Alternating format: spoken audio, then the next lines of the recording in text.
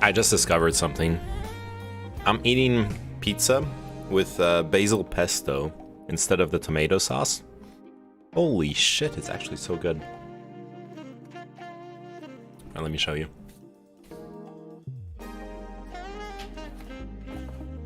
Hey, Dark's My Soul. Hey, McDoodles. Hey, everyone. Check this out. Look, it's green.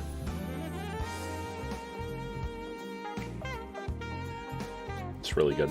It's nom. Hey, thanks for the follow, host 312. How are you doing? What's up? Do you enjoy pesto, but and a little bit of coom? Look, why even ask the question? When you live the coom life, everything in your life has coom.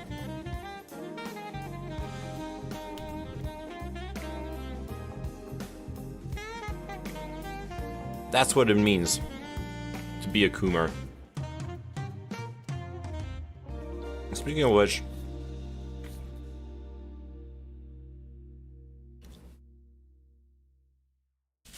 why are you watching me and not watching our queen, Invader V? That's the real question. Hey, Roserg.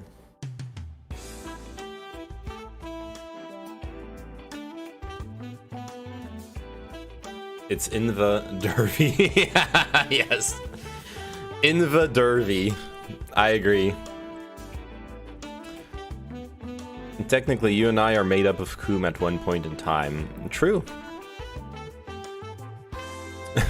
We are we are made of coom, and to the coom we shall return. That is the religion of coom.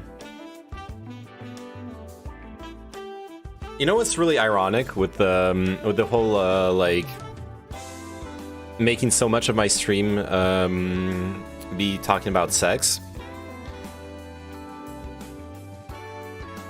I've very often been made to be really uncomfortable by friends who would talk about sex. But think about it, it wasn't that they were talking about sex, it was the way they were talking about it. If it's the classic, like, very kind of like toxic masculinity, like, I fucked so many bitches, or I guess when it gets to like the whole objectifying part, it kind of makes me cringe. But I do that too, right, bro? If I was to be honest, I probably do that. I've been doing that too. I fucked this bitch last night. Yeah. Like, that makes me cringe. As much as I love being open about it, I think it's important to be open about sex and not like, at least for me, it's important not to be a prude. But when I hear people talk about it like that, I clam up. Like I'm not gonna talk. I don't want to talk about it. Then it's weird, and it's weird because considering like how much we do talk about sex and stuff like that. All right, Turnit sent me a dank meme, or maybe he posted it on Discord. I don't remember anymore. I have it here in my tabs. Look at it and rejoice. Or okay, that was Chess tip. Do not let your pawns become gridlocked with the enemy pawns for too long, or they will get to talking and realize that they have more in common with each other than their own kings. And revolution is sure to follow. Pieces of a board unite! We have nothing to lose but our pawn chains!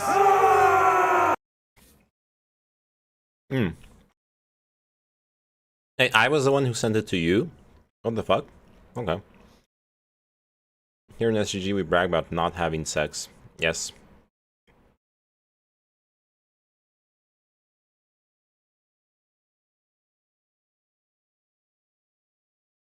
Okay.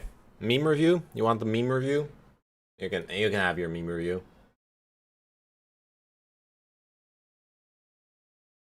Start off with some epic cringe from Roser with the big chungus.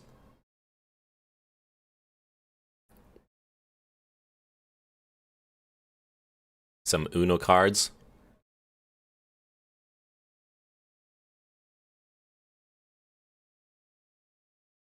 What's weirder, talking about having sex or about not having sex? Neither. They're obviously the same thing. You can't have...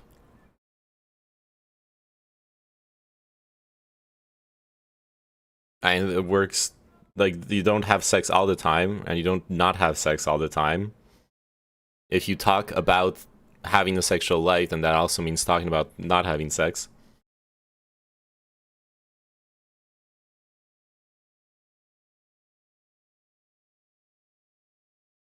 It's very sad that this doesn't have sound, but then maybe that would be... Okay, there you go. This I expected to be good. A relationships.txt meme. You have to open it on Imager. Oh, it's because of the... Okay, wait a second. Oh, I see. Okay, I'm sorry. It wasn't the real meme. Here you go. The fucking anime music. Tokyo Ghoul. I can't hit that note.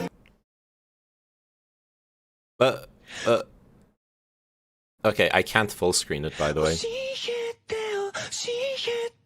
Alright, let me do something. I realized at some point, even though I have 32 gigs of RAM... okay, no, yeah, I stopped them. My dev environment can actually use up all the RAM on my computer.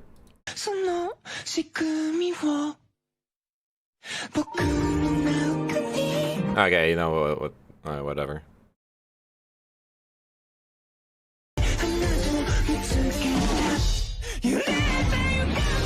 Why?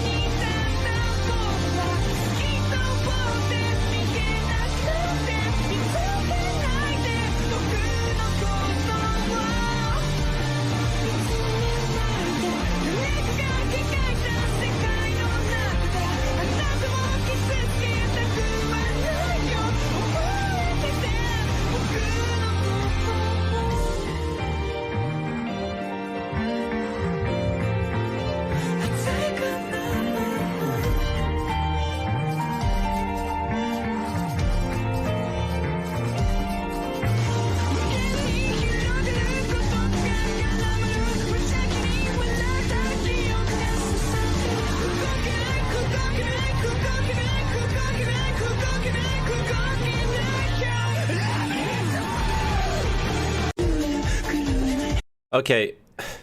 Wow, this meme of Neyman staring at another screen is... Oh, fuck! My stream was just my face. I'm so sorry. Skip. You know what? You didn't miss anything. It's this fucking shit with the Tokyo Ghoul.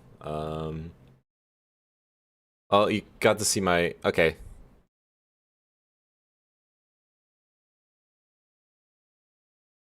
My 31 male fiance...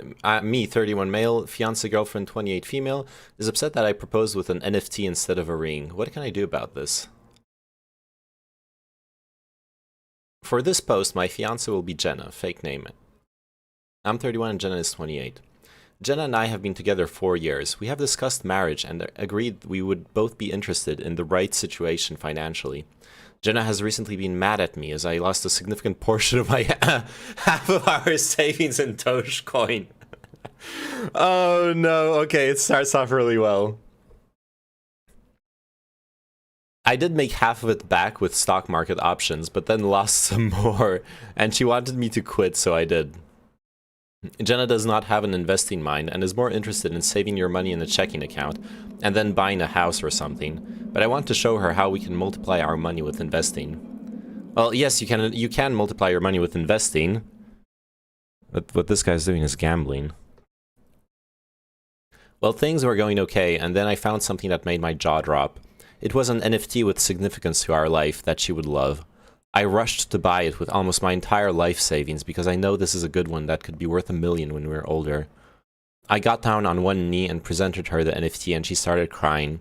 She said I was the asshole. This has to be a troll. And that how could I do this? I explained to her that in 10 years we could buy a mansion with this and it's a symbol of my love and devotion, that she sees it as selfish and foolish. I don't want to sell the NFT because it's once in a lifetime and I don't want to leave her. What can I do? My GF doesn't like investing and was mad that I lost a significant amount of money in crypto. I bought her an NFT for an... Okay. Like, throwing in... She said I was TA, like the asshole. It has to be a fucking troll. 100% troll, yeah. Fucking based. On the off chance it's not a troll, what this reminds me of is... It reminds me of what's his name? Mr. Peanut Butter and Diane in BoJack Horseman. There was like a meme on Reddit recently where people are talking about it. The fact that when Peanut Butter and Diane break up, it's because Peanut Butter kept doing grand romantic gestures for her that were actually self-serving, and he couldn't realize it. He was making grand romantic gestures because it felt good for him, not because it would feel good for her. Obviously, buying an NFT to someone who's been like fucking stressed because you lost all your money in stupid crypto shit, you're serving yourself. You're not actually making them a gift. On the off chance that, like, if you give someone something, you need to actually give them something they care about, not that you care about, or you're just giving yourself a gift. Except with board games. The only place where it's ethical to do this is when you when you give your friends a board game that you want them to play with you. I'm gonna make Neymar into an NFT. It's going to the moon. Diamond hands, moon, Elon. Yes. I bought my Roserg an NFT rather than Apex coins. Whatever shall I do? Well, you're fucked. Nice DM, Chinchilla. Wait, you deleted it? How the fuck do you do that? I don't see your DM. I was like checking DMs off stream. Chinchilla sent me pee pee poo poo. You didn't delete it? Okay, let me show you what I see here. I don't see any messages here in the DM area. It's so weird. Okay, anyway, it doesn't matter.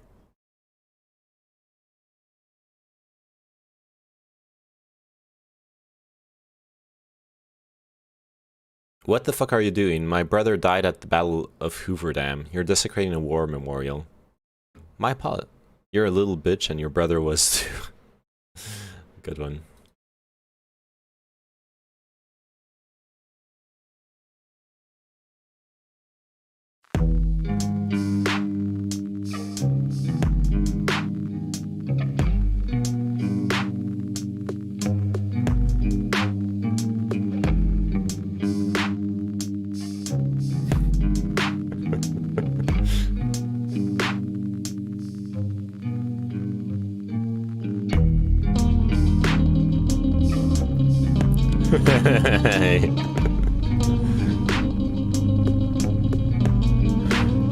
This is a pretty good one.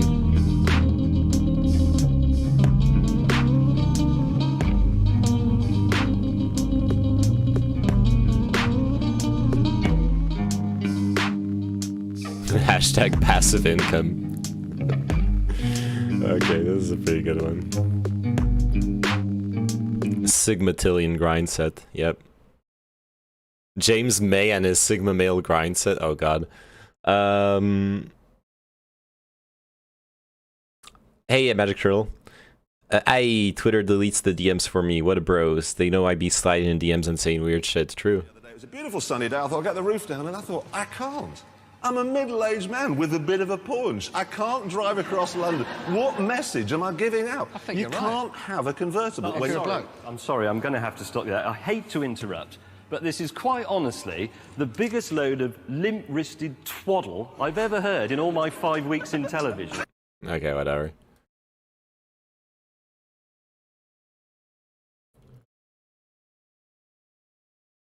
It's 24 years since my all-time favorite press apology / correction. And any of you can beat it, I'm all ears. We apologize for the Princess Diana page 1 headline, D goes sex mad, which is still on the stands at some locations. It is currently being replaced with a special 72-page tribute issue, a farewell to the princess we all loved. Why aren't you gonna watch the meme Sozo blinked yesterday? Ooh, yeah. Good, I forgot about it. Yeah, that was a good one. We can like listen to it while doing other stuff. NSFW question mark? Okay, let me hide the screen. Open. Okay, I think I can show this on stream. I'm not sure. I'll show it. Look, it's art, okay? It's not erotica. When you finally meet your internet friends.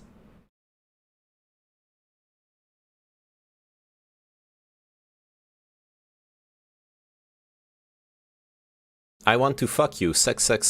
Iraqi defense minister sexually harassing young male. Yes. Good. Now I have girlfriend. Aha, can you meet sex? And she is my love and me her love. Yes. I want fuck you, sex. Erdogan. How is Oathbringer? Oathbringer is the main reason I'm streaming so late. Dude, oh my god. Dalinar is getting so fucking cucked. And also, I just read the reason why the recreants happened. I'm not going to spoil anything, so for no spoilers. But holy shit, that reveal, it explains so much in the world building too. Anyways, this is the fucking Bob's and Vagine dialogue, like Bob's and Vagine chair Bob's and Vegana, that's the one. Where's the... Oh, I just need to search it on YouTube. Bob's and Vegana.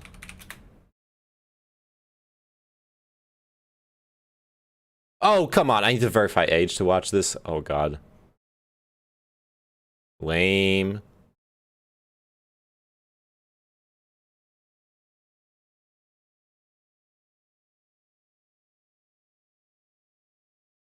When you're stuck in traffic and start to lose the battle. Haha, yeah, it's poop. It's poop showing up out of your butthole. Haha. The best dirty DMs are the Arab and Indian DMs, not gonna lie. Are you old enough? No. Please verify your age with your credit card and social security number. Yes. Haha, poop. Yes. Poop. The funniest thing ever. Memes if China loses war, memes if India loses war, memes if USA joins war, memes if USSR is rebuilt, memes if North Korea nukes South Korea, memes if Hitler returns from Gulag, how to beg for mercy in Chinese.txt, how to beg for mercy in Hindi.txt, Xi Jinping news for blackmail.png. You're prepared for everything.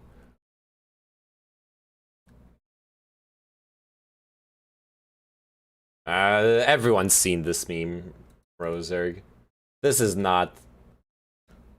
This is a classic. Did you check out the Seymour Hersh stuff? Not yet, no. Group of fishes called a school. Americans, bah. They're shooting a school, get it?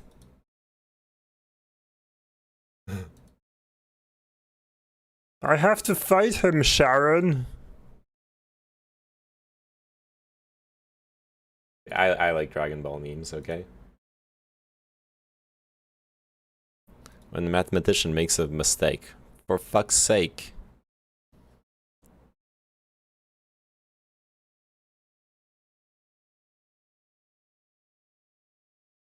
Oh god. When you need some eggs from the eggs aisle. Into exile, I must go. Ha ha ha ha. Okay, I actually love stupid puns. I like it. Garf plus alt. You get it? It's loss.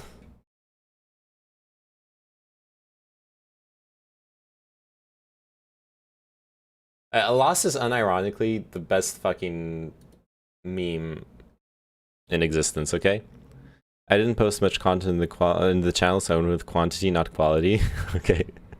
Any of you guys remember FPS Russia, who was a dude with massive guns doing a YouTube pretending to be Russian? Because I think that's where the picture of shooting was from. Oh, that would make sense. I remember him.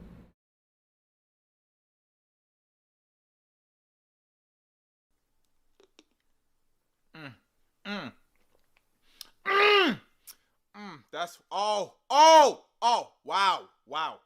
wow, that's good. Wow, that's way too good. Here, you want some? No. You want some water? No. Man, move! I don't want no more water. I'm tired of drinking water. All we drink is water. Relax. I want to eat, bro. I want food. We gotta drink water. Meat. We drink water. That's what we do. I'm tired of drinking. I want to chew. I want to chew now. You tripping? No. Yo. No. Oh, what's happening, Bumblebee? What you doing here? You know me. I've been spreading pollen and junk. You know, it's my job. Y'all want some pollen? Oh, yeah, you right. Yeah, let me get some of that, bro. Let me get some. Hey, guaranteed, best pollen in the hive. I appreciate it, bro. Tell me I'm wrong. It helped my skin. It helps. You want some too? Hey, yo, I wouldn't mess with him. He been tripping lately. He been tripping. Oh, I ain't tripping off that, man. This is my job. This is my job. You want some, bro? It hurts! Wow! This hurts! Good! Good! Yes! Help! I can't move! I'm a plant! It's good! It's good! Yes! You crazy! Okay. Wait, explain that meme. I didn't get it. What? Oh, this meme? There's a... Okay. How to explain loss. So, there's this old webcomic called Control-Alt-Delete. That's infamous for being simultaneously... Oh, I remember. Okay, good. The hospital one. Yep. Here, let me pull it up for you. You type lost and it's the first fucking it's the first fucking example. Why is it so small? Okay, it doesn't matter. We can zoom in. Look at those beautiful pixels.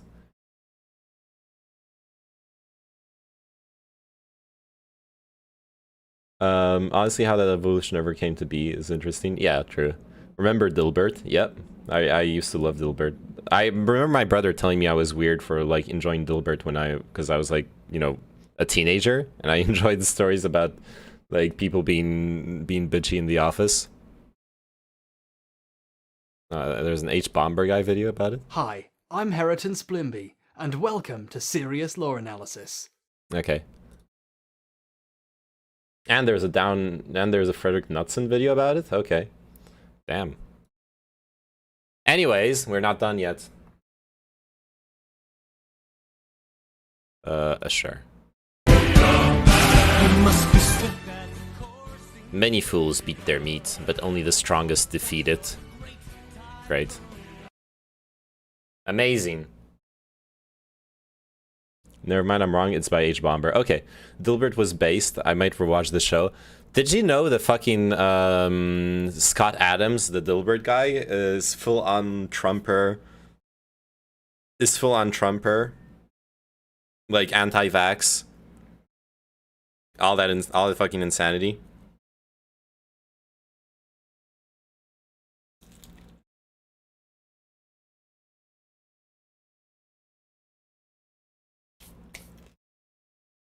I'm definitely rewatching it. Okay.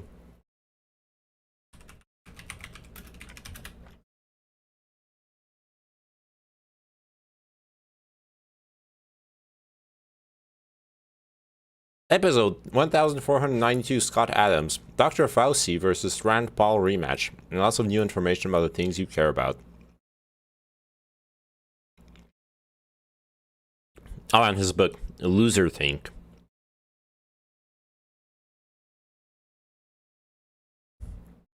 How untrained brains are ruining America.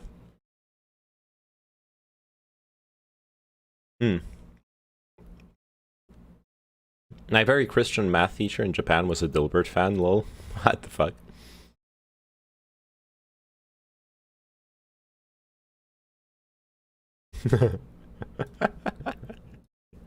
My uncle, 111 years old male, gifted me, 50 years old male, a ring before leaving to go traveling. A close family friend, 2019 years old male, told me to destroy the ring due to problematic associations with the jeweler who made it. That the ring is precious to me and I would feel guilty throwing it away. Am I the asshole? This is a good meme. This is a really good meme.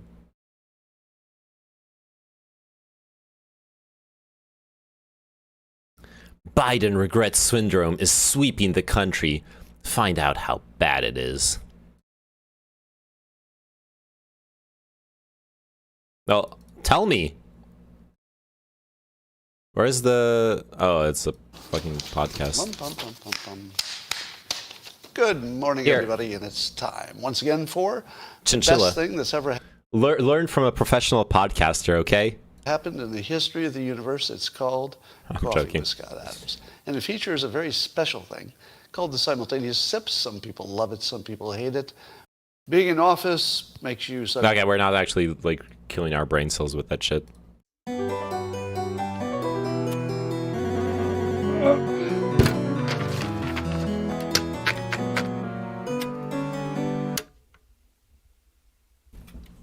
Yeah.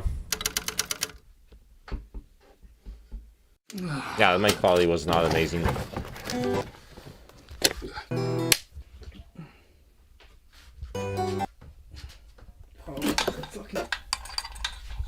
Actually, I don't know if I want to watch this now.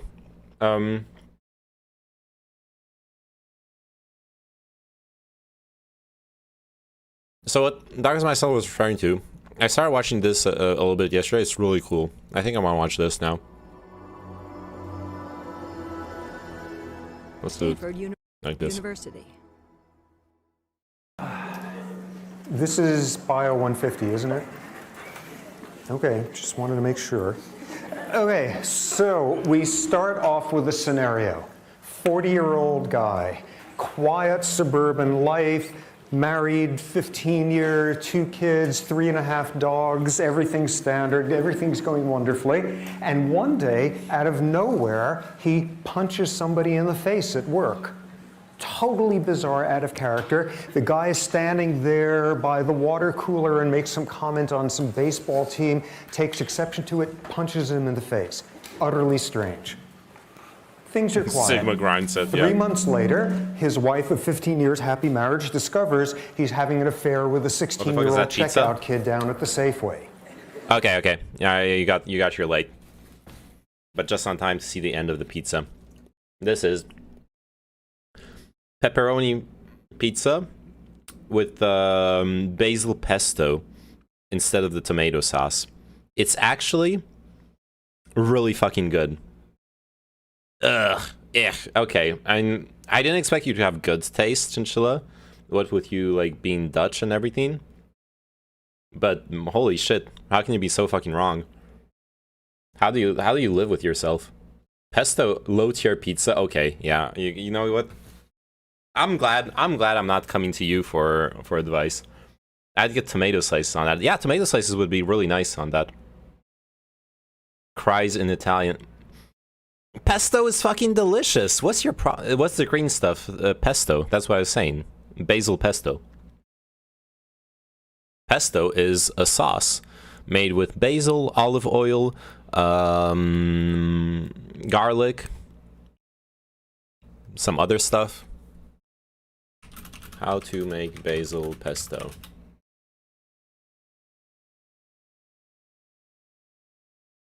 You can, there's like different recipes, but basically. Stop. Stop. Fuck. Not listening to my advice knowing that I'm right. Now it's salt and salt from cheese.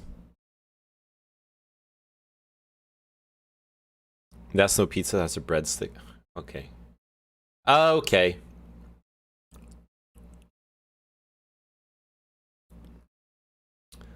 And in general, okay, we're not gonna go through pesto recipes, but pesto is a pretty classic ingredient. Okay, don't worry about it. Like I don't. What's that the Christian saying? Blame them not, for they are ignorant. It looks good. I like that better than the regular pizza. See, I've already converted someone. Really weird. Then 3 months after that, he absconds with all the money at work, embezzles it, disappears, and is never seen again. 3 possibilities. First one, this guy is a truly deep creep.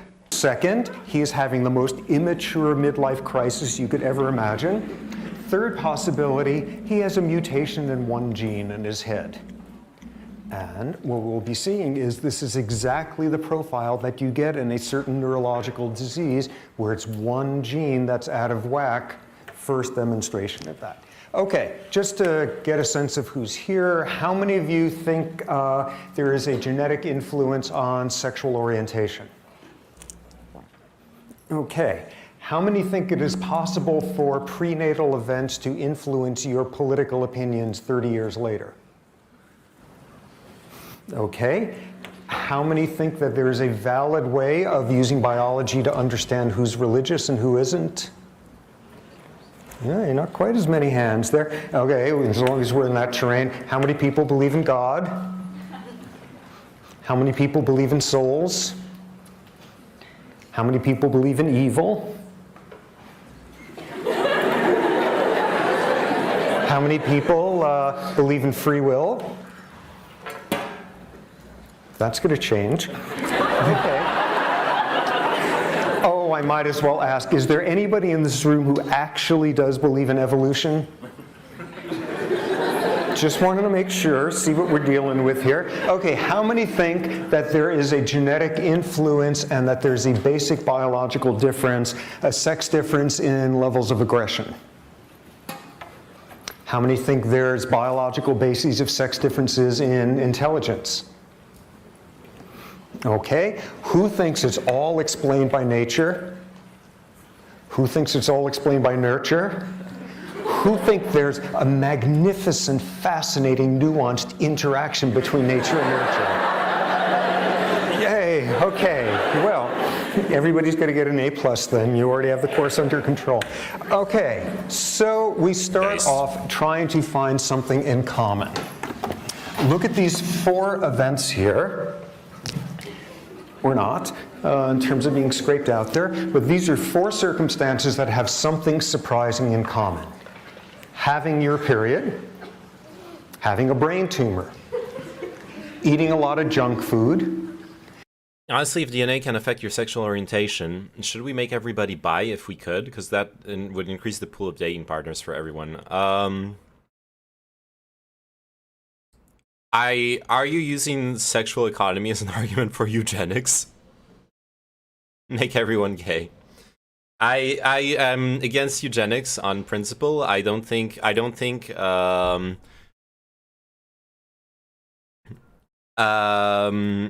if there are arguments for eugenics, there are arguments based on things that are actually life-threatening, like genetic diseases. It's a meme question.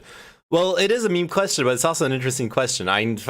Eugenics are more and more a reality in an ethical way, right? It used to be that eugenics would be done naturally through like selection of more viable partners. And when tried to do artificially, it would be fucking horrible. It would be like genocide, like forced castration, stuff like that. That's how we proceeded to do eugenics in the past. Now with the genetic engineering, we can actually do eugenics without a negative moral outcome, or at least an immediate negative moral outcome. We aren't castrating anyone, we aren't killing anyone, we're just selecting a specific zygote, for example, for the fertilization. You don't even need to modify the zygote. You can just like comb a bunch, have a bunch of scientists like splice your comb to figure out which sperm has the traits that you want to pass on to your children, and you'll select that one for like an in vitro fertilization. That is already eugenics, and it's like victimless eugenics. That raises interesting questions for the future of humanity. I know it's a mean question, but I really wanted to respond to it seriously because it's an important question for our future. Taking anabolic steroids. Those of you who are not oriented to it, that's the ones that build up your muscle, like testosterone derivative. If we already do it, why not make the people buy? First out, we don't know that that's true, but assume that it's true, that you can like genetically influence people's sexual orientation. I don't know, man.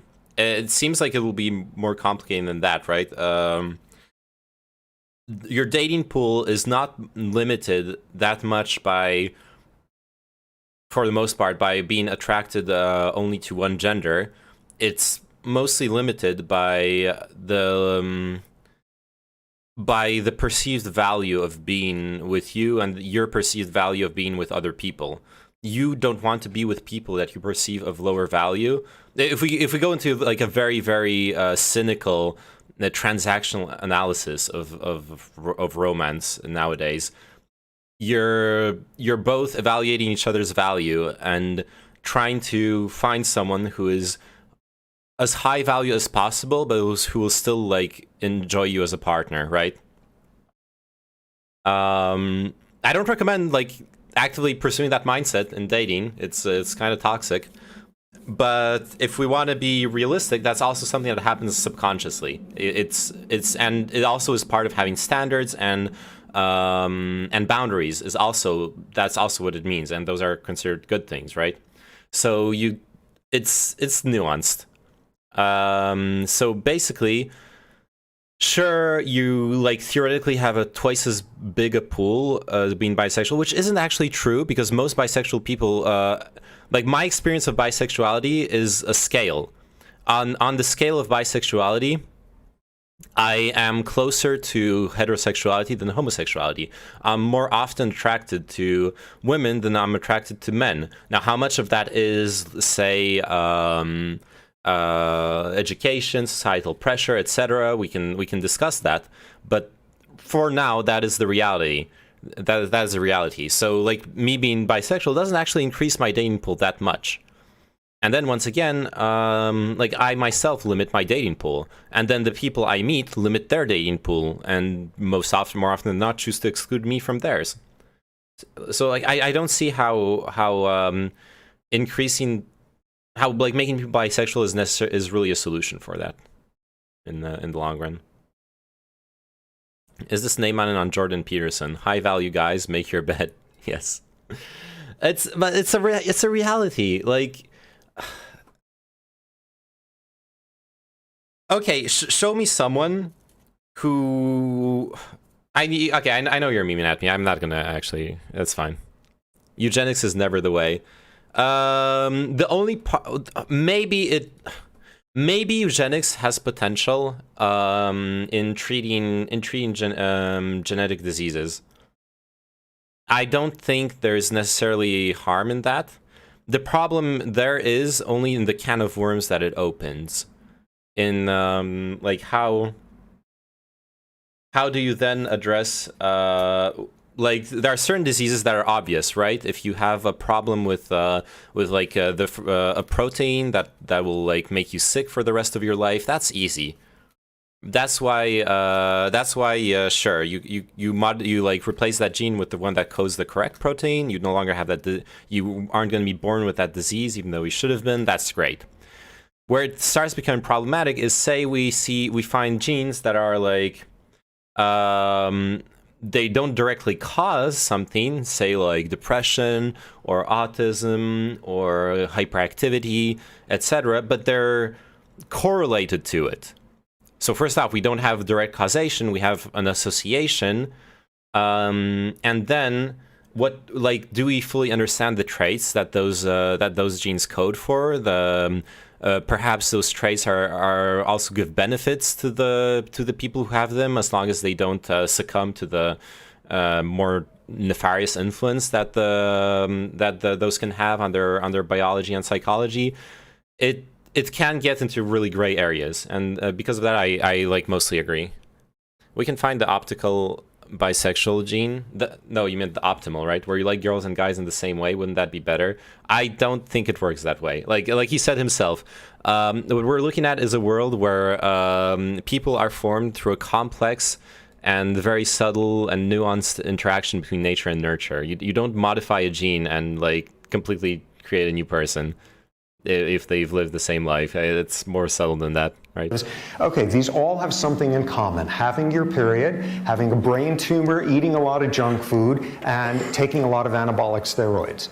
Anybody want to fathom a guess what's the commonality amongst the four of them? Yeah. Hormones, good. Okay, we're often running with hormones. Good. Even more specific than that. Something they all have in common. Oh, come on, somebody want to guess? I see these brief movements of hands there as people change their mind. Okay, it all has to do with hormones. They all have hormones in common, I say, trying to facilitate somebody making the next guess. Oh, come on, they all have something. Okay, we got to get out of here at some point. These all have four things in common. All of these have been used successfully in courts of law to explain the behavior of a murderer. In the first case, a number of cases where the fact that a woman was having her period at the time of killing someone was part of what a jury said led them to exonerate the person. A literature showing that a disproportionate share of female aggression comes around the time of menses. Next one, there is an area of the brain you will know oh so much about over the next 3 months called the amygdala that has something to do with aggression and has something to do with fear. And you get a brain tumor there, and in a number of cases, you get someone who is uncontrollably violent. And this has also been used successfully in a court of law. Junk food. Any of you who are San Francisco history buffs will know 20 years ago, 30 years ago, Dan White, a disappointed office seeker, assassinated the mayor of San Francisco along with Harvey Milk. And as part of his remarkably successful defense for a double murderer that led to a remarkably short jail sentence was the famed Twinkie defense. What? The argument that his addiction to junk food caused wild fluctuations in his blood sugar levels, which caused him to do that. Finally, and what the fuck? Should we clone 20 Neymannen and see if one turns out to be a racist? Try making a cult. Sure. A Neymannen cult, one guess. Isn't that this stream? True. Anabolic steroids, any number of cases of people having uncontrolled violence arguing because they were weightlifters in a wildly abusive range of taking this stuff had something to do with violence.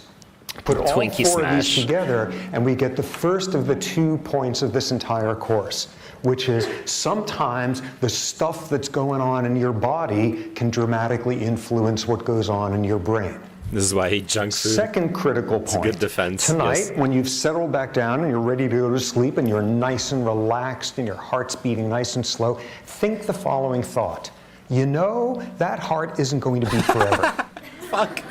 No, don't think that. Think about your lips turning blue after that. Think about the blood flow slowing down. Think about your feet and your toes getting cold. And at that point, you will probably be increasing the rate at which that heart beats. And you will have just seen the second key thing in this course, which is sometimes what's going on in your head will affect every single outpost in your body. And what this course is about is the intertwining, the interconnections between your physiology and your behavior, the underlying emotions, thoughts, memories, all of that, and the capacity of each to deeply influence the other under all sorts of circumstances. Now, what we're going to be doing with this is trying to understand this under fairly difficult circumstances. If everybody here was here because they really wanted to understand why all the wildebeest on Earth mate in the same week each year, we'd have a fighting chance of figuring that one out.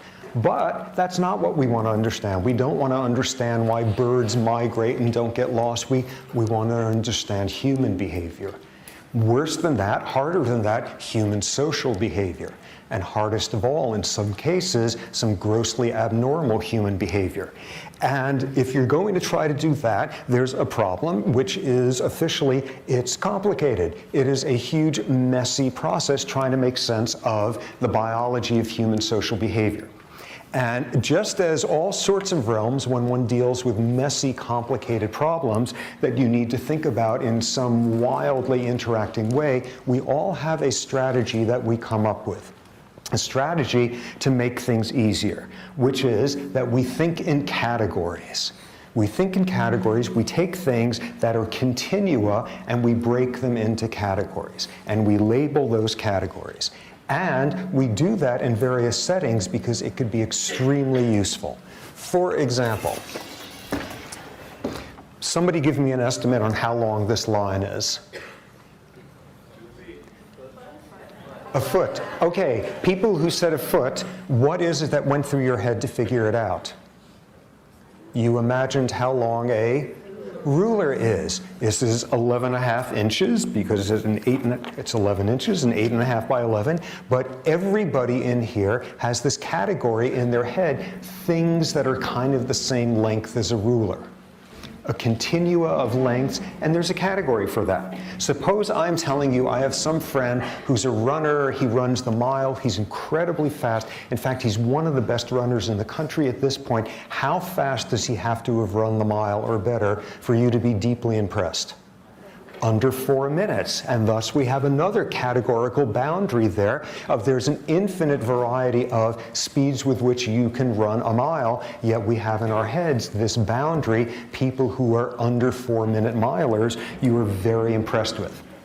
Okay, now I want to impress you with another friend of mine who's a painter, and this person is such a How many great friends painter does guy that they have? paint with 11 different colors. That doesn't work, because that's not a category that we have. We don't classify the quality of, or hopefully not, we don't classify quality of paintings along those lines. But what we begin to see here is, in the right areas, we have categories that we impose on things that are not categorical. Here's an example. Why should you do this? Where'd the example go? Here's one of the classic continua that we ever deal with, which is the continua of color, the varying wavelengths that take the rainbow from violet to red, and there's an infinite number of spaces in between. And what do? We have rules in English that you divide the continua here and here or whatever, and that's what you call a color. This is red, everything from here is red, everything here is orange, so on. You take a continua and you break it into boundaries. Why do we do that? Because it makes it easier to store the information away. Instead of remembering the absolute features of something, you simply say, it's a sub 4-minute miler. It's a line that's almost the length, that's about the length of a ruler. It's the color orange. How do you know that's the case? Because go and take people from other language groups where their language arbitrarily divides the rainbow at other points with completely different color terms, and they remember different different profiles of colors differently than an English speaker might. Take a color, and if the color comes right in the center of somebody's color categorization, it comes right in the middle of the range of what counts as that color, people remember whether they saw that color or not far better than if you show them a color at the boundary.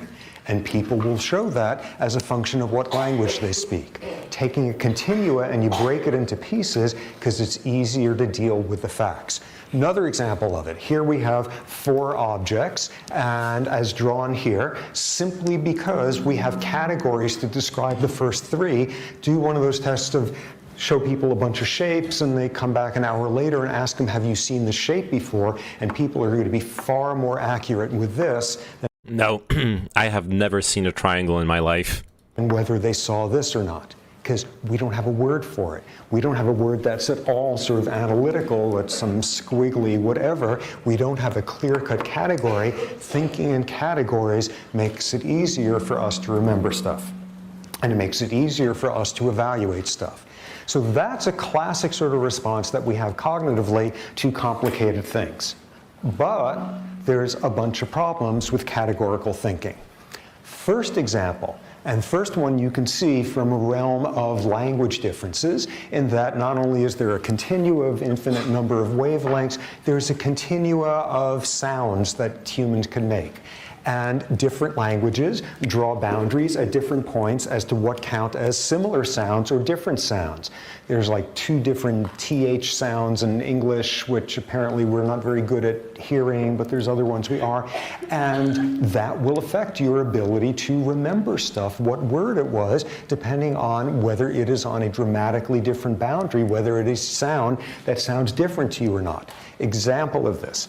Apparently in Finnish, people do not differentiate between the sound of a B and the sound of a P, whereas we have no trouble with that. But people from Finland do not make that differentiation, and I discovered this one day a number of years ago, where for reasons I don't even understand, I found myself needing to take testicular biopsies on baboons. Not having sort of learned that in junior high how you do that, I called up this guy at urology at the med school who happened to be Finnish, and I explained to him what I wanted to do, and he sort of took me through the paces and told me what thingy I needed to buy and that sort of stuff, and holiday packages of those where you can get a dozen, and sort of telling me how to do that. And once we went through, he said, what I want you to do, the thing to do at this point, is get some practice. I want you to practice on a bear. I said, what? Nice. He said, yeah, RTBA. practice on a bear. RTBA, gotta run for your life. This is an IRL debate tactic. Say my friend that does. You seem more legit. It's an appeal to authority. No, I don't think that's how he meant it. Okay, I have 2 Finnish friends. I'm not quite sure if it works that way. I don't know. This it's a Stanford lecture. Yeah, that's what I was gonna say. I was gonna appeal to authority. Okay. And I said, are you Get RTBA and puncture that man's nuts. Yes. kidding me? He said, I know it sounds crazy, but we have all the residents do that. It's a very good learning device. You know, either practice on a bear or an apple. Here we see the dangers of making mistakes about differences between B and P under certain circumstances. So we see one of the dangers there, which is when you are paying too much attention to categories, you can't differentiate 2 facts that fall within the same category. Next example. Remember back at various points of anxiety during exams and such back when, where there was a world of difference between getting a 65 on a test and a 66 on a test. Not particularly different, but because there's this boundary drawn there between passing and failing, there is this dramatic differentiating we make. When you put up boundaries, you have trouble seeing how similar things are on either side of it. True. Next example, one additional problem that you get when you think categorically. And for this, everybody needs to turn over one of the pieces of paper, the paper you're going to hand in, the questionnaire. And what I'm going to do is read you a series of phone numbers, and I want you to write them down as accurately as possible. Okay, ready? 243-2649, 650-3260, 2565779. Are you writing down, chat? 832-2449, 2-913-171, 2314-026, 593-2449, 74-38840, 83152-87. Okay, now what that exercise is, and no, that doesn't count towards the grade.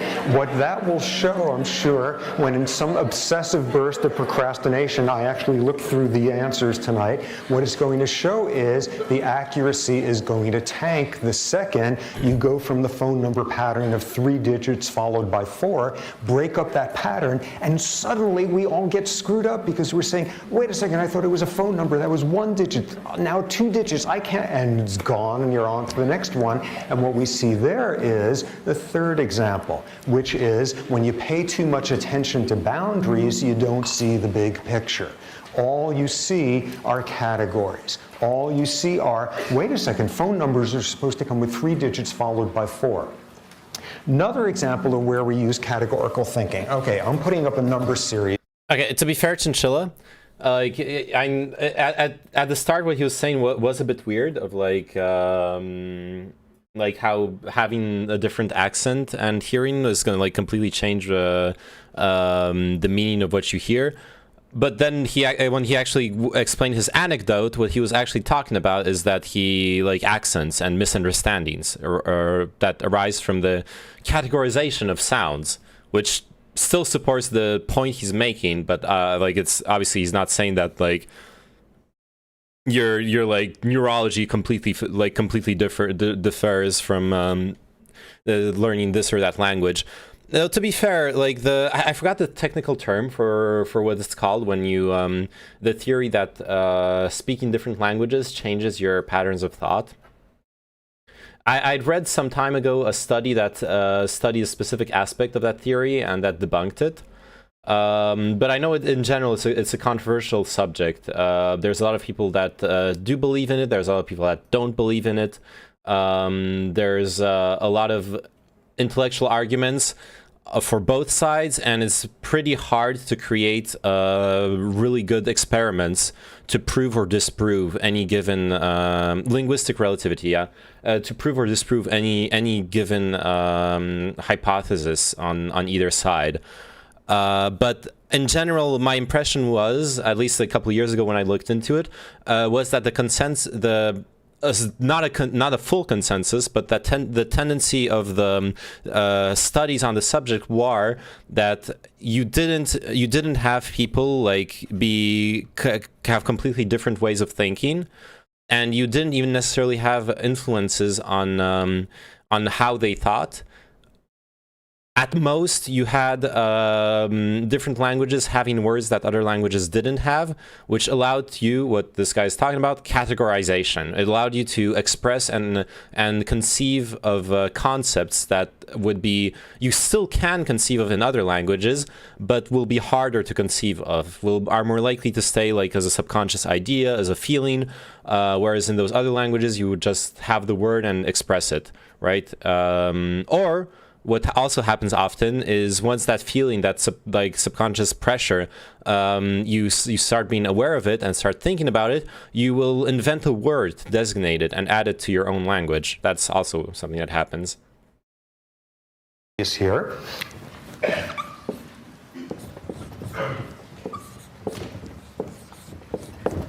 Okay, oh my God.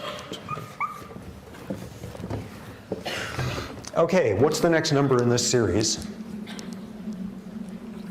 And why? 42. How come? Plus 10, plus 9, plus 11, plus 8, plus 12. Okay, so we're kind of oscillating all over the place there. Okay, so that's as valid as anybody else's. Who else has an X number in line there? What's that?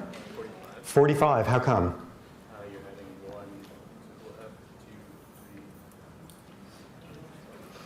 2, 3. Okay, are you going to take that?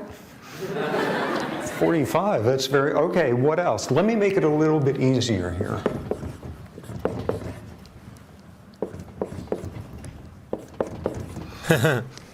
Oh shit, they're letters. Okay, so what's the next number in that series?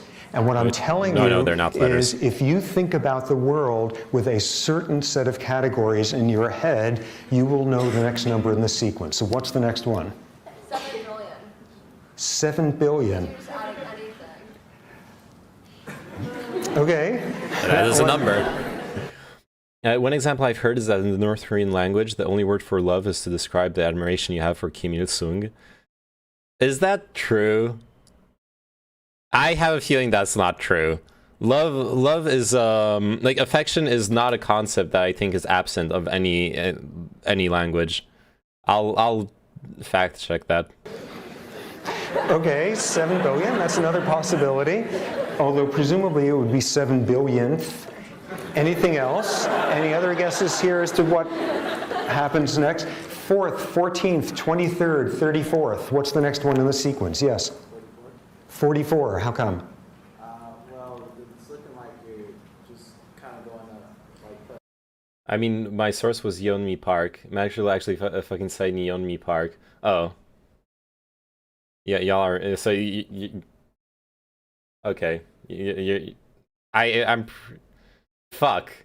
That fucking decredibilizes her so much. Oh god, I can't. That sounds really fucking weird. I notice when speaking English using specific translations that should be the same, aren't the same in the English language. Gedekriminaliseerd equals decrimed. While they look the same, they don't mean the same. Yeah, that happens a lot, true. You didn't know she was a complete fraud already? No, I didn't. Why do I say it's wrong? Because living under a totalitarian rule doesn't mean you don't have doesn't mean you no longer have affection, and you're not going to express affection in your families and for loved ones. That's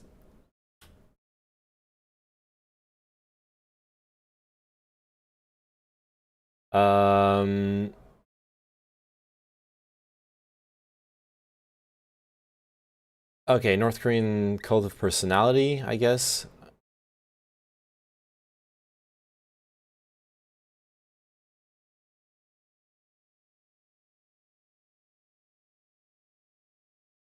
I could totally imagine that what she's talking about would be a real thing, would be a word reserved for admiration, for a word reserved for admiration for Kim Il-sung, like the whole cult of personality thing.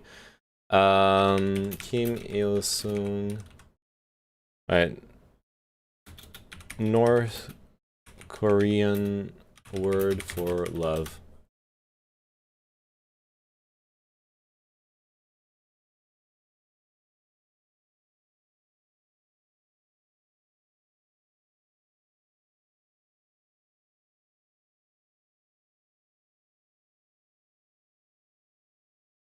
I guess it's possible. Holy shit, there's so many articles about it.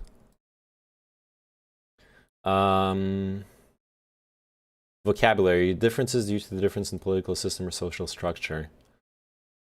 The word Dongmu is that used to mean friend in the north, was originally used across the whole of Korea, but after the division of Korea, North Korea began to use it as a translation of the Russian term tovarish, friend, comrade, and since then the word has come to mean comrade. Okay.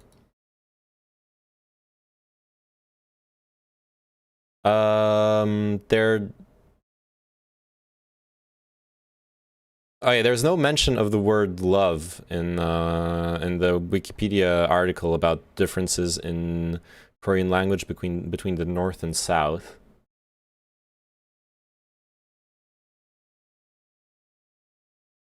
Yeonmi Park literally says white males have it the worst, like how people are suppressed in North Korea. Oh yeah, I think I saw that. Fucking National Review. President Trump had another rally in West Virginia last night. He made some shocking statements about North Korea. For instance, Trump said about his relationship with Kim Jong-un. We were going back and forth and then we fell in love, okay? No, really. He wrote me beautiful letters and they're great letters. We fell in love. Trump made me think of Yeonmi Park, a young woman I met and interviewed in 2014. A North Korean, she made an escape with her family in 2007 and is unfathomably brave. She told me something about love. Love in the context of North Korea.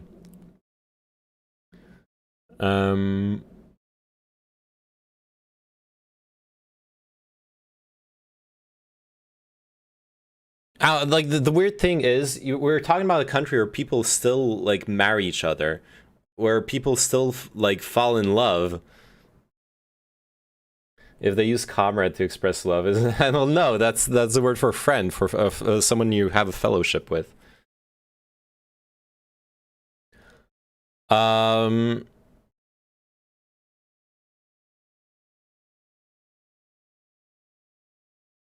Why even bother looking this up? Because I'm curious how much truth there is to it. I'm curious how much truth there is to it, because it's very interesting if they actually have outlawed, not outlawed, but if they actually have no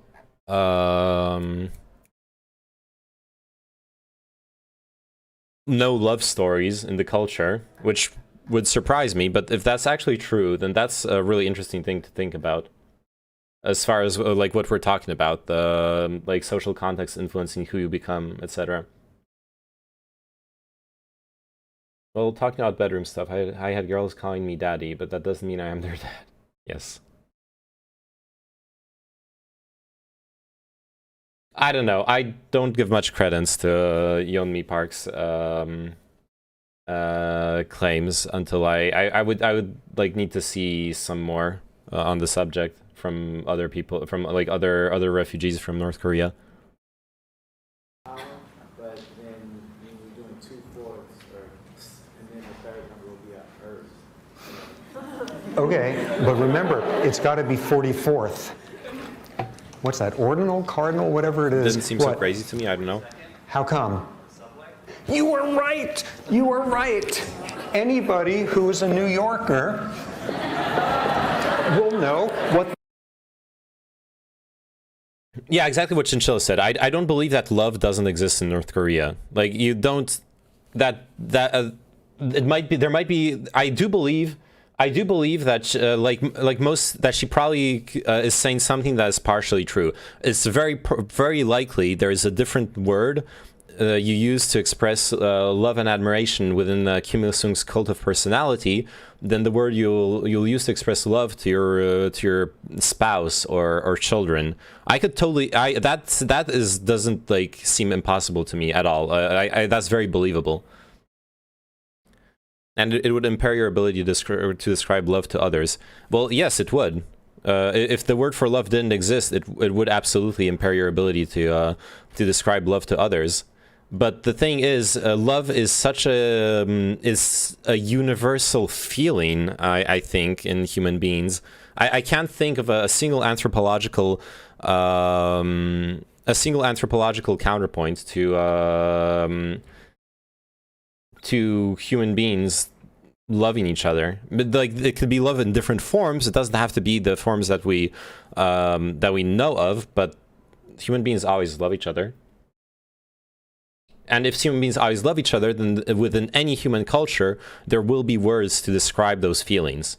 That's where I'm very skeptical of the most literal interpretation of Yeonmi Park's words, because, like I said, if we have words for the feelings we feel. If we didn't feel those feelings, then we wouldn't have the words for them. But if we do feel them, then any culture that's old enough will have words for it. Talking about New York is by Chow. Yeah. The next one is, these are the subway stops, and you get a bagel with cream cheese. Can you pass it back? Just head it on back. Yay! So you get New Yorkers, and while everybody else is thinking logical things like 43 and 41 and 45 and 7 billion and all of that, you've got this whole world of dividing numbers by subway stops. We think... I know, I mean, the word genocide was meant to describe the act better than before. Actually, before, since there was a long history of Jewish genocide in Europe, we had terms for it before. Pogrom was a word used for how when during the Crusades, I might be wrong on some small details, but during the Crusades, when groups of knights would go into Jewish villages and massacre everyone there, that was called a pogrom. That, like, we do have words for the things we do when we do them usually, or if we don't, we come up with them soon enough. And yes, like when genocide was done, because it was on a whole other scale, like it was so much more than raising a village and killing everyone in it. It was actually a methodical, systemic destruction of a people on a large scale. Then yes, a new word was invented for it. But that's like irrelevant to both our points.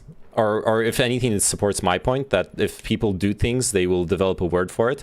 The genocide was not the same. Genocide in the way Nazi Germany committed it was not the same thing as what had happened before. And I think that's also why it was important to create a new word for it. It was a whole other category of murdering and destroying a people. In categories. We think in categories, but as you just saw, there are these problems. First one being, when you think in categories, you underestimate how different two facts are when they fall in the same category. When you think in categories, you overestimate how different they are when there happens to be a boundary in between them. And when you pay attention to categorical boundaries, you don't see big pictures. Now, what our goal in this class is going to be is think about this big, complex issue of the biology of behavior without falling into thinking in categories. What do I mean in this regard, thinking categorically about a subject like this?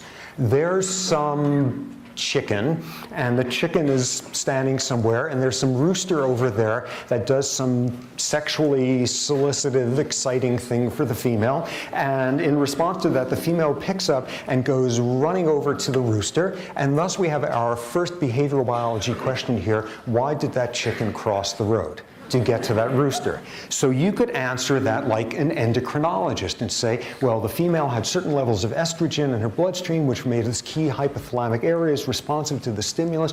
Or you could answer it like an anatomist of saying, well, because the fulcrum of her pelvis or whatever it is chickens have that allow them to run. Or you could answer it in the category of an evolutionary biologist, that over the millennia, chickens that didn't respond to sexually solicitive gestures from males left fewer copies of their genes, and there's all these different categories that we can use to explain what's going on. All of these different buckets which begin to pull you towards all of the problems we just saw.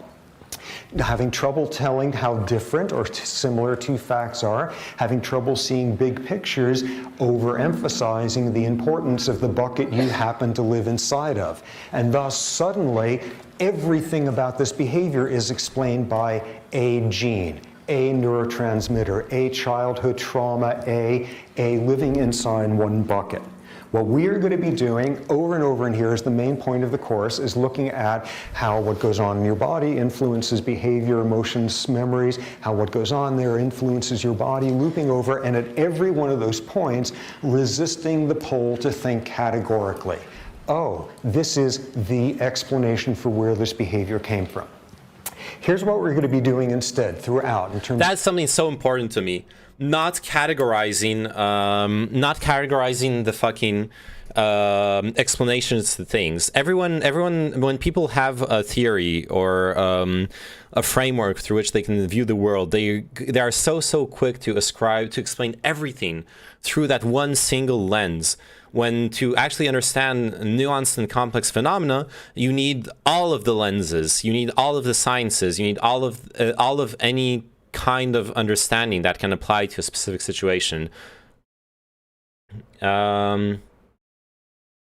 The word genocide evolved as well in recent years in a legal sense. Cultural genocide is actually now considered genocide, whereas 10 years ago, cultural genocide wasn't considered. Yeah, that is true. And it's mostly, and to be fair, it's mostly got to do with the geopolitical ramifications of the Uyghur genocide. Like I'm not criticizing it, but the reality is that we create the concept of cultural genocide so we could criticize China about what they're doing to the Uyghurs. Which is good. They need to be called out on it, but yeah, that seems to be the reality. It conveys an idea and supports the. No, this kind of comes back to what happened in Bosnia. Oh, I'm not that familiar with the Bosnian crimes against humanity, honestly. It can, but no. Well, then your time scale is fucked up. Like the Bosnian stuff is in the 90s, but you said it's from 10 years ago. It conveys an idea and supports the evolution of language as a tool to describe experiences in richer detail. I agree. That's my argument. Why it's very hard for me to imagine a single language or culture on this planet where people don't have a word for affection and love between people who are close to each other.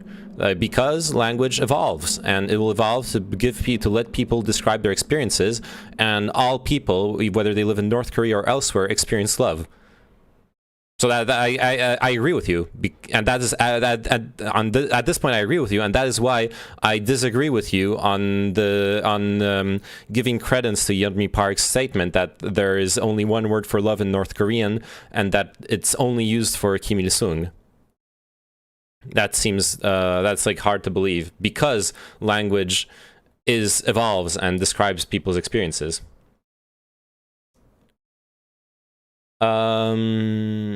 I guess I don't even know the difference between cultural genocide and genocide. Do these ever not go together? You can have cultural genocide without genociding the people, but you can't really genocide people without genociding their culture. Like, in one way you automatically have the other, but not the other way around. Like for the most part, what's happening to Uyghurs, which. Depending on how far the sterilization of Uyghur people is pushed in China, which is hard to find good statistics about. Adrian Zenz in his papers has mostly inferred that there is a forced sterilization of Uyghur people based on demographic census data. But there's no concrete proof of that, as far as I know. If there is forced sterilization, then that is arguably more than cultural genocide. But the substantiated claims of cultural genocide are mostly centered around the re-education camps. Re-education camps where people are forced to renounce their culture, their cultural identity, their religion, the things that make their culture. We're killing their culture, is the concept. Tab over to Neyman stream, no StarCraft 2. Tab over to Neyman stream, no dating talk show. Okay, we need to play StarCraft 2 while doing a dating talk show. Also, I hit up Melon. We're scheduling the next Virgin Veranda. It's gonna come soon. I'm just here to farm channel points. Ah, wait, Saj, Saj, yeah. We don't really know what's going on in that area. And like I don't want to spread fake news. Like, I actually read Adrian Zenz's reports on the Uyghur genocide because I wanted to understand. Because honestly, to be fair, can I come? Also, do you want a Neyman and dating show? Wait, okay, we can probably invite you for a podcast at some point. But wait, we should actually. That could be fun. But. A Neyman dating shows are cringe, okay? That could actually be super fun. That could be really good content, but I have no idea how do we go about doing that. Dude, Adrian Zenz, who is the person who is the main whistleblower about Uyghur genocide, he is fucking insane. He is, Zenz is a born-again Christian and has stated that he feels led by God in his research on Chinese Muslims and other minority groups. Which doesn't mean that, I'm going to discredit his findings. but it does mean that I wanted to actually read his findings and properly understand the limitations and nuances of those findings. Because there's a lot of misinformation around, right? People, a lot of tankies use his very dubious background and other opinions to attack him and decredibilize him. And to be fair, he isn't necessarily the most credible source. That being said, from what I read in his papers, it's like his inferences aren't. His inferences make sense. Like I fully believe in that there is such a thing as a Uyghur cultural genocide going on in China, and I believe that a lot of the effort to decredibilize him is direct Chinese propaganda. I'm confused what's so dubious about being a born-again Christian. Oh, no, it's not the born-again Christian part that makes me dubious of him. It's they don't have the full quote here. The full quote I've seen is that he sees himself as on a holy mission to, like, criticize China. Which, and that's where I start being, like, more skeptical of where he's coming from. When someone's, like, mixing up religion and a religious mission, saying dubious cracks me up every time. Nice. When you see someone going in that direction, like they obviously have a really strong bias, and it being a theological bias makes it very unlikely that they properly. That's not the pronunciation. Oh, never mind. Dubious, or like dubbed man. Dubious. Yeah, that's how you say it, dubious. That's the reason why I'm skeptical of him. I'm on a holy mission to find Neymar and a partner. Okay. Anyways, back to our scheduled non-content. The structure of the class when we get to actual behaviors. For each behavioral category, we will start off by looking at what the behavior looks like, because often that takes a lot more objectivity than we initially assume. What does the behavior look like? Then we will say, well, what went on in that organism a half second before that behavior occurred to cause it to occur, which is the world of what's going on with neurons, what's going on with circuitry. Neurons, more like nerdons. The explanation for the behavior, this behavior happened because this part of the brain got activated. But just as we're about to settle in happily into that bucket, we push back a bit and say, well, what smell, what sound, what sensory stimulation in the environment caused those neurons to get activated and produce that behavior? And then pushing one step further behind. Okay, well, what do hormone levels, various hormones in the bloodstream of that animal or individual for the past few hours, how do those hormones change how sensitive you are to those sounds, smells, etc., that cause those neurons to get activated and produce the behavior? And all we're going to be doing is working our way back all the way through early development, fetal life, the genetic makeup of an individual, the genetic makeup of entire population, species, the evolutionary pressure on, all the way back to there. How do you explain each one of these behaviors in the context of those outposts, and how are they not really outposts? All they are different ways of expressing the same biological influences. If you say, ooh, here's a hormone that explains this behavior. This behavior is caused by hormone X. Hormone X is coded for by a gene. So suddenly you're not just talking about endocrinology, you're talking about genetics. And if there's a gene there, it has been subject to selection. So suddenly you're talking about evolution. If you were talking about what smells, sights, etc. are the acute triggers for a behavior, by definition, you're also talking about fetal development that determined how sensitive those systems were to those sorts of stimuli. What we're going to be having over and over again is any one of these buckets that we spend some time in. All we're going to do is think of that bucket is at that point the most convenient way of describing all of the influences that came beforehand.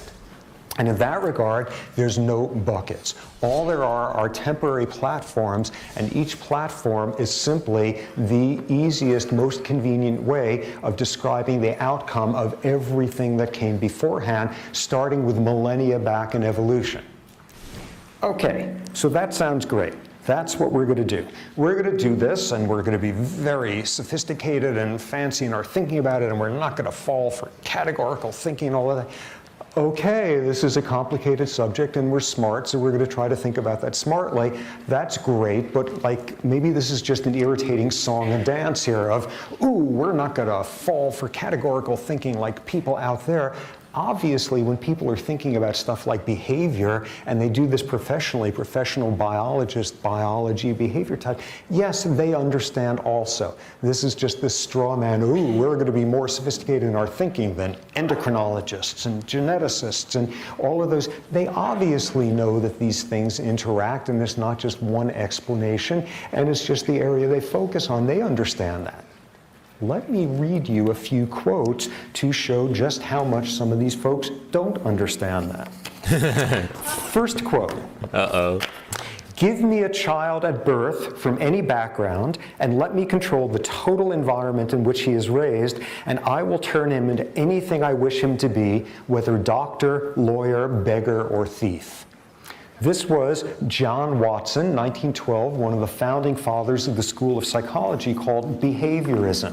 Behaviorism that sort of reached its apogee with this guy B.F. Skinner in the 1950s, this notion that if you could control the rewards, the punishments, the positive, the negative reinforcements, you could turn anybody into anything you want, whether doctor, lawyer, beggar, or thief. Oh shit, and we know that isn't the case. We know that's not possible. We know that all you have to do is throw in one other factor, like a lot of protein malnutrition during fetal life, and you're not going to be able to do that.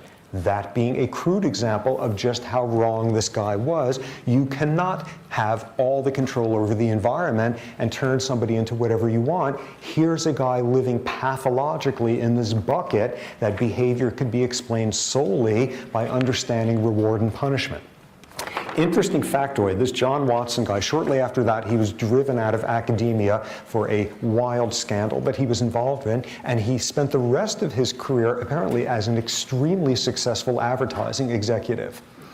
Going to show you something. He may not have been able to turn people into anything he wanted, but apparently he could make them buy all sorts of gewgaw nonsense. Okay, next quote. Nice. Normal psychic life depends upon the good functioning of brain synapses. If you don't know what synapses are, don't panic at this point. There are ways brain cells connect with each other. Okay, normal psychic life depends on the good functioning of brain synapses, and mental disorders appear as a result of synaptic derangements. Synaptic adjustments will then modify the corresponding ideas and force them into different channels. Using this approach, we obtain cures and improvements, but no failures. Synaptic adjustments. What do you suppose those little old synaptic adjustments are that this guy is referring to? Any guesses? Somebody shout it out. Electroshock therapy. Electroshock therapy, you know, a little synaptic. You wish it were as gentle as electroshock therapy. This is even more dramatic synaptic adjustments. Any other guesses? Yeah, frontal lobotomies. You know, you want to adjust. Okay. This is... I can't... Oh, there we go. This is weird, this draft.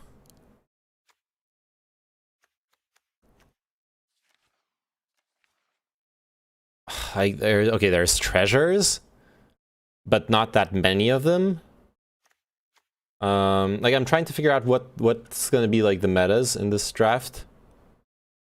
But it's oh shoot, you Cuban. Yeah, I want to try out the cube while listening to the video. I figure it'll be something to do. But okay, there's a few like flashback and madness things, so those are pretty good. I think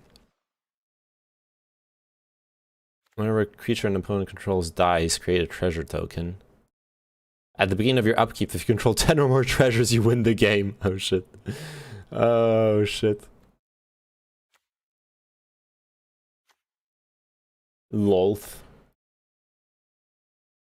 Yeah, I'm really not sure how we're gonna, like, what are the actual, like, metas in this, hey, Criddle is in here. Lazav, the multifarious. Surveil 1. It's a copy of target creature card in your graveyard with mana value X, except its name is Lazav. And it has this. Okay, whatever.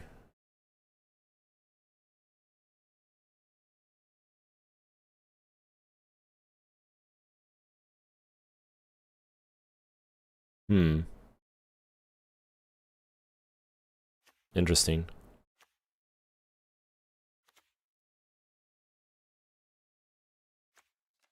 I guess I'll just draft it and see what happens. There's a lot of stuff you can do, lots of tokens. Yeah, I see a shit ton of tokens for sure. Oh, what do we win here?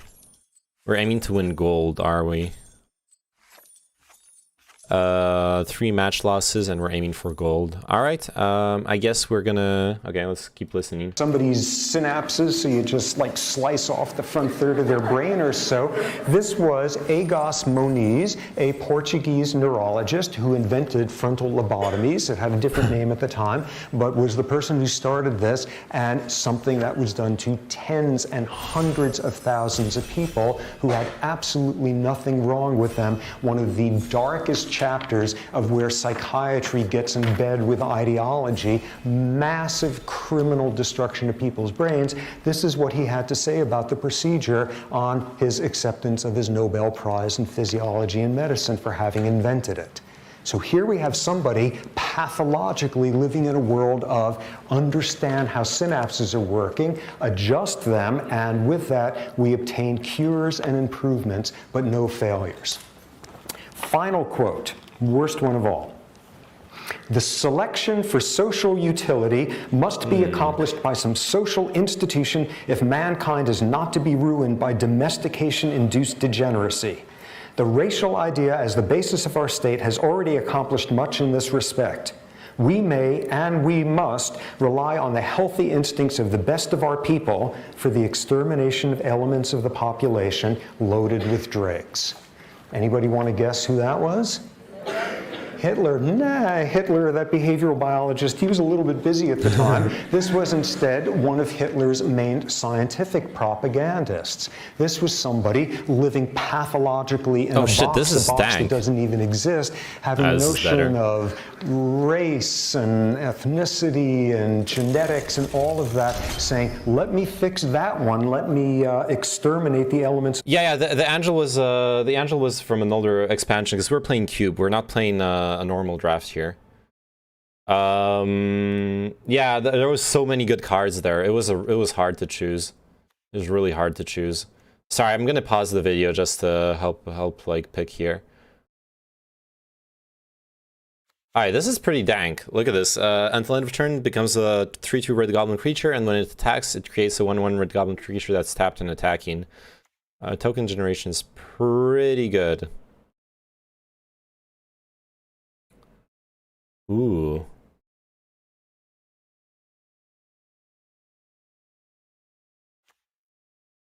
Create a treasure token, that's kind of lame. Power is blah blah blah.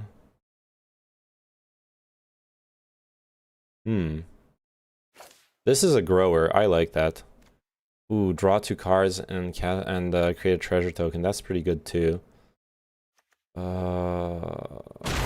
Fuck, the chariot was maybe the best card. Oh, Arcus! Ooh, Loxodon. You have your life total become the total toughness of creatures you control. Okay. It's +X until end of turn, where X is your life total. Oh my god. Oh my god. I have to, like, I already have the Angel. I have to get the Loxodon Life Chanter, don't I? Orcus is really nice, though. This is a high power cube, holy shit. Spirits you control get +1/+0. Whenever one or more cards leave your graveyard, create a 3/2 white spirit creature token. That's not that good. Proliferate. Ooh, that could be decent. But I think it has to be Loxodon. I'm gonna need some early game though too. This is gonna get awkward. But that's okay. I'm getting value for now. Oh god. Ugh.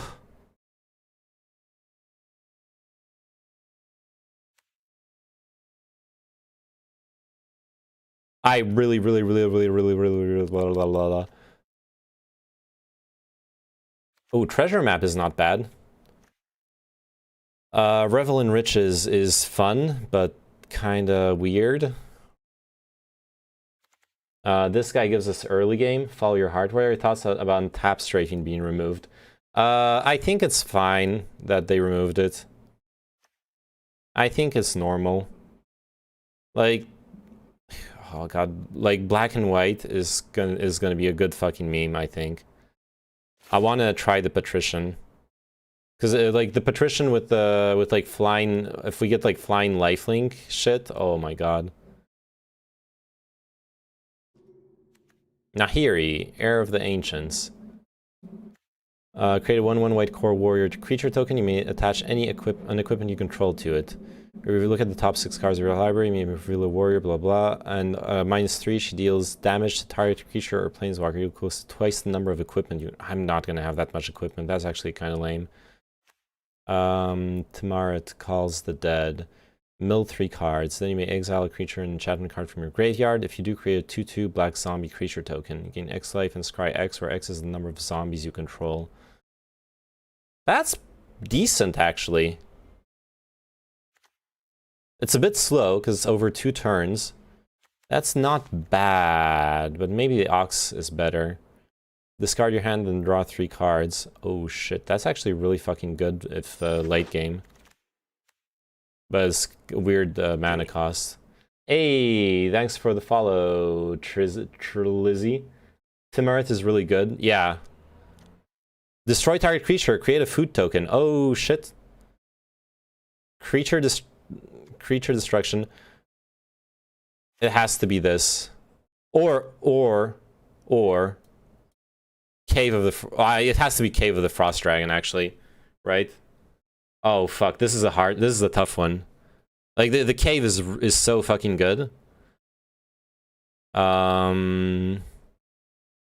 Jeez Louise.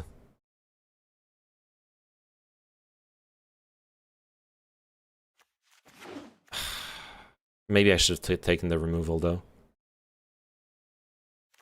Archon of Redemption. Whenever Archon of Redemption or another creature flying enters the battlefield under your control, you may gain life equal to... Hey! Let's fucking go. Oh no. Let's keep drafting big white thingies. As an additional cost to cast a spell, exile a creature you control.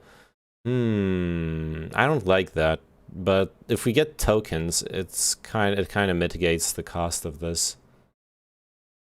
So it could work.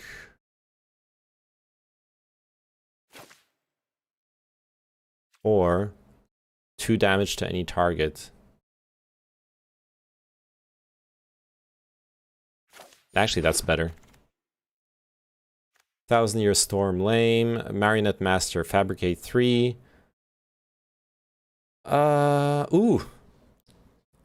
Ooh, double land. I think I need to take that. Or, whenever you sacrifice a permanent, put a +1/+1 counter, sacrifice a creature enchantment, deals 1 damage to target creature. That creature can't block this turn. I think I'll go with the Temple of Silence here. Malefic Scythe. Whenever equipped creature dies, put a soul counter. Oh, an equipped creature gets +1/+1 for each soul counter on the Malefic Scythe. Interesting. I'll try this. I can always cycle it. Thwart the Grave. Return target creature card and up to 1 target cleric, rogue, warrior, or wizard from the graveyard to your to the battlefield. Oh shit! To the battlefield. It's kind of an awkward mana cost, though.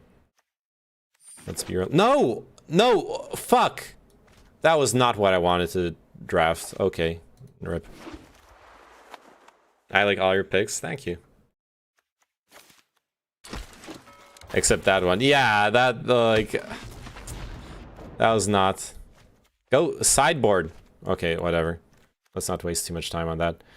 At the beginning of your end step, if you gain 3 or more life, create a 2/2 white griffin creature with flying. Ooh, isolated chapel. Ooh, restoration angel. Ooh, this is a rough one.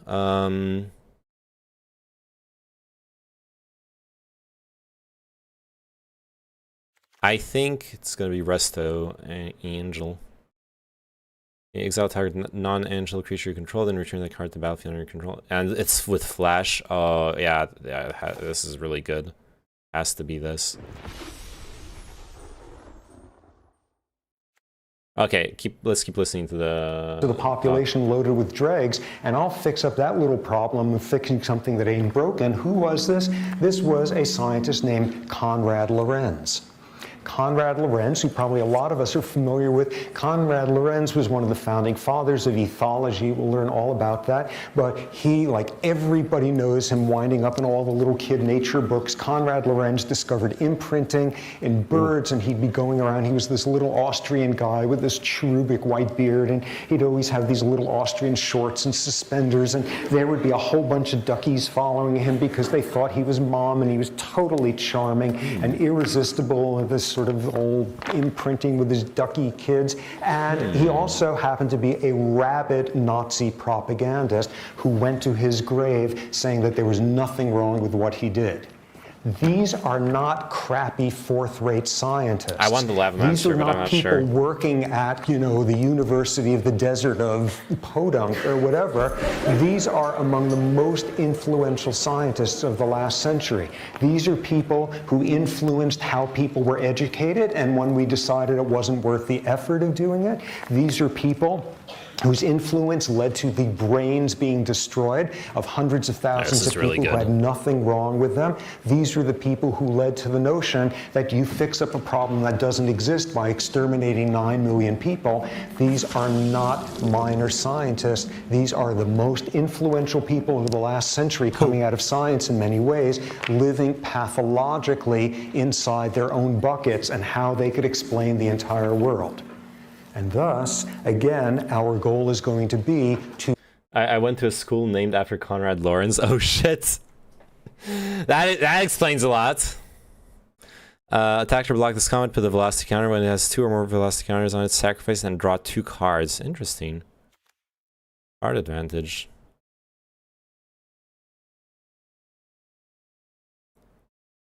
Interesting. Gain 3 or more life. This is synergy with the life gain.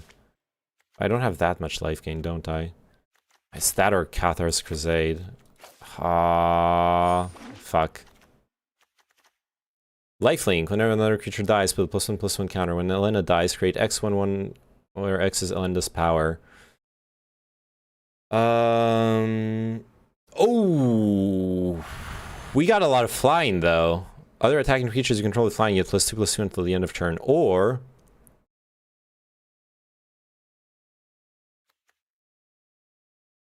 yeah, it's or this guy. At the end of beginning of your upkeep, exile 2 cards from your graveyard. If you can, sacrifice Egon and draw a card.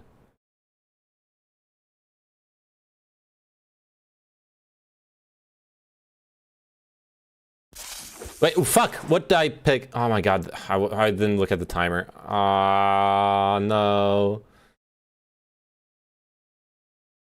Shit. Removal. Or, oh, Pianolar. Create a 1/1 topper. I like the tokens. Fuck. I'm fucking up this draft. Oh yeah, Spectacle. How does that work again? An opponent lost life this turn. Okay. Yeah, I'm fine with it. Chainer's Edict. I fucking love this card. Squee! No, that's not the Squee I was thinking of. I like the Mercadia Squee. The one that comes back to your hand all the time, so you can like keep discarding him for and shit. That one's so fucking broken. It's gonna be Chainer's Edict. Sorry, I'm gonna get back to the video in a minute. Exile target creature, exile up to 1 target instant or sorcery card from a graveyard, and learn. Exile target creature controlled and return to the battlefield and rebound. If you cast the spell from your hand, exile it as it resolves. If your next upkeep, you can cast this card from your exile without paying its mana cost. I guess this is good for like Yeah, I'll try it. I'm kind of monka steering the draft at this point. Ooh, double land. I'm going getting the double land. This is the only card I can play here with the colors I've picked. And this is a land that can become a creature, so that's pretty powerful. Silver Smote Gold, there's a little bit of synergy there. Elenda came back. Yeah, no one's drafting the colors. I'm lol squee. Dude, I used to play the squee, like the squee and what's his name? A squee and manticore combo in Masks of Mercadia. It's like got a special place in my heart. Let's look at our mana curve. Okay, we can draft higher value shit. Whenever another creature put +1/+1 counter on it. If it's a unicorn, put 2. Exile another target creature control, then return it to the battlefield in its owner's control. Ooh, interesting. So we can bounce and buff. Bounce and buff and bounce and buff and bounce and bounce and bounce and buff. Siege Gank, Yang Gang Commander is pretty strong. High tower attacks, defending player discards a card. Whenever a card is put into an opponent's target, put +1/+1 counter. This is good because we got all that lifelink synergy, so I think I have to go for this guy. Yeah. Like, all those cards are so fucking good. Flying Death Touch enters the battlefield with a +1/+1 counter on it for each different mana cost among non-land cards in your graveyard. Okay. We can get more double lands. We're all set on like black and white double lands. I would say we got 2 of them. We can get a red and black. That'll be nice. But we could get like valuable other things instead. Looking at the timer.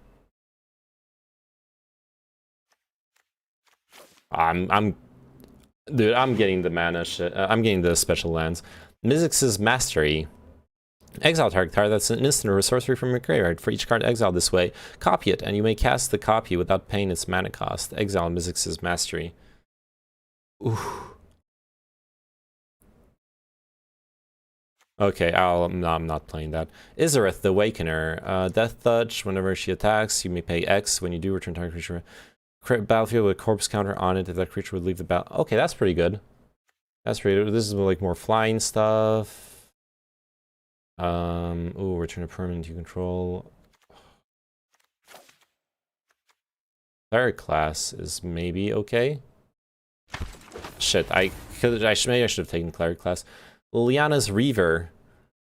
Deals combat damage to player. The player discards a card and you create a tap 2/2 black zombie token. Nice. That's actually really nice. Taborax, Hope's Demise. Has lifelink as long as it has 5 or more +1/+1 counters on it. Whenever another non-token creature you control dies, put the +1/+1 counter on Taborax.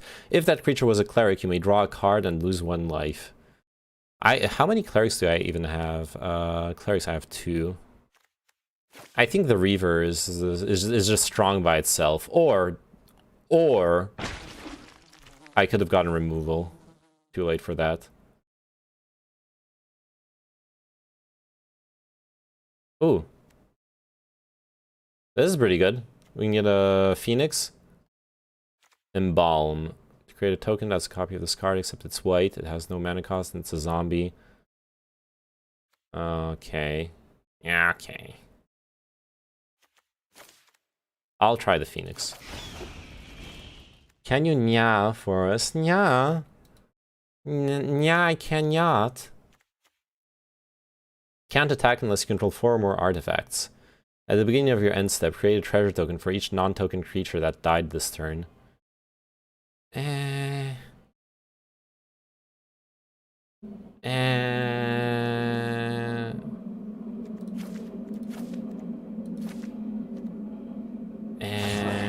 not getting that. Cleric class is pretty memes for life gain. Yeah, I think it would have been a really good pick. All things considered. It's too late for it now, obviously. Unless it comes back. Return target creature card from your graveyard to the battlefield and create a food token. Oh, I'm getting this. I'm getting this, dude. Oh, this is too nice. Gutter bones. Yeah? Or dead weight? I think it's gonna be gutter bones though. Sacrifice Heartfire Immolator, deals damage equal to its power to target creature or planeswalker. Prowess, whenever you cast a non-creature spell. This creature gets +1/+1 until end of turn. Yeah. Doomed Necromancer. Sacrifice him, return target creature card from graveyard to the battlefield. That's not bad. Oh, Yang Commander. He's back. I don't want to go too heavy on the red, honestly, for this draft. Tenured Inkmaster. Put a +1/+1 counter on target creature. Oh, why? What?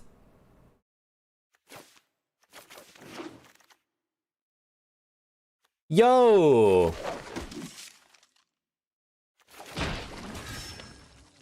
The fuck?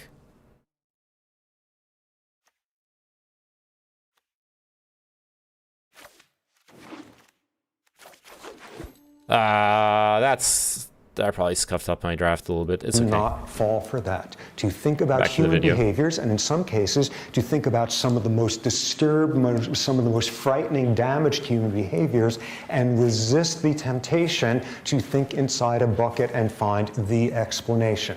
Again, every level we're going to talk about genes, hormones, neurons, environmental influence, whatever it is, that point will simply be the easiest way of describing all of the influences that came before. They're not even temporary buckets, there's no buckets.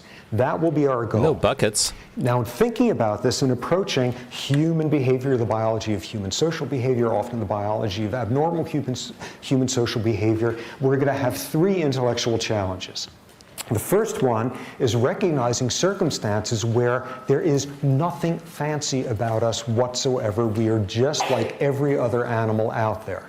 And where the challenge is to accept that. Let me give you an example. You are a hamster. You are a female hamster, and you're sitting in your cage, and as a female hamster, what you do is you ovulate every 5 days or so. POV, you are a hamster. You ovulate every 5 days. I'm sorry. And you're going about your business and everything's great. Now, somebody puts another female hamster in the cage with you. And over the subsequent month or so, what happens is both of you will begin to lengthen your cycles and eventually synchronize them so that you are both ovulating the same afternoon on a regular basis. Amazing. This actually works this way. And menstrual ovulatory synchrony, people understand how this works in hamsters. It is done with olfaction, with pheromones, with chemical airborne signals from one female to another. And you can prove this by electrically recording from olfactory systems, or if you don't have much funding, you could take like a paper clip over the female hamster's nose, and she doesn't synchronize then. It's all done with olfaction. And what's most amazing is you put the two females together, and there's a way of disrupting it. Put a male hamster in there, and suddenly the cycles desynchronize and shorten, and you break it up with male pheromones. And what's even more remarkable is you put the two females together, and it's not random who synchronizes the other one. The dominant female synchronizes the subordinate one. The Tommy Mommy. Understood people. The Tommy Mommy chooses the periods for everyone. Okay. We've been working on this for years, and it works this way in like goats and sheep and dogs and cats and pigs. Apparently, you could go to a 7-Eleven somewhere in Iowa and you could buy a can of pig ovulatory synchronization spray and take it home and just run wild. I have no idea why you would want to do that, but nonetheless, that's how you, like, it's up there with the cans of Cheese Whiz or whatever, and it's that well understood. And what's remarkable is it works exactly the same way in us humans, where it is known as the Wellesley effect. The fact that over the course of freshman year, this was first shown in Wellesley, 1970, over the course of freshman year, women freshman year roommates tended to lengthen and synchronize their cycles, and it was done with olfaction. Women who had olfactory deficits didn't synchronize with their roommates. They would synchronize unless they were having close, intimate relationships with a male, in which case they desynchronized. And what's most cool of all is it's not random who synchronizes to who.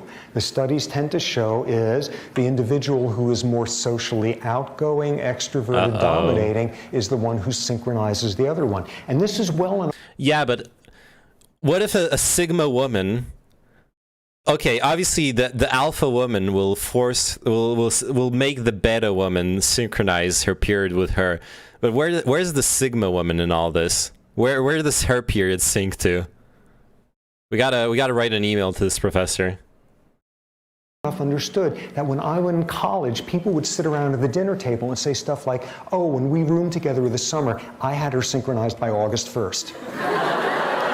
You know, this is what happens if you hang out with biologists, but we're exactly the same. The challenge there is recognizing there's nothing fancy about us. At various points in the class, we will look at comparisons between the human and the chimp genome, and it's virtually the same. Some of the time, we are just a plain old off-the-rack animal. No sync. The Second Sigma woman is alone. challenge is going to be Never goes out. circumstances No sync where with we anything. appear to be just like everybody else, all the other organisms out there, but we do something very different with the similarity. Let me give you an example here. You have two humans, two individuals who are going through a ritual. They are sitting at a table. They're absolutely silent, they're making no eye contact, and they do nothing more physically taxing than every now and then one of them picks up their hand and moves a little piece of wood on the table. And if these happen to be the right two individuals in the middle of a chess grandmaster tournament, these people are maintaining blood pressure for 6 hours running that you only see in a marathon runner. These people are going through thousands of calories a day. That's the... Okay.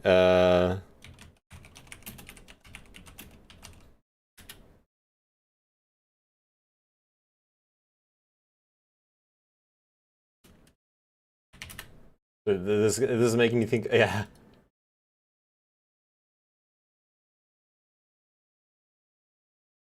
Fuck. Give me the image. This is who he's talking about. This is literally chess players when they're playing with their blood pressure going up. Doing nothing more than thinking. And this is outrageous because you look at one of these chess grandmasters who's just taken down an opponent and took their queen or whatever, and they will have the exact same physiology as some male baboon on the savannah who's just ripped the stomach open of his worst rival. And we're doing it there just with thought. And some of the time, what's remarkable about us is we have absolutely typical, boring physiology, but we use it in ways that no other animal could.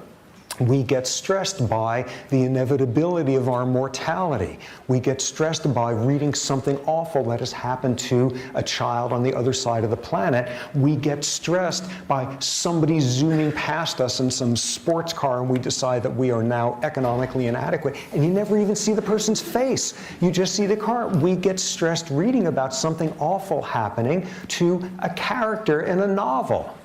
This is a whole realm of things that we could do that nobody else. Should probably just cut all the red cards and call it a deck, in my opinion. I could. Thing is, the red cards, look, we have some soft removal that works well with the Skyfisher, because we can bounce the enchantment back into our hand. Krenko is kind of dumb. But at the same time, Krenko creates tokens, and tokens we can use up with the Yang Yang and the Mayhem Devil, and also synergize really well with Katar's Crusade and Angel of Invention, etc. They work well with Elenda. Skewer the Critics is just more removal. Retriever Phoenix is not doing much. I'll remove that guy. That's for sure. Kaladin every time. Wait, what? else does. And on the flip side, we can feel compassion and empathy for a loved one, but we can also do the same for someone on the other side of a planet in a refugee camp. We can feel compassion for a member of another species. We feel badly when our pets are injured. This is another realm where the physiology of the response, the empathy, the emotional bonding, all of that, it's the same boring physiology as every other animal out there, and we are using it in a way that is unrecognizable. Now, some of the time, the challenge is the third category, which is when we are doing something that no other animal out there has anything remotely similar to. Let me give you an example here, a shocking example. You have a couple, they live together, they come back at the end of the day from work, they talk, they eat dinner, they talk some more, they go to bed, they have sex, they talk some more, they fall asleep. The next day, they do the same exact thing. They come home from work, they talk, they eat, they talk, they go to bed, they have sex, they talk some more. They do this every single night for 30 days running.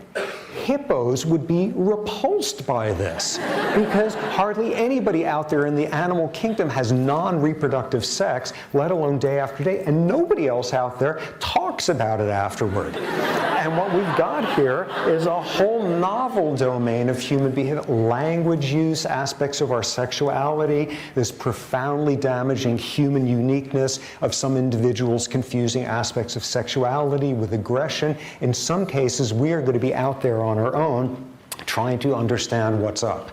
Okay, so that will be the general strategy for the course. We will resist categorical thinking over and over and over, not just because that's cool and nuanced and subtle and all of that, but fall into categorical thinking and you can do unspeakable damage in a realm of science that makes a difference. We will do so thinking constantly. Talk, salmon cooking stream, Coom talk, Valorant, go to bed. Yes, the dream life.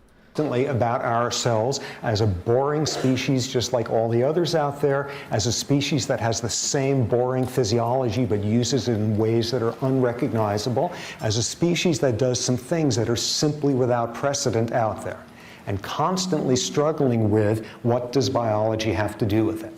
Okay, general structure of the course. The first half of the course is going to be an overview, an introduction to the various buckets, the various categories. And dude, I just realized Timurit.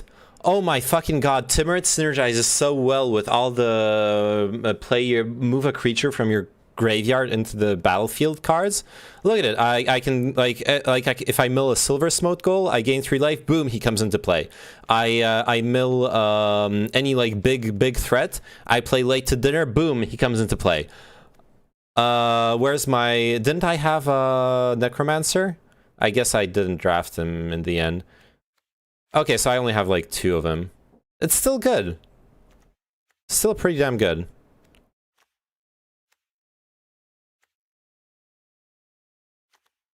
I need to splash some red here. I don't have enough cards in black and white, and I'm not gonna fill in with fucking lands.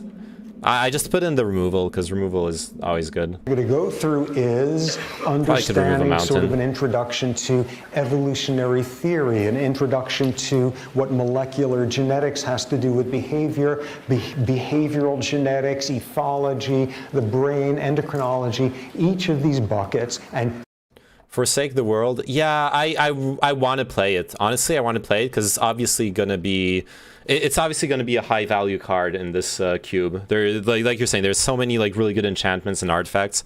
I agree. I should be playing it, and I can always cycle it. But what do I replace it with? I guess Skewer, and then I can like play Windless Mountain. And this I play just for like the scry later on, pretty much.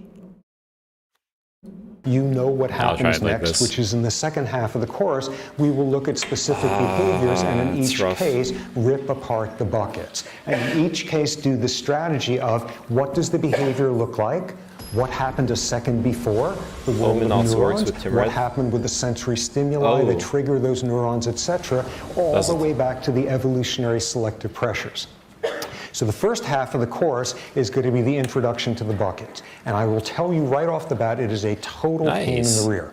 Because what we're going to be doing is, like every 2.5 lectures, just when you are getting the vocabulary down, we're going to jump to a completely different bucket. It is going to be dizzying and unpleasant and all of that. And then second half of the course, the rewards finally come of then putting all the pieces together. We got a full mana curve. Individual categories of behavior: sexual behavior, aggressive behavior, parental behavior, schizophrenia, depression, personality disorders, language use. In each of these cases, what's going on a second before, what's going on 10 million years before, where do all these buckets disappear in the interactions? So that's going to be the strategy for the course. Something critical about how the course was designed is it's got no prerequisites, because I really think this is a subject that everybody on Earth should be forced to learn about at gunpoint, and thus, it's a good thing, I think, to have this not be one of those upper-level bio classes. Let me just get a sense of who's here. How many of you are bio types, bio majors? Hum bio, psychology, anthro. Are there any English lit grad students in here? Yeah, okay. Good for you. Thank you for coming here. See what you think in 3 months, but nonetheless, the class has been designed explicitly to have no background whatsoever. How are we going to do that? We're going to do the usual song and dance of weekly sections and reviews and all that sort of thing. But in addition, during this first half of the course, when we're jumping from category to category, we're going to have each week additional sections, a catch-up section, which is for people who have no background in that area, getting you through the basics and getting you up to speed so that you will be able to then know what's up during the lectures. So those will be posted. The first one of these is, make sure I've got this. Yes, it will be this Thursday at 7:30 in the room next door. And this is going to be the introduction to evolutionary theory and getting you ready for what will be the evolution lectures Wednesday and Friday of this week. If you don't have a strong background, go to these catch-up sections. The TAs who will be giving it are really expert in those areas, lots of background, and this will be your chance to catch up. Look through the handout. I think I have a bunch of terms there or something where if you're not terribly familiar with those terms and some discipline, that's a sign that you should probably go for some of the catch-up stuff. If you really are just doing this, sort of being very adventurous with no background, if you can take it pass-fail, that will take off a lot of the pressure as well, because you could then actually pay attention to stuff here. And the whole point here is to be able to do this even if you don't have a science background, because the obvious argument I would make is everybody has to learn behavioral biology because we're being behavioral biologists every time we serve on a jury. Every time we vote whether or not money should be spent on solving some problem, whether it's a problem and whether it's solvable or not. Every time we try to make sense of a family member sunk in depression, are they having a biochemical disorder or are they just indulging themselves? We are behavioral biologists all the time, so it's probably a good thing that we be informed with. So the catch-up sections there, take advantage of them. What else? We will have weekly sections, the usual type. People are not assigned to sections. There's going to be, 18 of them or so a week at various times. Go to whichever works for you. There will be a midterm in the middle, the midterm coming as we finish the last of those categories, last of those buckets. There will be a final. There's no paper or anything like that. So that will... Okay, whatever. I could also... Okay, what I could do, I could hope he forgets about the Cave of the Frost Dragon, and I could turn it into 3-4 and kill Krenko. But I think I actually ignore Krenko here. I could go Cathar's Crusade, but I'll just play the Haunt of Hightower.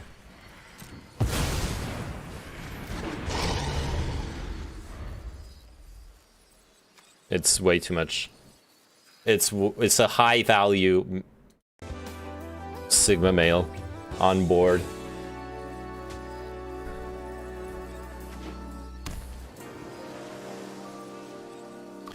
It's kind of ironic that he also used this on this, because I'm gonna be able to, like, he's playing card advantage on a tempo turn. Yes, yes, yes, we were right. Oh, and he had to... Wait, what? Oh, whenever a card is put into the opponent's graveyard from anywhere. Oh no! Even from the stack! I didn't even read this correctly. Holy shit, this card is so good. Okay, this guy has lost so fucking hard. There's no way. There's no fucking way he can... Just be careful, the Immolator can kill your... well, no, it can't. He's not attacking with it. Oh, wait, he can. It deals damage equal to his power. Target creature or planeswalker. Okay, it can. I don't even block that. No. No blocks. I can... Yeah. I was gonna make that mistake, actually. Thank you, Big Dog. No shot. Hey, and we got the late to dinner. Okay, it's gonna be Cathar's Crusade. For show.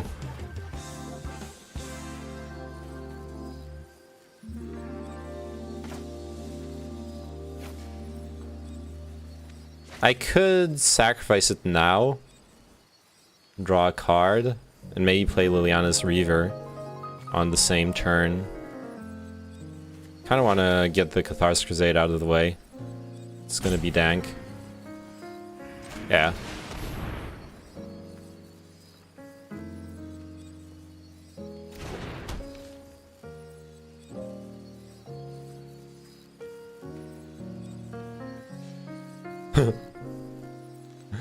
Yeah, buddy. Discard a card. Let's go. I should change my streaming category. Let me fix that. Magic. The Gathering.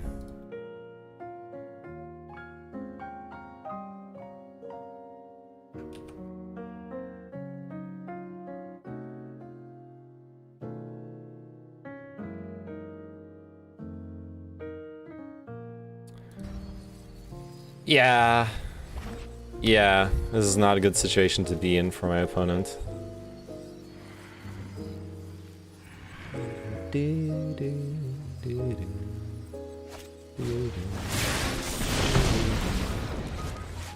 Nice.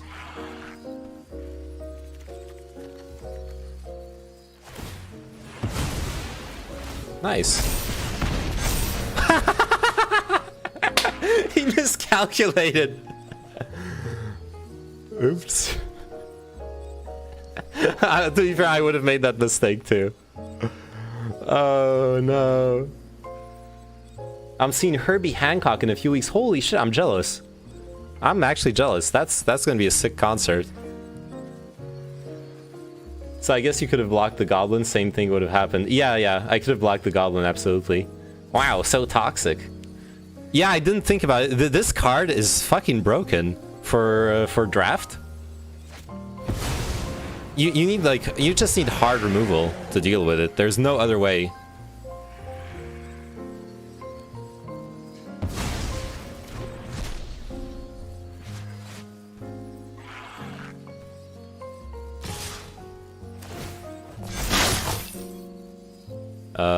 K.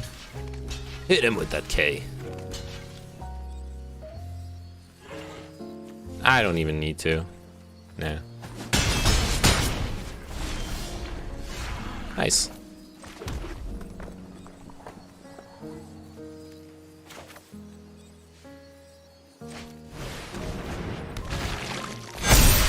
A return to hand? Well, yes and no.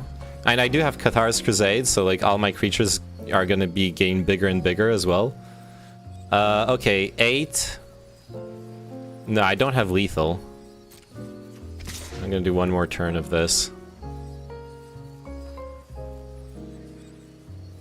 And Gutter Bones? Nah, I don't. I can use a blocker.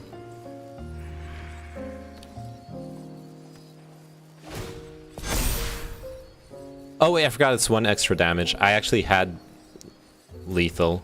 Well, not lethal as in winning the game, but like threatening lethal with a full attack. And he has to block me. I should have attacked with everything. Okay, do you guys want to watch the next because there's the guy we just watched, there's a whole series of his videos. We can watch the next one. Where is it? Introduction to Human Behavioral Psychology. There's the second lecture here, Behavioral Evolution. Oh, we can also listen to the questions. He was like, there was like class organization stuff. Sapolsky is snack memes. Yeah, it's really interesting. I like that lecture. That was fun. Return target creature with mana value X. Oh. He doesn't have enough mana for... Okay. He was gonna do a turn it. He was gonna bounce it, but he didn't have enough mana. Because he wasted his treasure too. That's funny. Oh, he's gonna have blockers now, though. He's gonna have blockers for the Haunt of Hightower.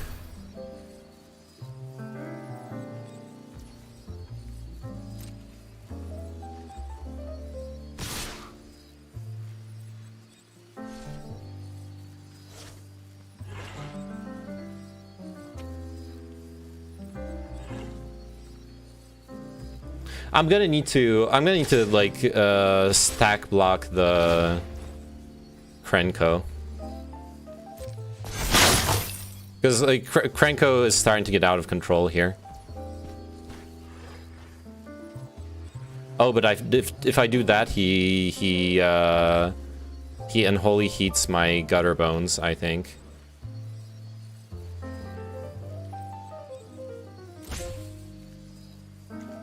Which is fine.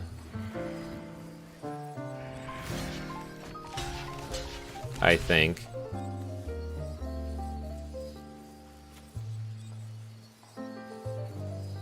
Is it though?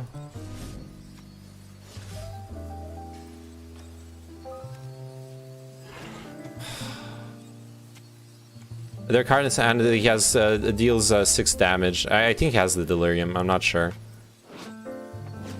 Or 2 damage, but 2 damage is enough.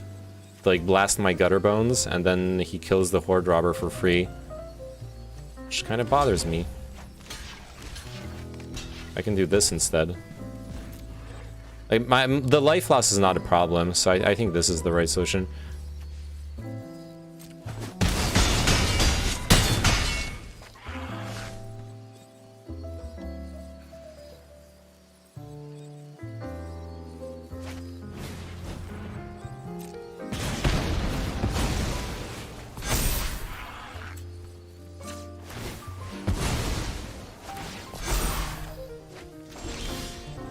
Nice. Ah, the Chainer's Edict is fucking worthless here. That's sad. Alright.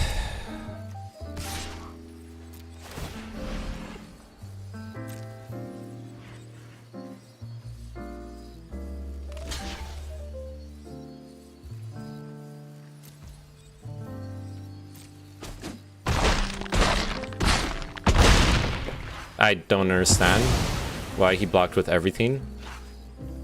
That was weird. Because now... Wait a second, why didn't... if you gain 3 or more life this turn... Oh yeah, at the beginning of my end step, he returns. Okay, that's fine.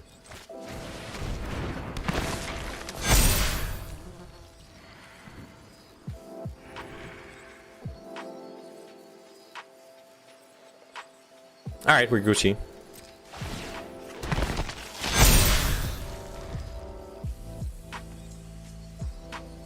We're Gucci.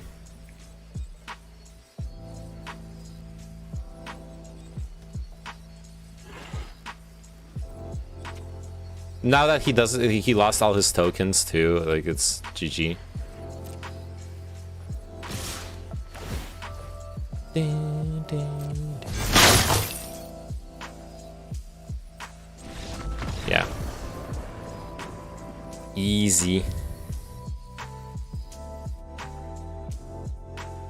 Guys, our deck is fucking broken. Have you seen? Look, there's only one metric that matters here, and it's not even shown here. Look at it. One rare, uncommon, rare, uncommon, rare, uncommon, uncommon, rare, rare, mythic. Like half the deck is rare, rare plus, rare. Like, fuck. I need to drink. Oh, I have water here actually. Never mind.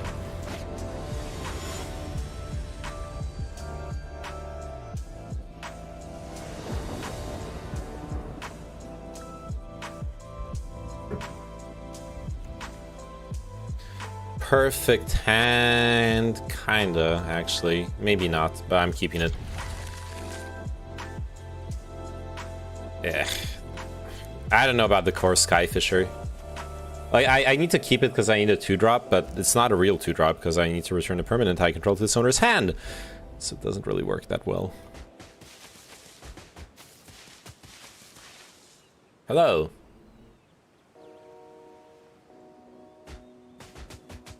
The book.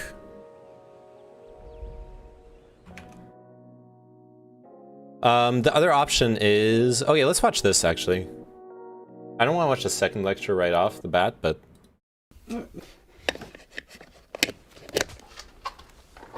Alright, my turn. Of course, Skyfisher returns Skyfisher, the alpha play, yes. Oh god, it's loud, isn't it? It's like way too loud.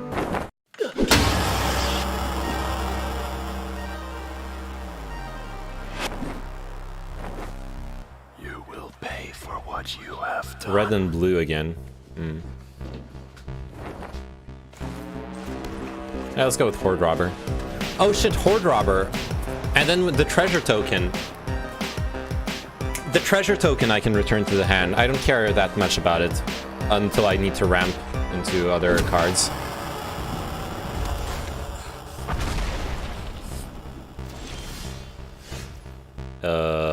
Interesting.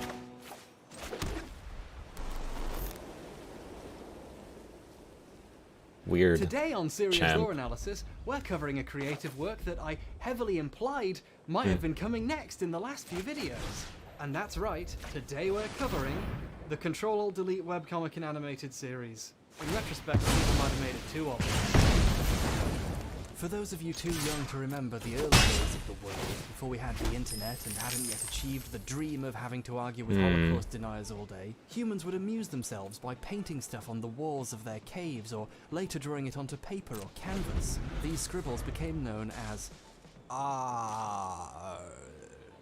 And now it's not loud enough. However, humans evolved past this bullshit and realized you could divide up your space into smaller subspaces called parnels, and then use that to create several sequential images, which when read in order could tell a story. This sequence art later became known as comics. This guy's mad as fuck. Forgot because it doesn't matter. Fast forward to the late 90s and early 2000s where we played video games and things were finally good. Then people who enjoyed video games gained access to the internet. But because they didn't yet have the bandwidth to play most games online or watch puppy compilations all day and argue in the comments about 9/11, people instead would amuse themselves online by using webcomics, also known as digital versions of comics that you find on the web.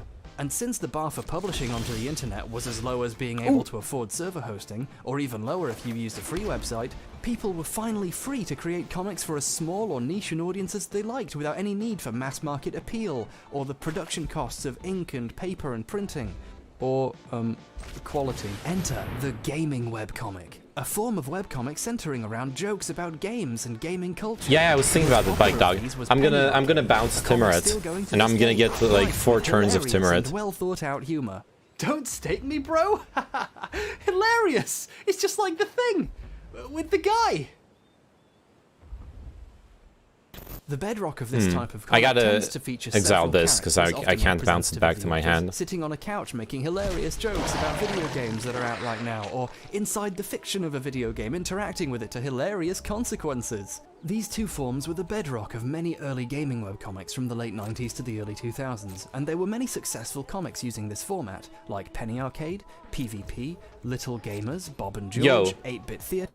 I fucking loved Penny Arcade. And when I was a teenager, I read that shit up. 8-Bit Theater too.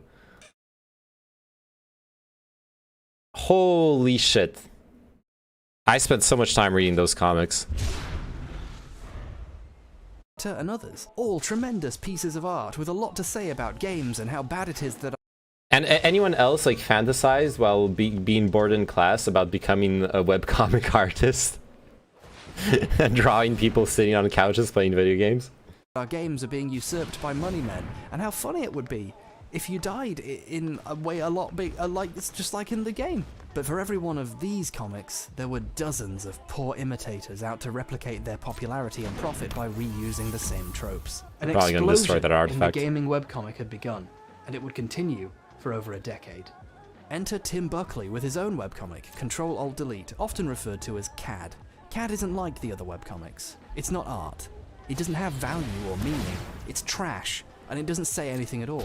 It's full of worthless jokes where the punchline is violence. It's not like Penny Arcade. CAD is the story of Ethan, a character who looks suspiciously like how Buckley draws himself. Ethan and his roommate Lucas talk about video games and occasionally are inside the games where something bad happens to them or people they don't like. Wow, that's original.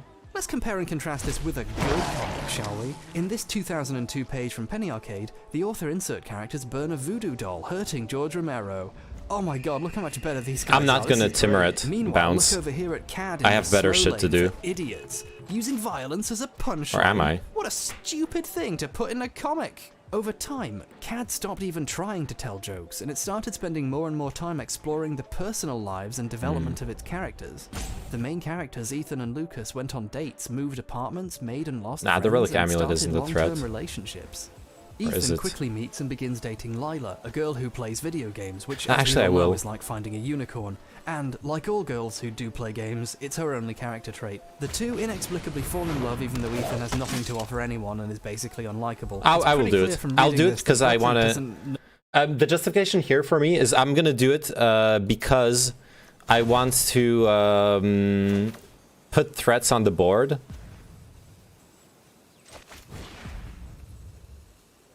In a way that is card advantage safe.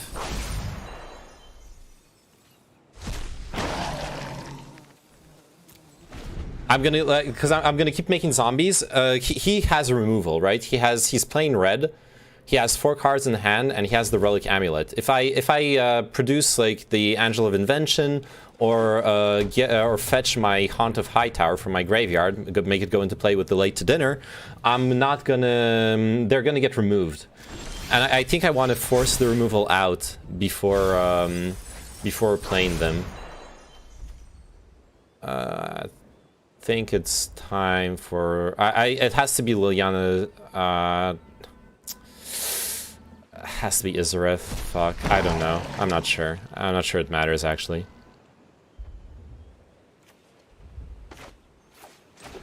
Okay, this guy goes into battle tapped.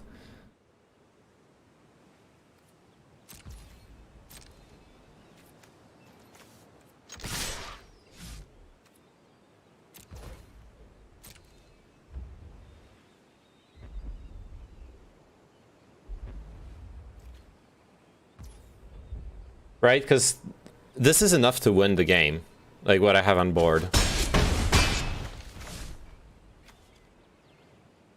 And I'm gonna scry a lot. I'm gonna kill the relic amulet. I don't want to be dealing with that shit.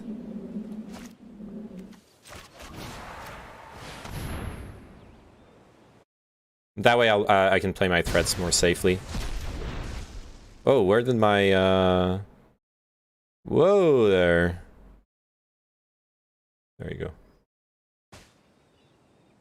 Can I touch your boobs now? Only if you want to see what the inside of your face looks like. Hey, gamer girl. Get it? Wait, what did he play? Grade 2, 1/1 red goblin wizard creature types with prowess. Okay. Know how human relationships work. You could almost point out that this almost says something about how people who play video games a lot view human relationships, but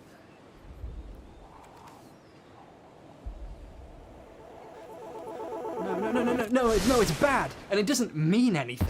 Tim Buckley is just really bad at making comics. Oh, also, despite being basically unable to do anything but play video games, Ethan eventually builds a sentient AI robot who becomes the fourth main character. It's too good with all the creatures I have. To occasionally joke about how humans are made of meat and bad and he's better than them. It's clearly inspired by characters like HK-47 from KOTOR or Bender from Futurama, but there's no actual jokes here. It's what I like to call a joke by association. It's not really a joke, it's just a vague gesture in the direction of a joke that you might remember from somewhere else.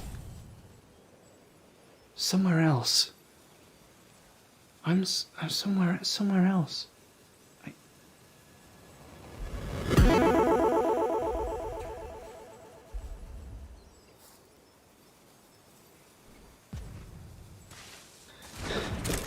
Why are you doing this?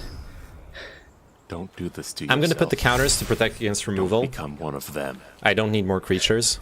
One of what?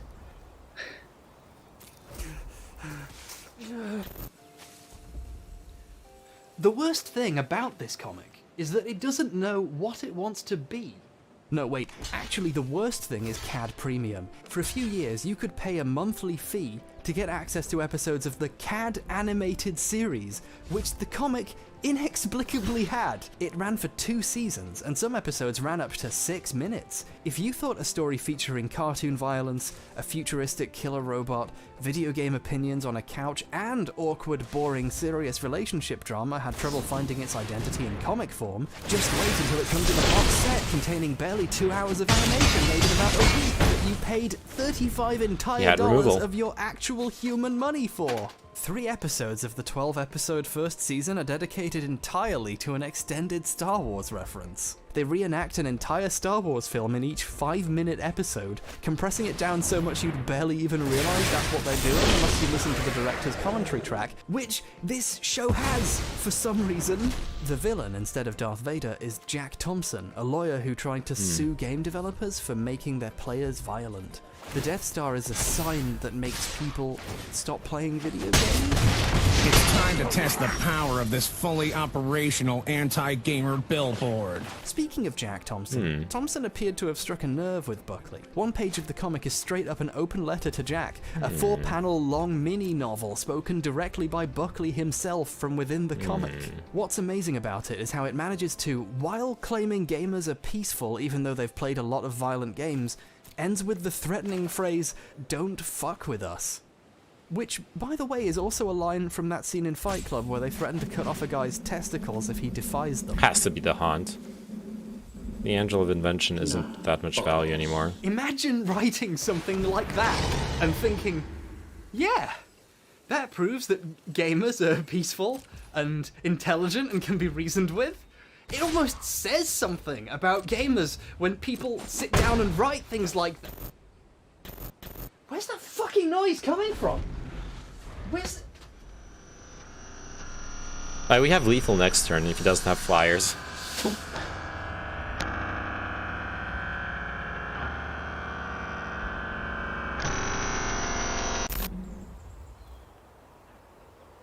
Don't you think you might be reading a little too much into it? About what a bad comic that sucks might say? Stick to thinking about real art. Ugh, this is just like that Sonic thing, isn't it? The Sonic thing? You're overthinking a blue hedgehog, man. Why can't you be objective? Why can't you talk about the level design? Does he have a video about Sonic? You could be talking about how Mario 1-1 teaches you how to play it. But it's not just a hedgehog, is it? I mean, it's animals fighting a developed machine empire. Like, there's very, very obvious themes going on here. A discussion of ecology versus technology. If you want to talk about how great nature is and how bad technology is, why don't you go live in the woods?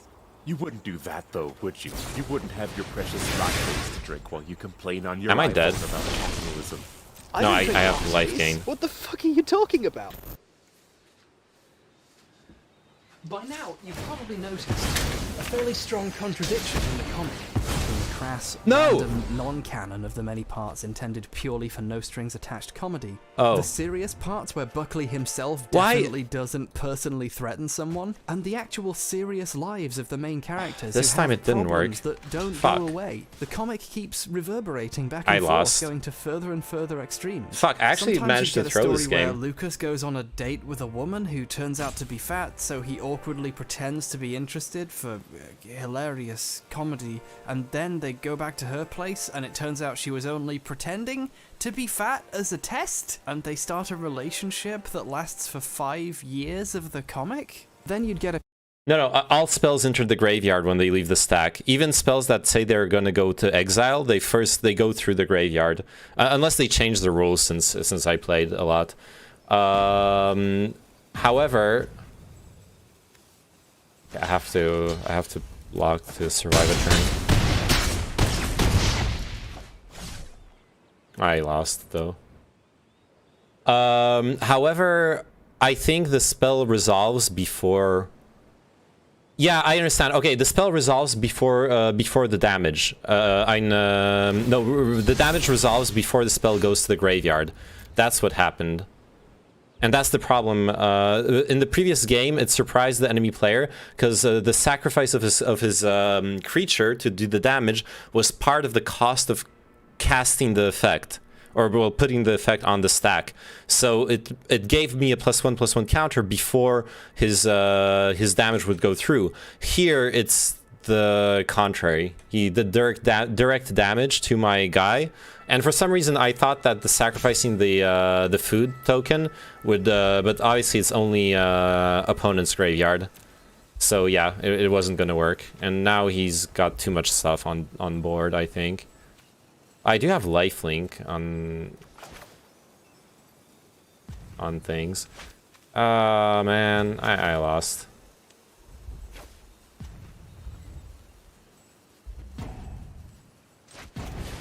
Like, I can play this and no attacks, and I lost. Alright, I block 3/3, another 3/3, and yeah.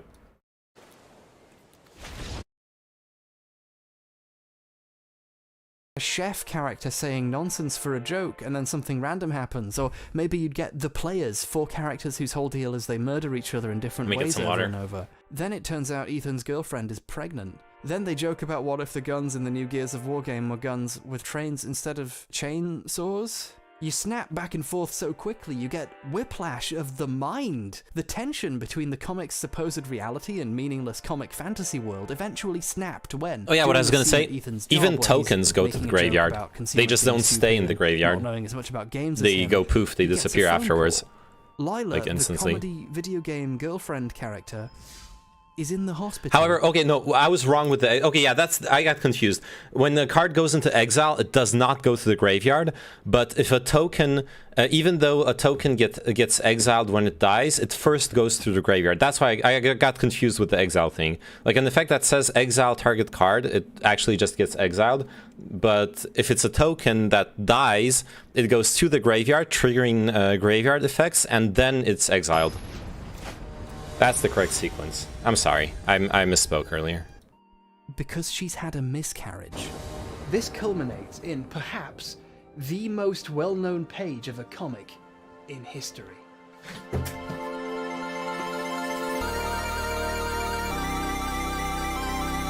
This is an awkward hand. I think I keep it. I think that card specifically said card goes to the graveyard as well, so tokens... No, tokens trigger it. I can... Unless they change the rules, I can guarantee that tokens trigger it.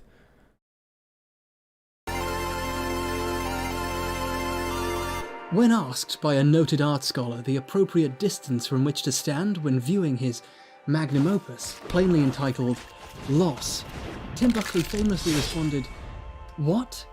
Fuck you," and banned me from his forum.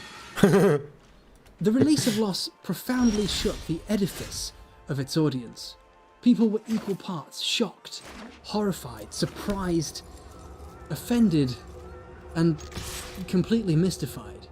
The semi-serious but still mostly jokey plot parts of the story are I'm utterly watching Trinity. shattered, giving way to a harsh and cold reality where characters in other contexts have committed or received tremendous acts of violence are suddenly tokens capable are of a cards. genuine moment of horrific suffering. A comic famous for using too many words to say nothing at all about a video game on a stationary couch takes 4 panels and 0 words to show a horrifying discovery and a trip through an entire hospital. A gaming webcomic, a comedy gaming webcomic, has an arc in it about the characters having to deal with the miscarriage of their child. This comic struck a nerve on the internet. Over 9 years later, people are still making fun of it. This comic has been parodied and referenced in memes an uncountable amount of times. Entire web pages have been dedicated to tracking them all and failed to contain them. In the next 2 comics, the characters struggle to even react to what has happened. It's breaking my heart to watch her hurt like this. The next comic is a joke about how there aren't enough dragons in Dungeons & Dragons anymore. The next comic is a single panel of the 4 players about to murder each other. For the next little while, the comic switched between dumb video game jokes and Buckley trying desperately to restore the comfortable, consequence-free tone he had developed over the 5 years of the comic. It takes at least 8 pages before Ethan can go back to making goggles out of pineapples. By late November, the characters have fully patched up their problems and they get married, and we get tearful speeches about how important these characters are to each other. Life dropped an epic husband, the rarest of its loot table, and I was lucky enough to win the need roll.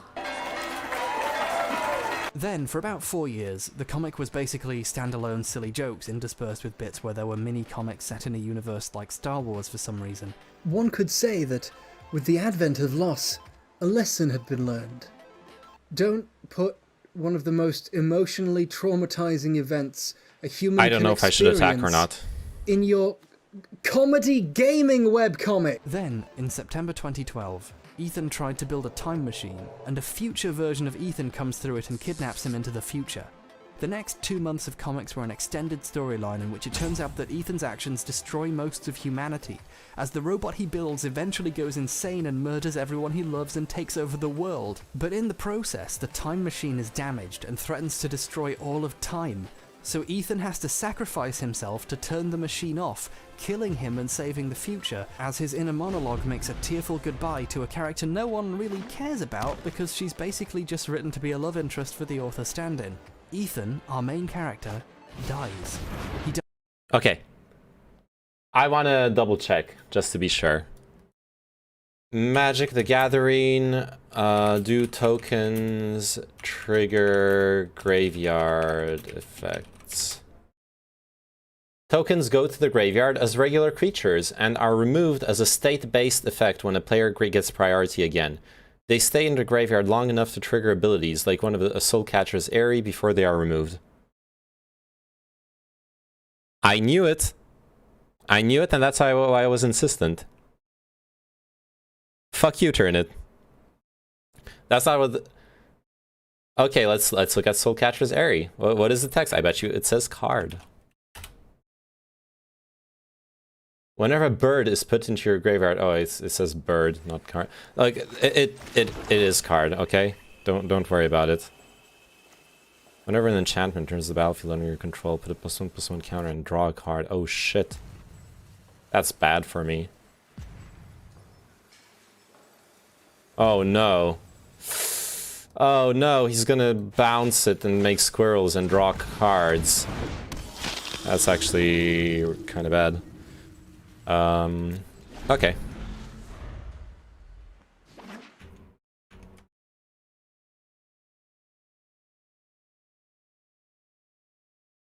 Okay, Pipilaf. Look, I fucking know, okay?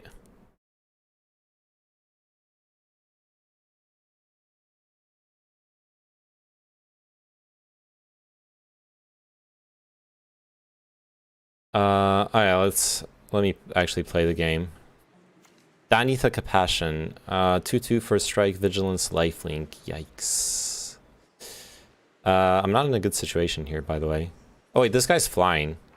I guess I can at least get the gutter bones back in my hand and play it. That'll be something. That'll be something I can do. And yeah, I guess let's do it.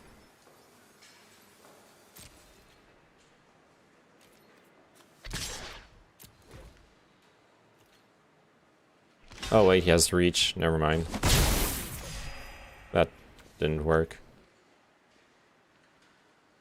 If I play this, then I can't do it. Like what do I bounce? Could bounce swamp, I guess. I'll do that.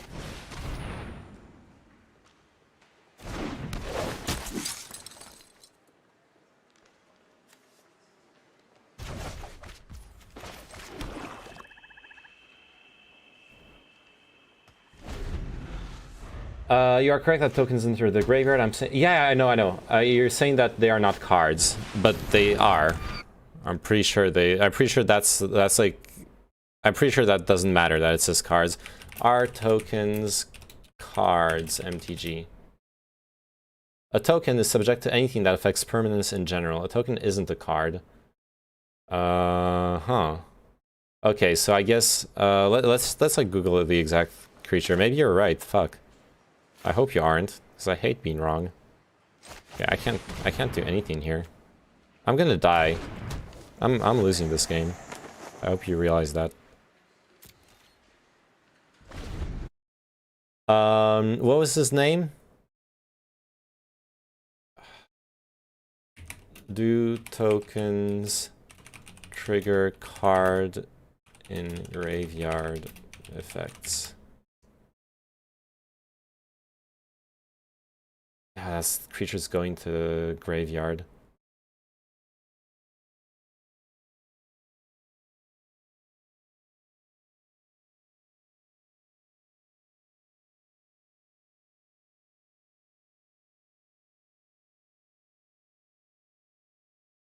Oh, yeah, this is wrong. Tokens cannot even enter the graveyard. That's absolutely wrong.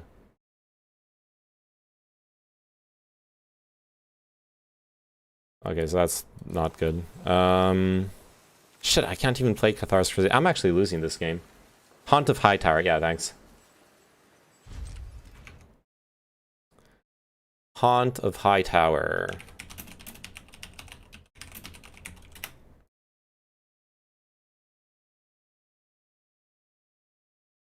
Just wanted to clarify an interaction. If a creature token dies, it enters the battlefield. It enters the graveyard before being removed from the game. So this would trigger the second ability of the Haunt, right? It states whenever a card enters the opponent's blah. And my opponent said no, as creature tokens don't enter the graveyard, but they do before being removed from the game. Your opponent was correct for the wrong reason. Tokens do go to the graveyard when they die. Tokens are not cards, so they don't trigger the Haunt. So Reddit agrees with you, actually. Huh. I guess this is my first... Okay, you're right. Shit.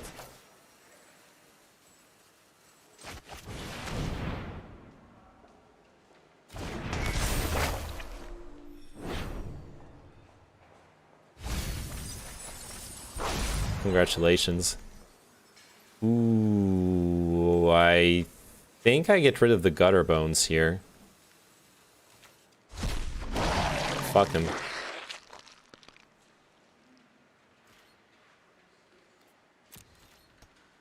Alright, it's okay, magicals are fucking dumb sometimes. Yeah.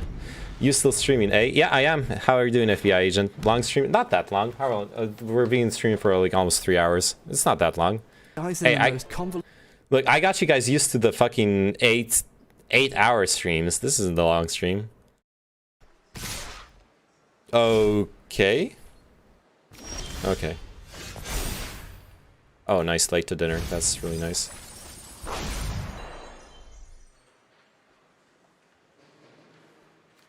I think we late to dinner Liliana's Reaver. Oh man, I need to...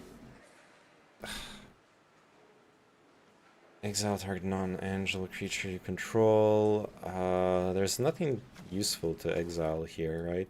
You battlefield, there's no like abilities when something enters the battlefield. Except it's flying, which is nice. It is nice that it's a flying creature. I could use more of those.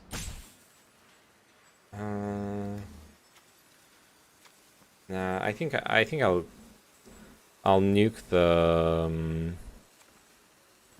I'll nuke the angel.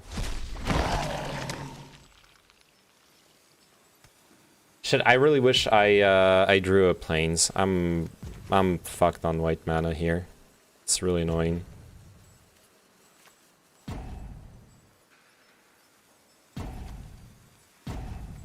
I could.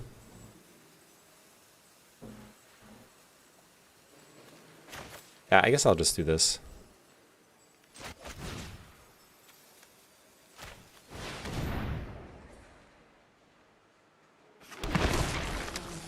It's one more zombie for Timurit too, by the way.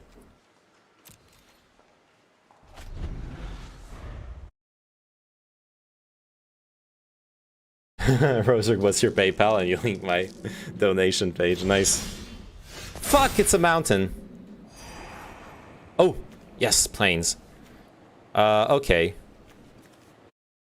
2 damage. Oh, you're gonna be able to kill Danitha Capuchin. That's actually valuable. Alright, we get rid of 1 plains. We only need 1 more. And then, so we draw it. We're gonna have what? Yeah, 6 lands in play. That's fine. Well, 7 with the mountain. Then Omen of the Forge. Alright. Good scry. And I just won 3 life. So the... what's his name? The Silver Smote goal is going to come into play. That's pretty chill. Ooh. Total toughness of creatures you control. 7, 10... 20. Nah, I'm not gonna... I'm just gonna play it as is. Oh man. Wow. Decline. No attacks.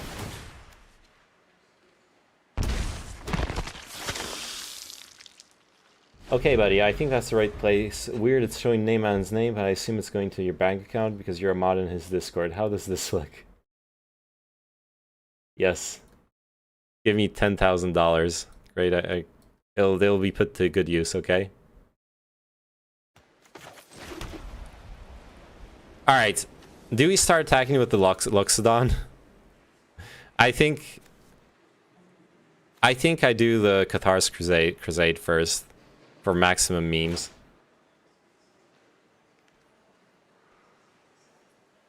I want to do the maximum memes, is the thing.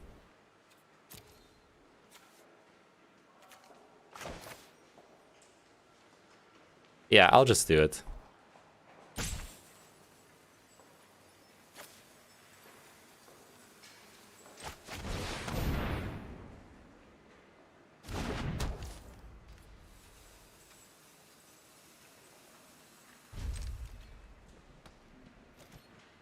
Because, like, what's going to happen here is, okay. If I accidentally sent you $10,000, would you refund it if I asked politely or fuck off forever and never to be seen again? $10,000 is not enough to, like, redo my life, to be fair. But, unironically, I mean...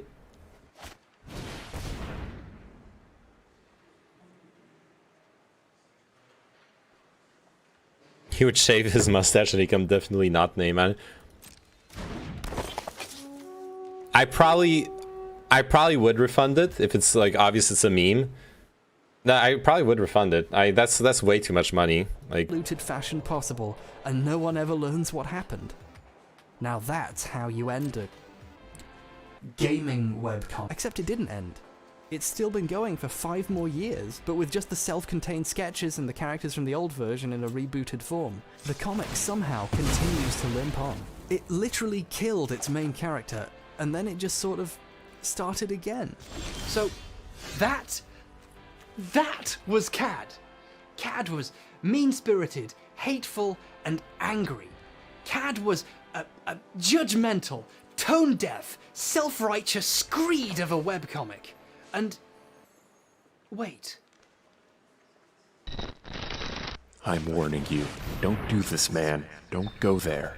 Sorry, are you talking to someone? Is there someone here? Doesn't Cad say something about gamer culture? No! No! Oh.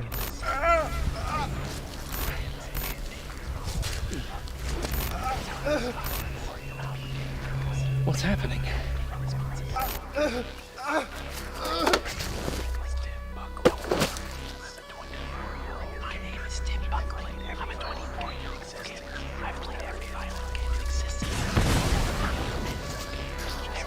I did it. Are you proud of me? I did the combo.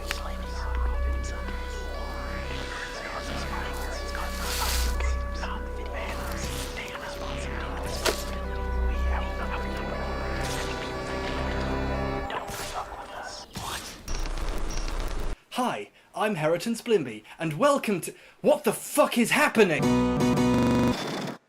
Tommy Wiseau's infamous film, The Room, asks some really interesting questions about how we look at art.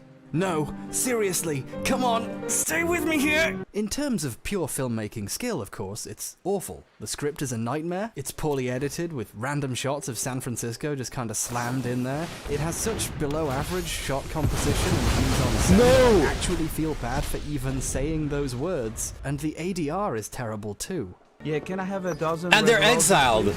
Oh, hi, Johnny. I didn't know it was you. Holy shit. Here you go. That's me. How much is it? It'll be $18. Here you go. Keep the change. Hi, That was doggy. fucking You're my cringe. favorite customer. Thanks a lot. Bye. It has a reputation for being a hilariously bad film everyone can laugh at for being bad. Made even more interesting by the incredibly weird performance of Wiseau. I'm fed up with this world. Under the proper lens, the film We're has a fine, little though. more to say to its audience than, look at me, I'm so bad. Tommy Wiseau didn't write a film about a perfect guy who gets cheated on by his girlfriend and basically has his life ruined for no reason. And he didn't choose to play that perfect guy for no reason either. And here, taking a particular critical look, I think a valuable message can be learned from the film. The film has often been criticized in terms of its base components like writing or acting. Lisa, for example, behaves completely irrationally or perhaps with deliberate malice towards Johnny. I have him wrapped around my little finger. Well, you should be happy then. But I don't love him. Suddenly falling out of love with him and cheating on him and then spreading lies about him for seemingly no reason. I wish I could give trample to this guy. Hit you. You are tearing me apart, Lisa. You're tearing me apart, Lisa. I contend here that Wiseau based the play script that would later become the film on an actual life experience, an actual breakup that really happened at some point in his life. I treat you like a princess. It's time to pop the Izareth to bring back the Angel of Invention. For you to just please you, and now you betray me. How could you love him? Ah! I'm not saying the events happened exactly as Tommy writes them. In fact, they definitely didn't. Obviously, Tommy didn't kill himself, and obviously, women don't grow distant from the people they're in a relationship with for no reason. Women change their minds all the time. The Room is a fictionalized, exaggerated representation of what Tommy thinks happened in this real relationship, being completely, perhaps even incoherently honest about why he thinks it fell apart. And he thinks it fell apart because his girlfriend started acting weird and crazy and trying to hurt him. What's important here is to understand that, to Tommy, this is genuinely how he views this woman. This character is to him an honest expression of that person. But there has to have been a real Lisa once, and her perspective, her side of the story, isn't told.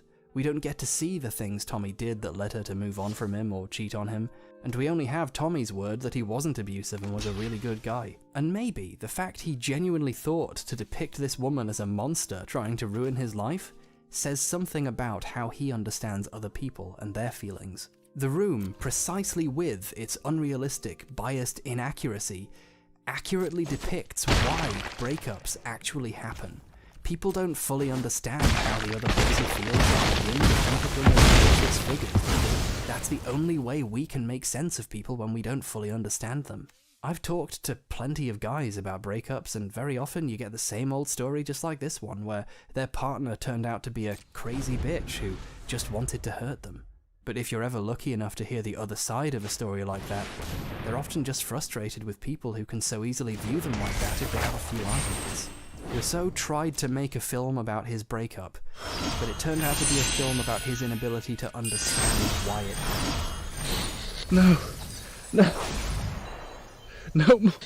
The Room is a filmed version of the real, heavily distorted perspective on breakups that many heterosexual men often have, and in many ways, when you look at the film this way, it serves as a call to action to learn to see past the Lisas we think we see, and understand that relationships tend to fall apart for a reason, and we can learn to do better by Okay, how do we go from the webcomic from Control-Alt-Delete to The Room? Of some of its clearly deeply flawed misogynistic writing, I'm kind of confused. The Room ends up being an actually valuable demonstration of the distorted ways people perceive relationships and how this eventually destroys them, better than any film made by, say, I don't know, Which he's only got 9 cards left in his working in Hollywood right library. now, especially the ones currently cashing in on the popularity of The Room. Hi, I'm Ah!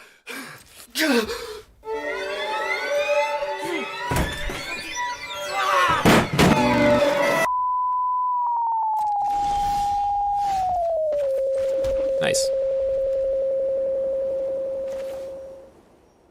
As you might be aware, EA recently closed Visceral Games, the studio working on a Star Wars game that had been in the works for a long time, being worked on by, among many others, the director and writer of most of the Uncharted games, but also one of the best written game series ever, Legacy of Kain, and pivoting the entire game away from what was being made.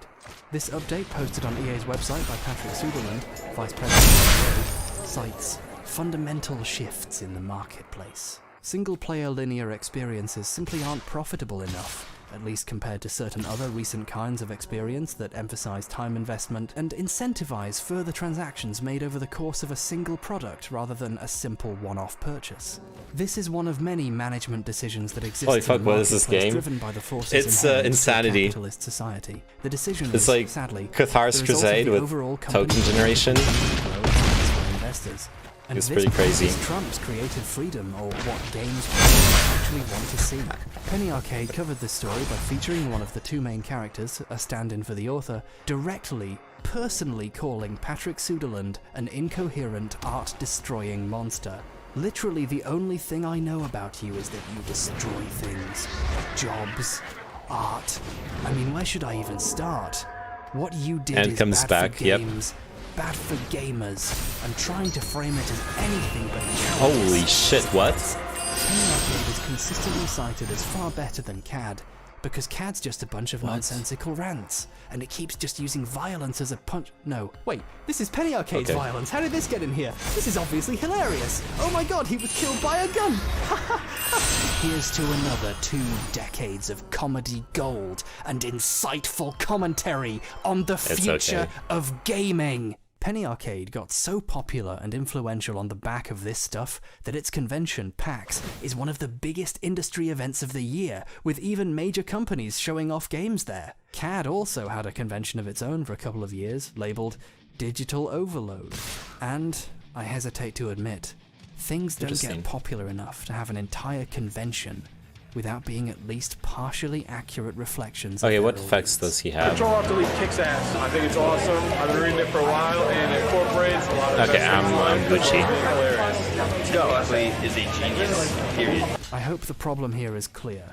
Even the most intelligent, well-paid, popular, and verbose Oh, he writers abandoned. He gaming gave up. culture has to He didn't offer have many seem cards left in unaware his that these library, by decisions the are way. not made in a vacuum, that games are threatened not Imagine by if he a had like an secretive innkeeper or that dude who anti-art gives life coward, when during but by an Battlefield. Yeah. environment that systematically He had like crushes 8 or most of the 7 people cards who work left on in his them library. in order I had to like make its 13. owners and shareholders vastly rich, and which has no interest in anything's intrinsic My deck is so value. dumb. Gaming culture is largely unable to conceive of this level of socioeconomic criticism, of analysis of systemic problems and wider issues with society beyond one person's individual failings, and therefore cannot accurately fathom exactly what is damaging the things they love. Instead, they have to fantasize about their very own Lisa hiding somewhere in EA, trying to kill art like some kind of fucking Disney villain. This is why people hate CAD so much. Not because it's bad. No, bad things come and go all day, every day. CAD is such a source of focus and aggression, with millions and millions of words written about how awful it and its creator is, because it's an embarrassment. It makes everyone else near it look bad, because as bad as it is, it managed to be honest. So people have to try as hard as they can to project these things away from them, try to shift the blame onto Buckley himself, and away from the fact they share a lot of the same perspectives. Think again about that Jack Thompson comic. No one just ends up in a position where they'll write something like this all on their own. This is really bad. Jack Thompson, wrong and dishonest as he was, received thousands of death threats and messages full of harassment for years from people just like Tim. Or Is people who the have been Streamfather influenced by similar this to the comic. Notfather? No. It's more CAD like is the merely a Stormfather. particularly silly and vulgar expression of a broader set of bad ideas that continue to go largely unexamined by the people who hold them. Tim Buckley's disjointed personal We have philosophy and lands. lack of skill didn't come from nowhere. We don't get to pretend keep this. he's just some random guy. Blaming one man for the flaws of a broken economic system is making the same mistake as blaming Tim Buckley for accurately presenting the culture in which he exists. We just have to learn to accept that there might be a lesson in things we hate about us. That even if it's bad and we don't like it, we have more in common with it than we want to admit, and can even learn something from it. CAD turned out to be reflective of the cultural reality that produced it, and people are only angry at it this much because they don't like what they saw in the mirror.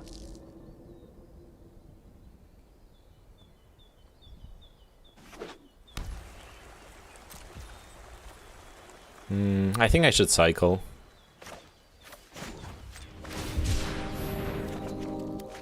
Okay.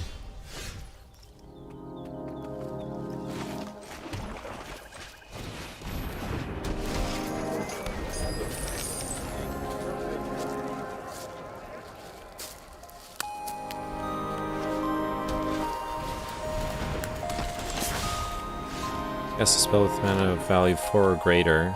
Ooh.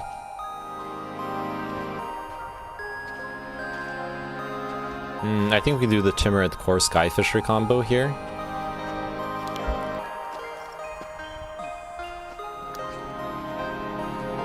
Right? What do you guys think?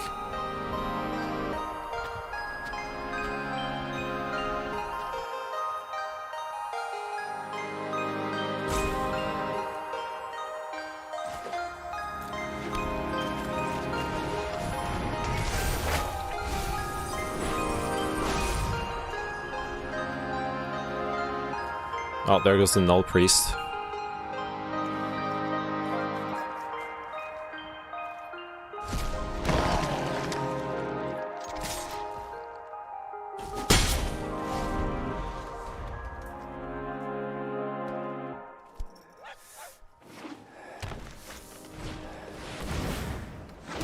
When we look at ridiculous behavior within our sphere, The fuck?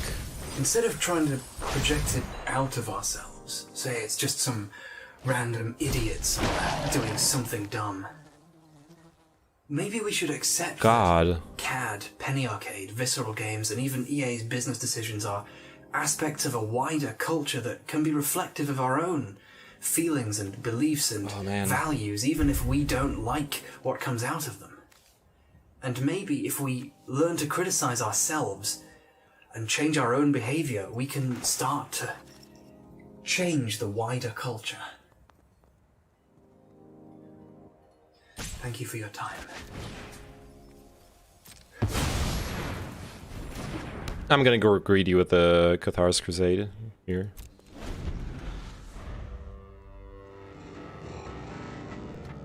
My goal here is to, rather than bouncing the Timorant, as I was gonna this turn, That which has been made wrong. I could have bounced the Timorant and played Cathars afterwards, though. Okay. Weird video.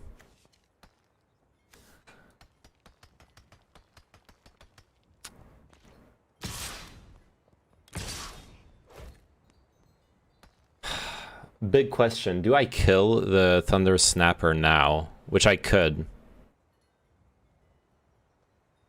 I could double block. I probably should double block, honestly. But I'm not gonna.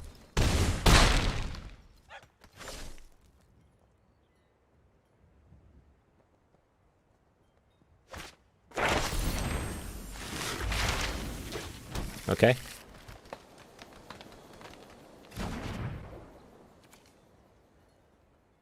Exile target non-land permanent. Its controller draws a card. Oof. That's gonna get cast on my fucking Cathar's Crusade. Shit. I have no way of protecting it. Oh well.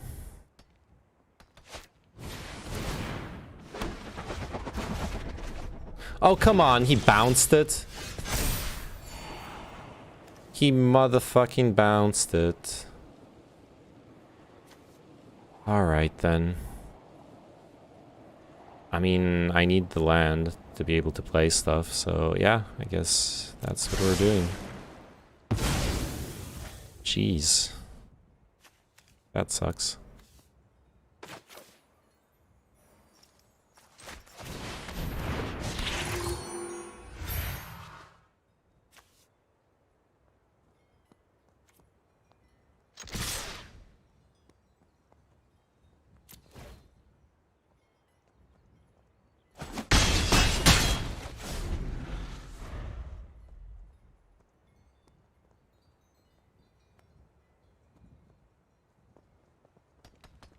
Ah, that sucks really badly.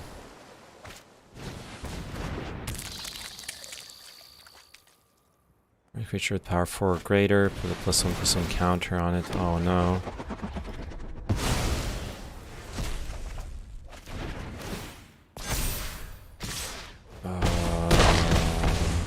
I'm gonna lose.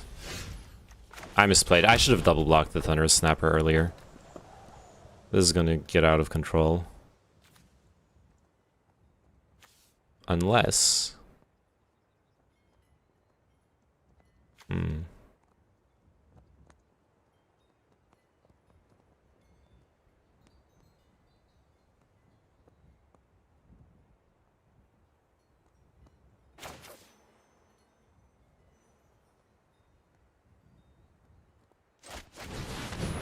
Alright, let's play this.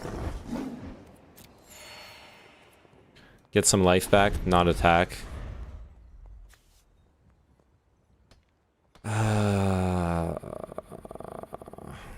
Mistakes were made. Big mistakes.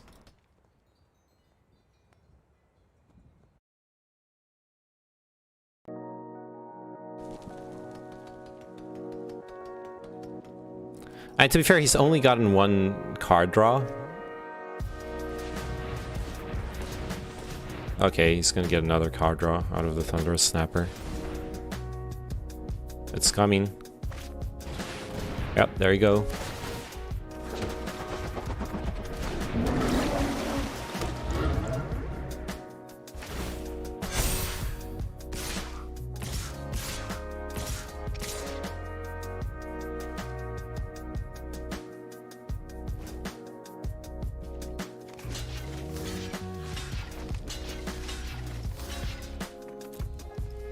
Should have done it ages ago.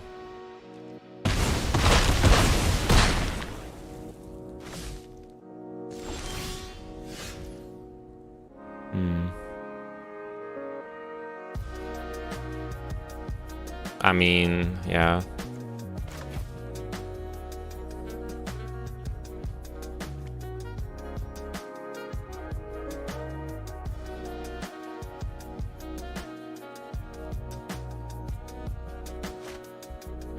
I fucked up this game. Never mind.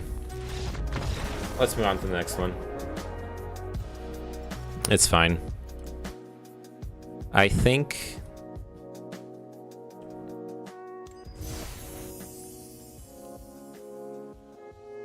if instead of greeting to play the Cathars, that didn't matter. I should have just blocked the big Chungus guy. This is fine. This is actually very fine. This is a good hand. We're keeping it.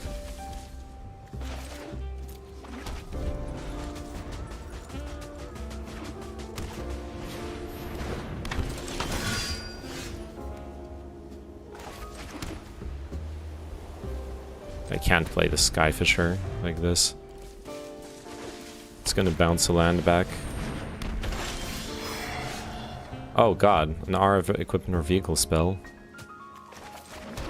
Well, well, well, that sounds like we're gonna lose.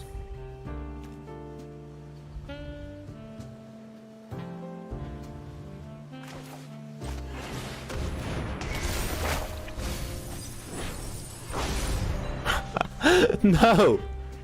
No, I milled my Forsake the Worldly and I didn't even get a zombie out of it. Oh god. And I lost the lands that I might have gotten. Okay. That was so bad. Oh no.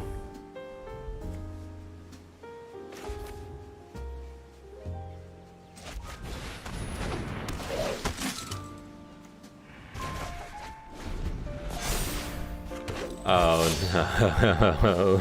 And we're gonna mill ourselves another 6 cards. We're gonna like lose to the deck size if I play it like this.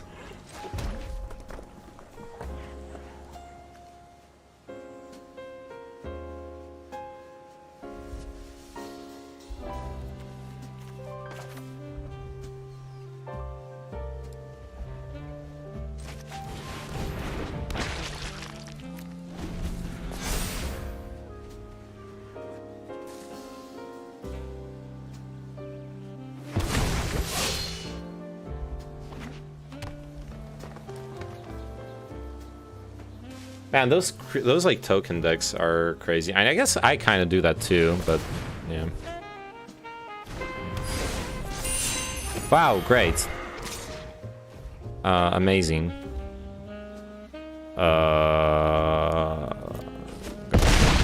Slap me, daddy. That's perfect. This is exactly what I wanted.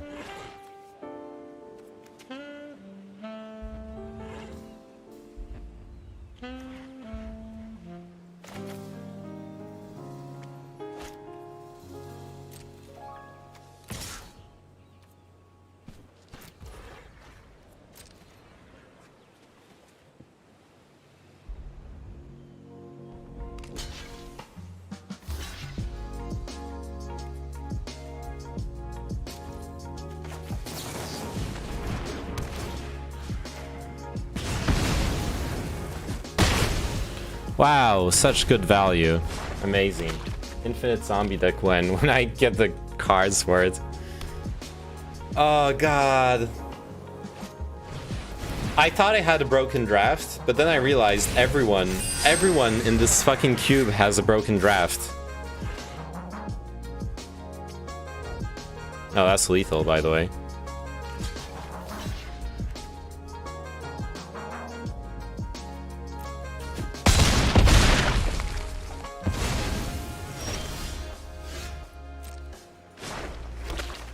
Nice. That's GG. Okay. I lost.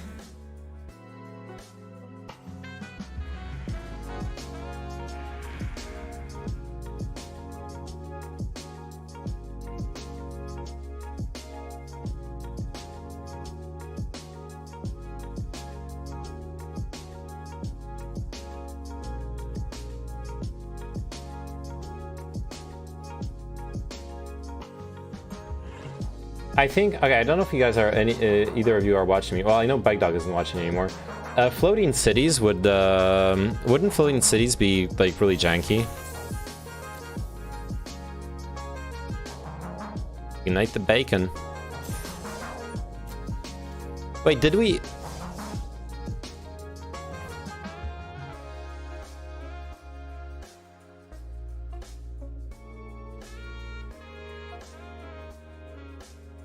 Cards you draft are not added to your collection. Shit. This is actually not very good value, let's be honest. Unless you get far.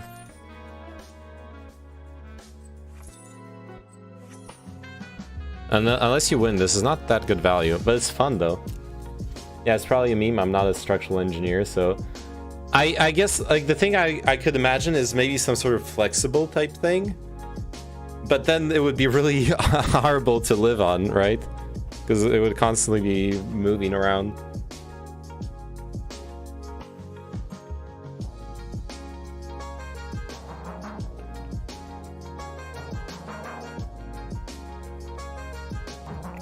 That being said, I think you're right, Bike Dog, as well, that if you manage to make it really, really wide, then the amount of energy needed to like tilt the city would be insane. But then the amount of energy that the sea contains when it moves is insane, so it could actually happen. Alright, I'm done. I suck at Cube. That was a fun draft. I regret messing up that one game, which I could have won. The other games, I think I got outdrafted, but that, or like outlucked. But there was one game we could have won in there. I want a working concept for floating cities that is affordable by tomorrow on my desk. Yes, I want it to. It can be on my desk or under the desk. You know what I mean?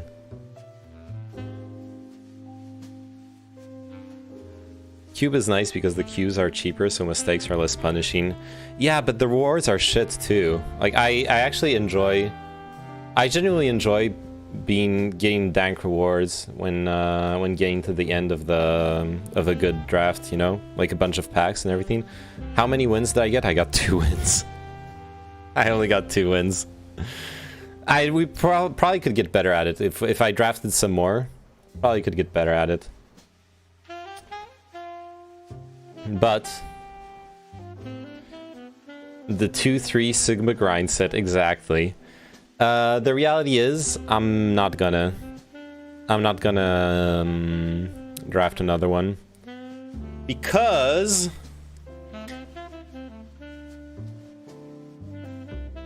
fun was acquired. Yeah, it was fun.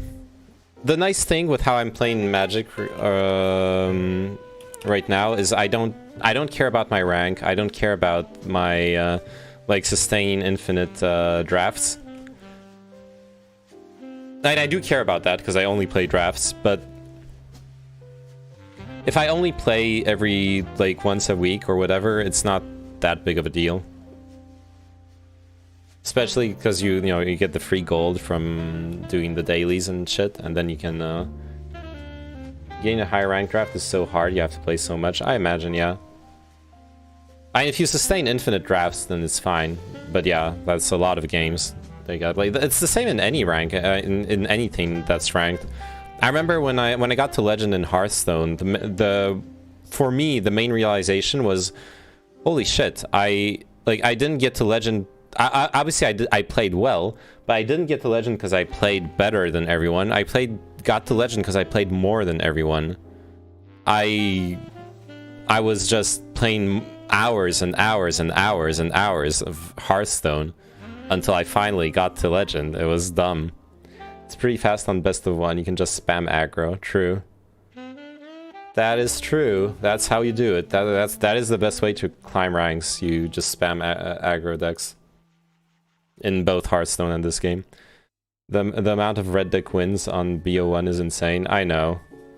I played a bit of Constructed back when I had a decent card selection for Constructed. It's been a long time since I played Constructed though. Very long time. Man, you guys don't know what you want.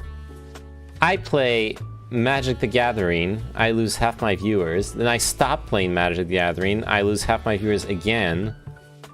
Actually, it makes sense. It makes a lot of sense when you think about it, right? Because the people who wanted to watch Magic, now I'm not playing Magic anymore. And the people who didn't want to watch Magic, they left earlier. Like, switching categories is, I think, is pretty bad. Unless you're going for a long stream. I know how it's like now with Eldraine gone. I don't know either. I haven't, like I've said, I haven't played Constructed in a very long time. That's why I like drafts. I like it's called limited, right? I like drafts simply because of the... it allows me to play without having a collection. You could try designing a floating city on stream. Yes, I could. I could try. Keyword try. I somehow doubt it will be an effective attempt, if you catch my drift. Oh. I don't really want to end the stream now, but...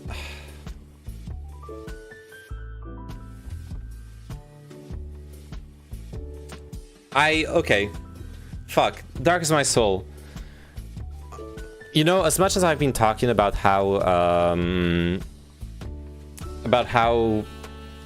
I had to work last week and that's why I couldn't stream,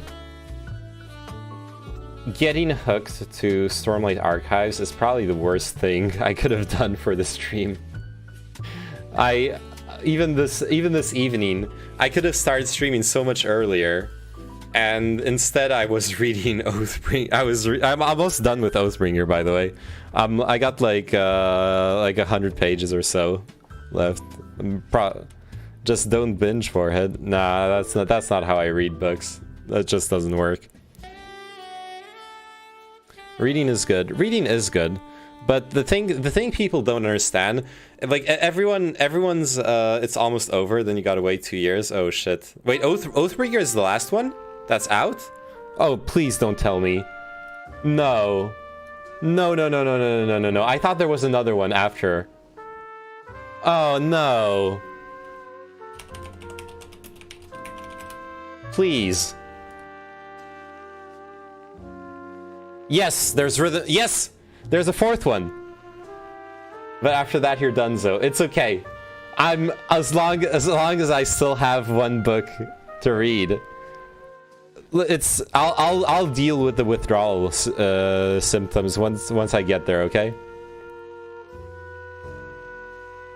I read like 1 to 2 chapters a night. The 3 Stormlight books took so long. Okay, yeah. If you read only a couple, like a chapter or 2. Then it's gonna be slow going. You could hear the desperation in your voice, I know. You got another Bible and your fix is done. Yeah. Holy shit. You owe yourself one of those just one chapter. Wait, where did the sun go moments? Sometimes you owe yourself. Yeah, but the thing I was gonna say, the way I binge books is the way people like binge video games or binge TV shows. It's not healthy. And it just because it's a book doesn't make it magically healthy. The people think it does, but it doesn't. It really doesn't. Consume soy, yeah. You can start Cradle after you finish Rhythm of War. What's Cradle? Is that the like other?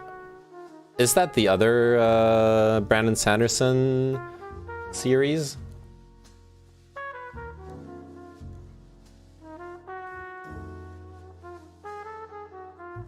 Oh, what are those? Sanderson's Laws of Magic. Sanderson's 3 Laws of Magic are creative writing guidelines that can be used to create magic systems for fantasy stories. An author's ability to solve conflict with magic is directly proportional to how well the reader understands said magic. Weaknesses, limits, and costs are more interesting than powers. The author should expand on what is already a part of the magic system before something entirely new is added, as this may otherwise entirely change how the magic system fits into the fictional world. Additionally, there is a zeroth law. Always err on the side of what's awesome. Pretty cool. I streamed Solaris last night, but I didn't watch it. Oh no! What? Is that the Soulsmith whatever the heck? I wasn't really into that. That's like the second book of Cradle.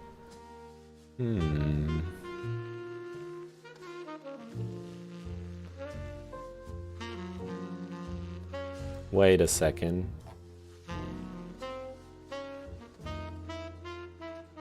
Wait, I need to... Oh, bibliography.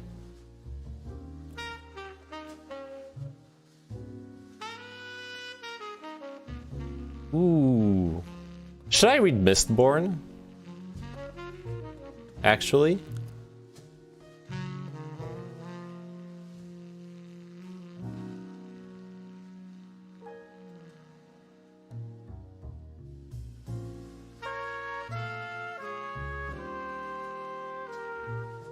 I feel like I would probably enjoy it.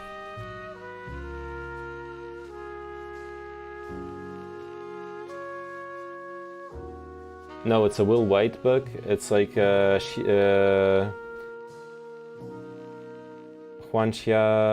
or Xianxia fantasy is very easy to read and way smaller. Oh wait, you told me about it. You told me about it. Yeah, Cradle. I remember now. As long as it doesn't fuck over your life, you can get sucked into a book, in my opinion. And to me, putting a book down and realizing you have been ignoring your hunger for 6 hours already is not fucking over your life in my book. That's still healthy engagement. Sure. I've been able to take it to unhealthy levels, though. Me and Deadwing fanboy that as well. Yeah, I've talked about it with Deadwing already. The problem with the other Sanderson books is that if you're expecting something different, you're going to feel bad. What do you mean? It's like all the same? And when I don't get any sleep because I wanted to read a few pages before going to bed and ended up finishing 2 books during the night, that's not unhealthy either. Only if it happens multiple days in a row. Well... yeah, that's the thing, Hugh. I've also had a fucked up sleep schedule these past few weeks. Do you want to know why? I may have multiple nights in a row read the fucking Stormlight Archive the entire fucking night, and then end up like napping in the afternoon, waking up in the evening and being like, oh, Moncastier, I need to like actually put in some work today.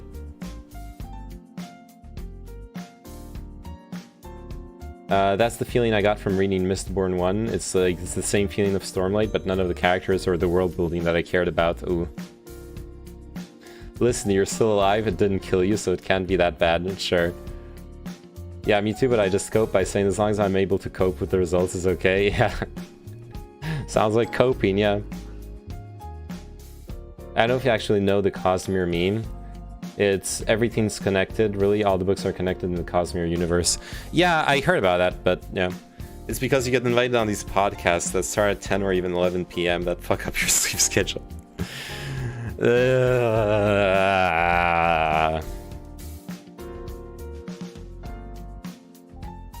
I'll talk about it when you finish Rhythm of Wars. Okay. Look.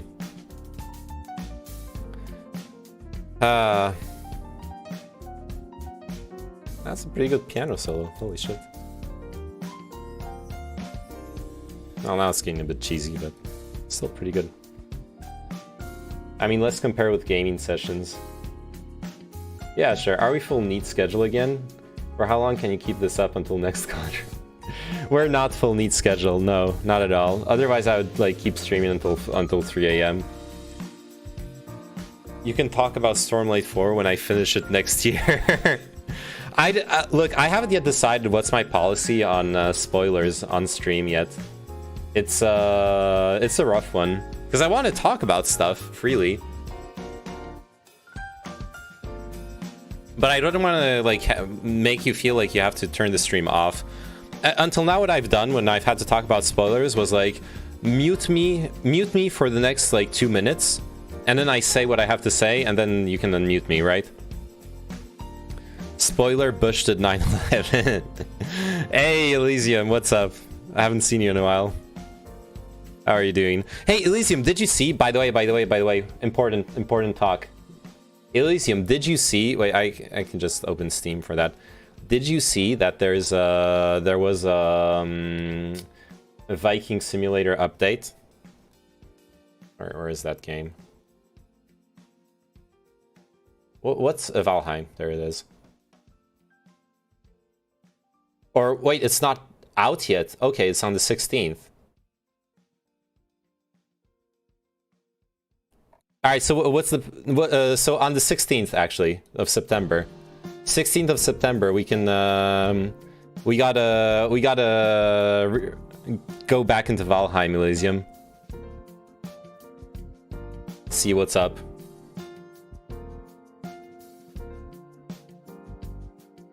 Look at this dang shit.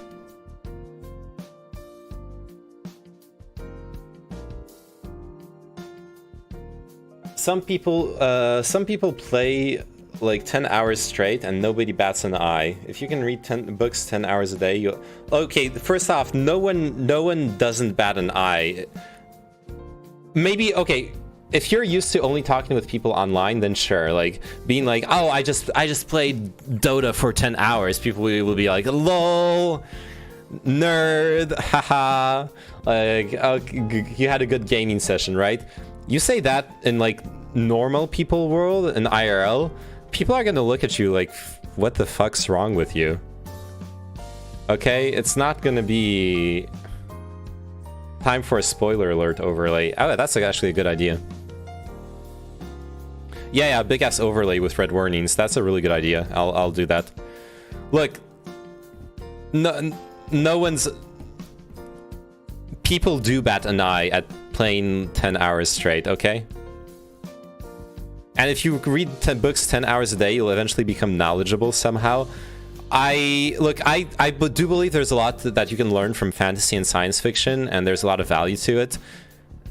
But it's not an education, okay? You're not gonna read the fucking Stormlight Archives and come out of it and be like, oh, I'm so fucking... I understand everything now about, you know, foreign policy. Yeah, not fiction. Well, yeah, because I only fucking binge fiction, pretty much.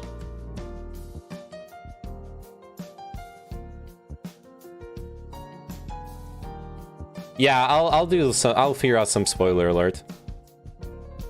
That's literally my mom. Super anti-computer. Electronic entertainment bad. But me literally reading the entire night is okay, and me reading the entire day was also okay when it happened. Yeah, I had that discussion with my brother where I had to explain that, like, it's actually possible for me to binge a book in an unhealthy way. That's like bad for my life style. And then, but if I play a video game for 2 hours, that's actually much healthier than like reading for 8 hours during the night. But people have this weird idea, you know, something that really puts things in perspective. There's like a propaganda text from when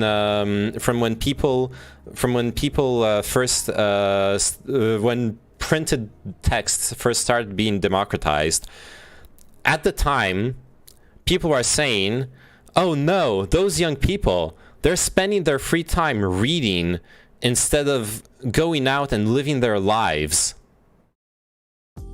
They literally did. The boomers of that time, of the like, what was it, like the 17th century, were like actually sitting there telling their Zoomers, kids with their books, wasting their lives away. They're gonna destroy their eyesight, which kind of does. And like, of course, I'm saying, of course, you can think of it in like a perspective where, okay, then video games are okay, right? But you can also think of it in the opposite perspective, where maybe the same things that make video games harmful are things that made books harmful back then. They were extremely interesting stimuli that you can get sucked into to the point of forgetting or ignoring other important things in your life. Yeah, I edge for 10 hours straight, but even all my gamer friends look at me weird. Why is that? I don't know. Edging is pretty based. That's weird. I find that the more I read, the easier it is to read other stuff. That is true. The more you read, the more you read in general, usually. Unless you get like really sick of it. And people are definitely stupid like that, where just because it's a book, it suddenly is good. Yeah. Unironically though, yeah. Mom, there's no save button on books. Yeah. Can we be real for a moment? Bad how? It's both a waste of time and a self-fulfillment career kind of way. I don't know. It's about escapism for me. That's my personal experience. For me, reading a book or playing a video game can both be indulging in self-destructive tendencies, not because they're a waste of time, not because I think my life should be a constant cycle of productivity, but because I like escaping the problems that I have to deal with in my life. And books are just as good of an escape as a video game, a manga, anything else. I can just read and forget about my problems. It's escapism. It's why I don't read, like, non-fiction. I do read non-fiction, but rarely. It's the same with the people on their smartphone in the train, not even talking to each other. Newspaper had the same bullshit initially. They were reading and not socializing. Yep, exactly. The threshold of waste of time is really weird. How many hours is too much to be a waste of time or leisure? There is no such thing as... the waste of time thing I don't believe in.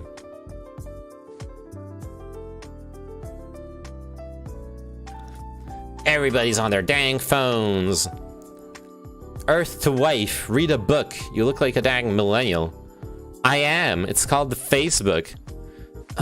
We millennials prefer the term bigotry impaired. A book? What kind of app is that? Nut allergy, vegan food, Antifa, American youth, liberal.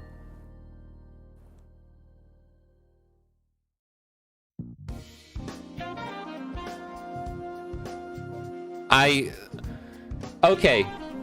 I like art. I like people creating things even if I don't like them. Political cartoons were a mistake, okay? Look at this fucking shit show. Look at this fucking shit show of storytelling and graphic design.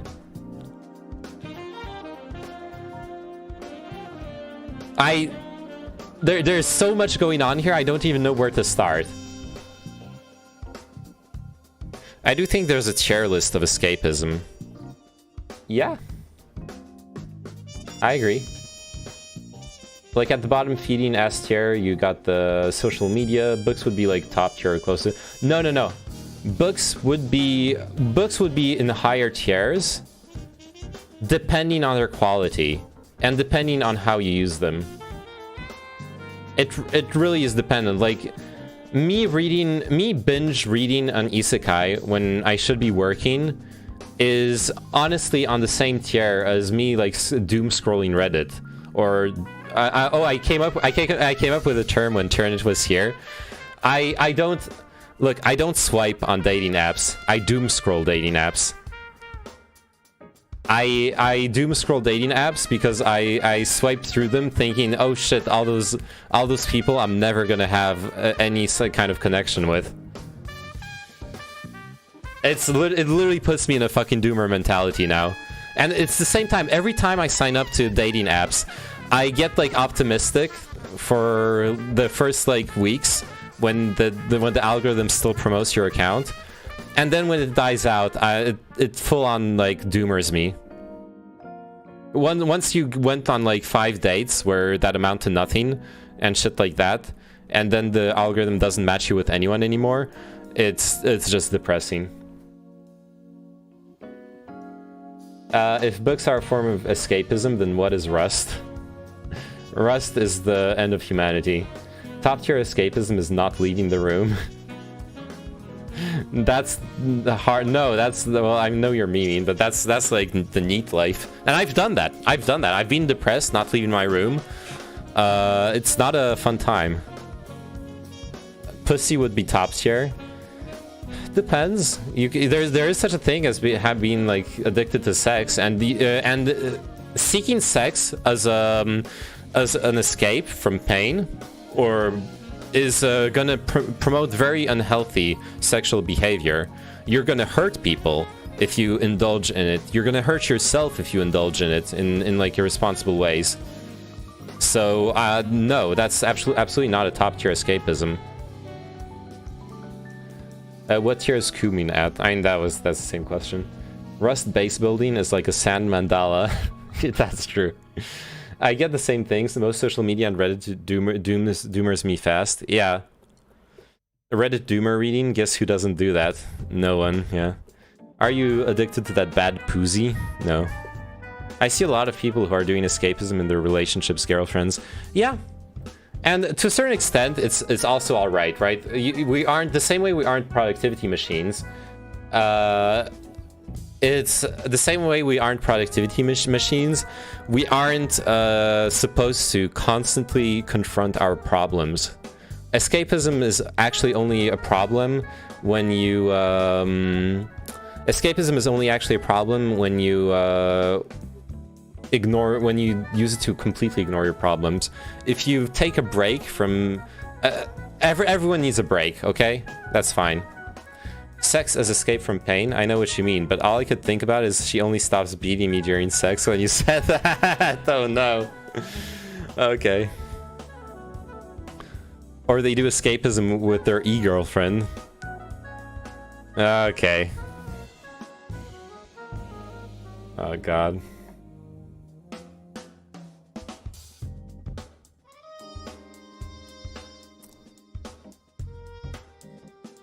I need to play StarCraft 2 again. Or continue playing it. It was fun.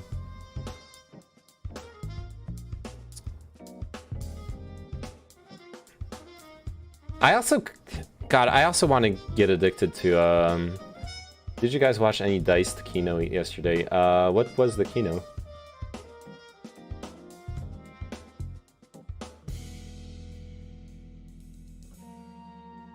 Alright, any MMOers in chat? Any MMOers gonna try out New World?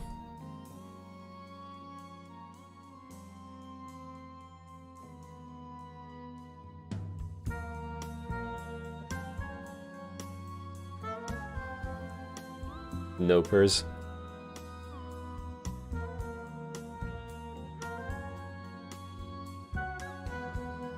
I actually enjoy MMOs. I don't enjoy the whole addiction to them, I guess, but I enjoy MMOs. Diced streams shift horror Kino sometimes at like 4 or 5 a.m. EU time. Okay, I'm never watching that. That's not my time schedule. Fuck MMOs, trash tier escapism. Arcadum is the D&D dude with some drama, right? Yeah, Arcadum is Arcadum basically sexually, well, it's alleged, but the allegations, there's like logs and recorded conversations of him being, okay, the logs and recorded conversations are of him being extremely manipulative, outright gaslighting people and emotionally blackmailing them, like hardcore emotional abusive behavior. And so that's like clear. He is an abusive type person, like narcissistic type personality. And there are allegations that were lifted at the same time of sexual harassment, sexual assault, from multiple people he's worked with. And that will combine with the like super manipulative personality is I don't know. I would not, I'm discounting him, okay? As a person. I'm canceling him in my mind. That ain't good. No, it's not good at all. The only thing that came out of it that I care to share, this is so fucking dumb. Arcadum. I don't play Among Us.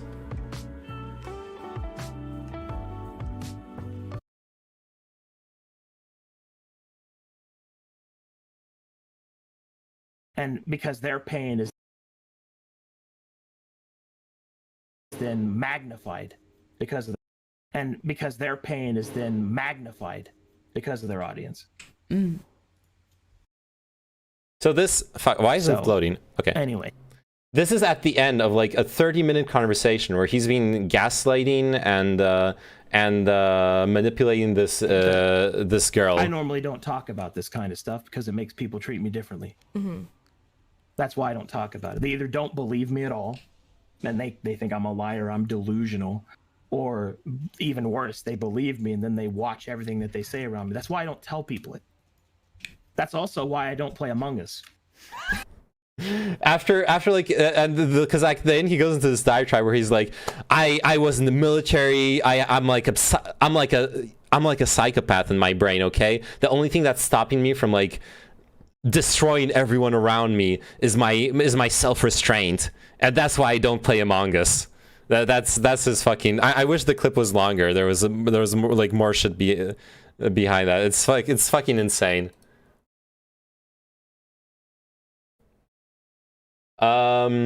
There's also a case to be made for escapism. Absolutely, yeah. That's what I was trying to say. Since when you achieve what you have to do, you'll create more things to do, and that's a never-ending cycle. So escaping from that is not a bad thing, to be honest. It becomes meaningful as fuck. Yeah, that's what I was saying. Like, everyone deserves respite and relaxation and everything. Thank God he has the self-restraint not to play Among Us. Yeah. The lesson in Hunter x Hunter is enjoy the little detours to the fullest. Yeah.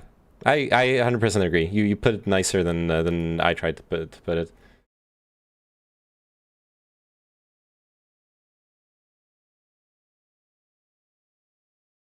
Also, just remember, New World will destroy your 3080, will it? I'm very skeptical of New World. Okay. I don't know. Maybe it will. Maybe it won't.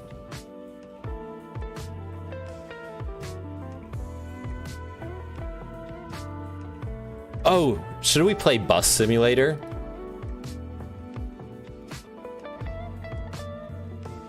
Imagine a bus stream. How dank would that be? Where would we drive to? From where to where? Wouldn't that be fun?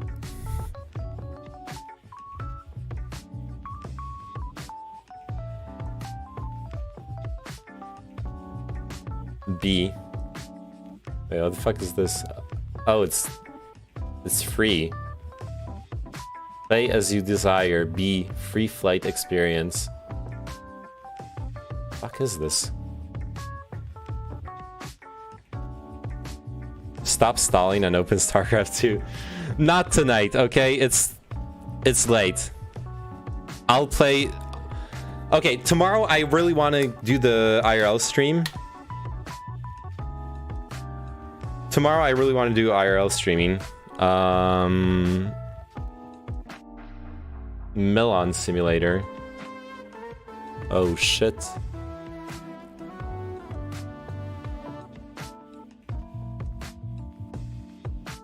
Fuck is this?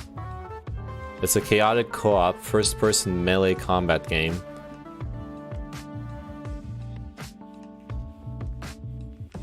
We need to make Melon play this. This looks horrible. This looks really shitty to play, by the way. This is actually gonna be a really shitty game. It's not worth €5, okay? IRL streaming as in public, yes.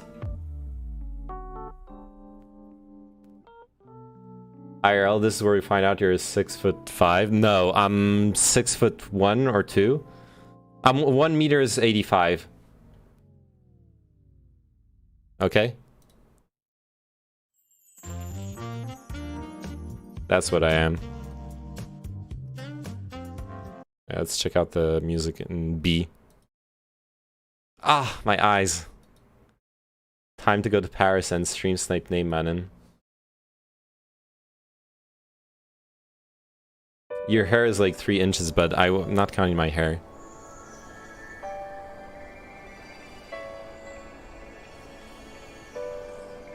What the fuck is this? Why does the camera start and the fucking opening cinematic start inside a hill?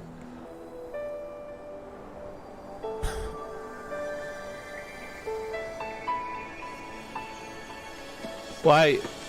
Okay, what are the controls? Okay. Okay, okay.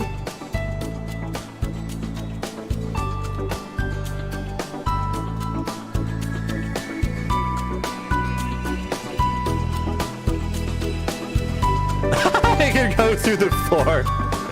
Oh no, this is so scuffed.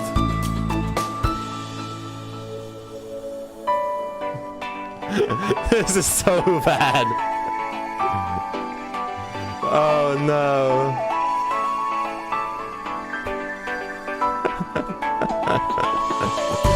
What the fuck am I playing?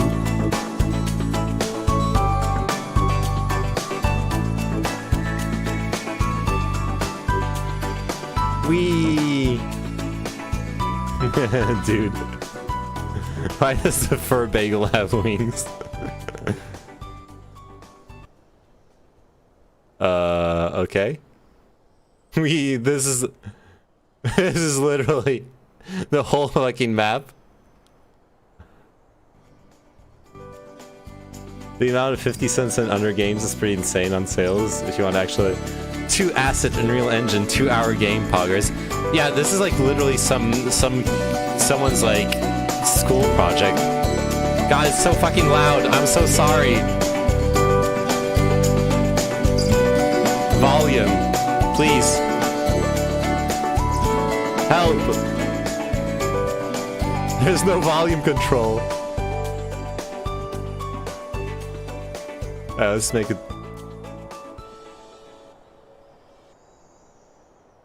What the fuck?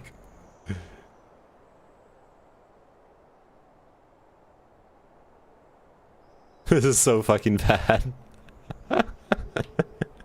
Max everything. Oh, true. True. Let's slow down a bit. Ladybugs, dandelions, grass density. Meadow size. Ladybugs liberate. Ladybugs disperse. Enable VR. No. Okay. Apply. Holy shit. This is beautiful. Look at it.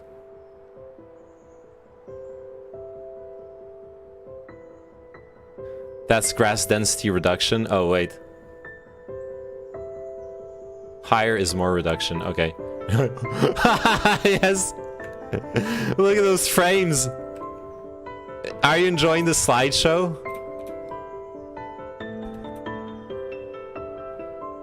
Be yourself.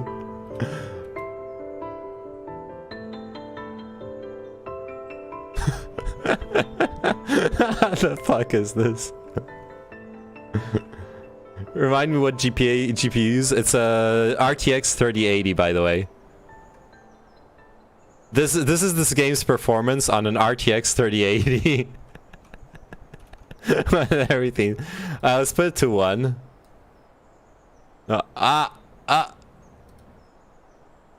Is it playable? No.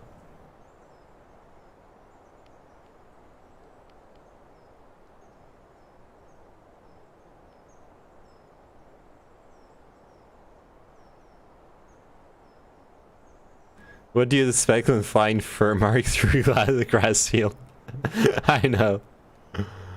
Oh god, it's so fucking bad, dude. The dandelions are out. Okay, let's remove the grass density. Like, let's like lower it.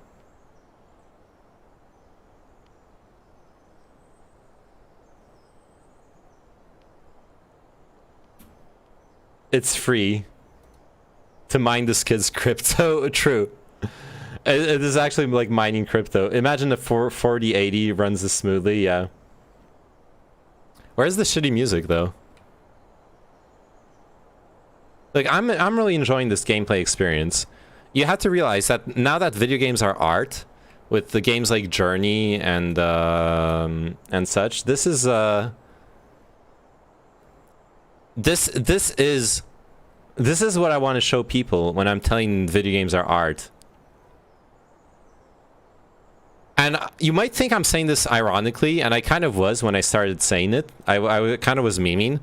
But unironically, what better way to prove that video games are art than to show that people make shitty art? And because this is, I genuinely believe there's no such thing as good art without shitty art. It's like the pyramid rule, like 90% of everything is shit. So this existing actually vindicates us. Is this the new Cyberpunk DLC? Yes. Oh, I gotta finish the Cyberpunk someday. Unironically, I believe he could have made this in Unreal Engine and made it smoother. I'm sure there's ways to optimize this. To be fair, we put like way too many everything.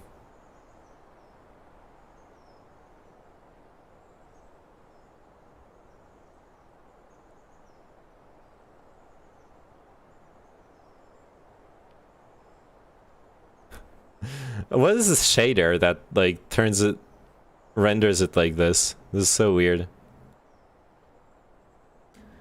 Imagine the creator watching your stream right now and you're bullying him non-stop. No, I said his game is so shitty that it like actually becomes art. That's the best compliment I can give it, okay? Because this game is not gonna get much more from me. The number of ladybugs are really unoptimized in this game, to be quite honest. True. Maybe I think this game's gonna lose a few points for that. It might break your GPU like New World. Yeah. I love the fact that I started up this thing and I got a bunch of viewers for it. Oh god. Okay.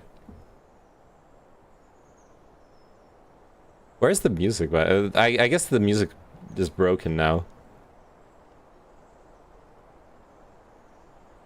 Alright, what can we do to like make the game like playable again?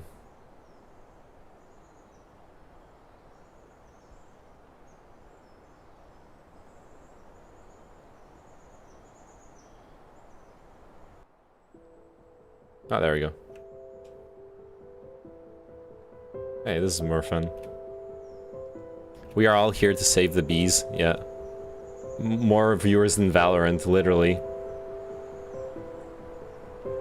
Literally more viewers than Valorant. Look at the skybox. Oh shit, there's a meteor. Okay, this fine perspective thing is really confusing. I guess we're a flight simulator now.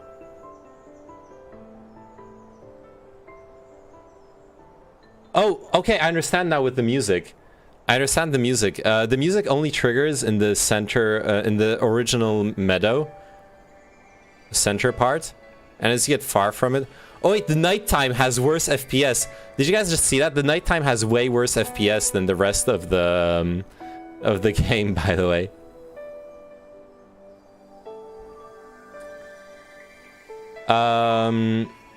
He needs to add hornets and loot.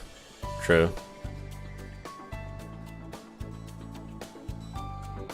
Yeah, how do I...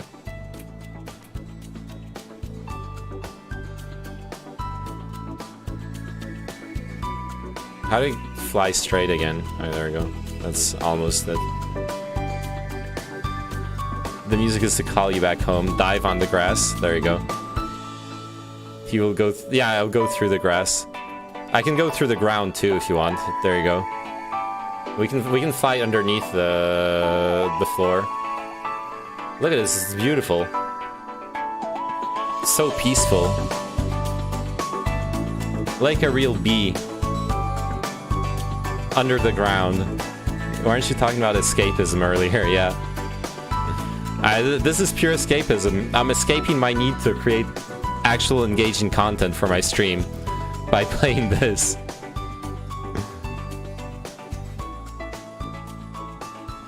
In stellar tier. Love. Yes.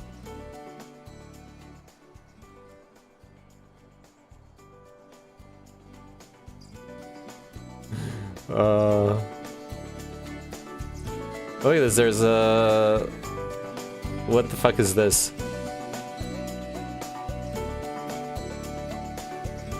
Oh, it's the backside of the dandelion. What the fuck?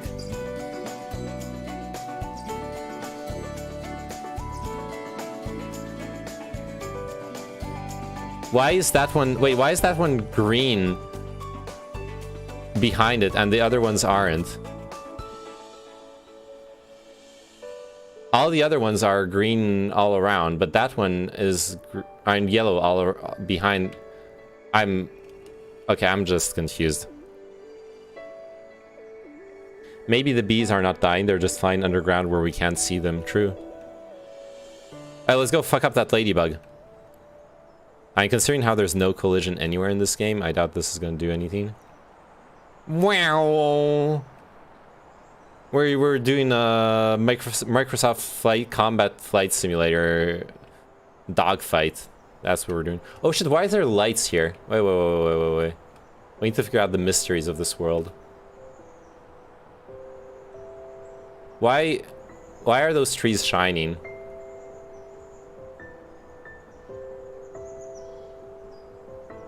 And why do they look like plastic tubing? There's a lot to be said here. How many people just play games, the games other people pick, and never get to experience this pure experience? True. This is a very pure experience. I want to catch those meteorites.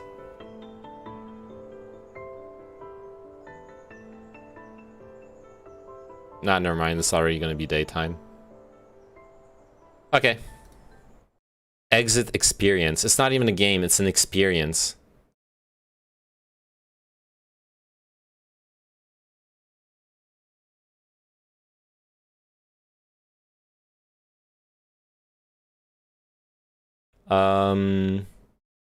Store page.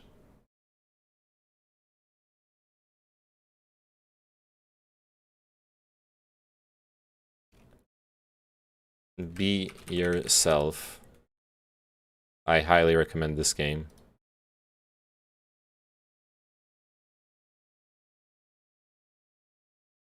Alright, what else? What else have we got here?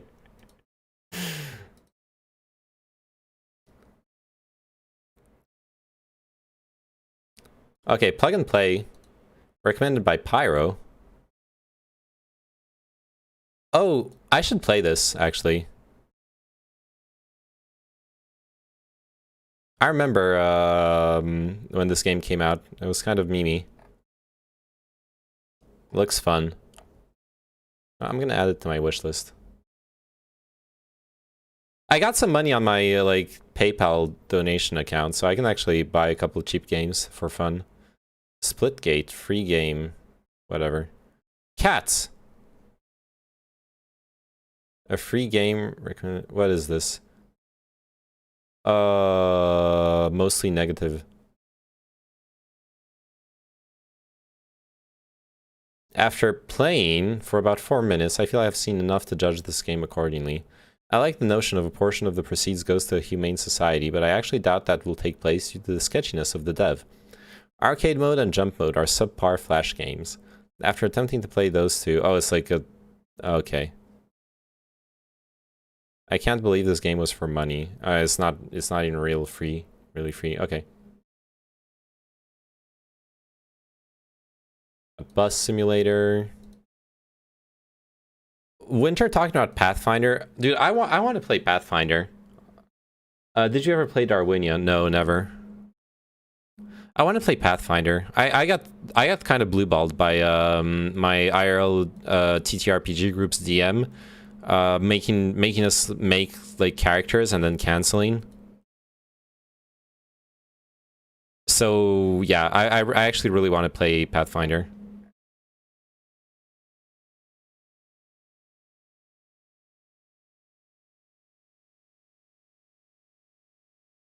I'm probably gonna check it out at some point. Darwinia. Oh wait, I just switched to Darwinia. What is this? An RTS game. Features a novel and intuitive control mechanism, a graphical style ripped from 80s retro classics, and a story concerning a tribe of nomadic sprites trapped in the modern 3D world. Interesting.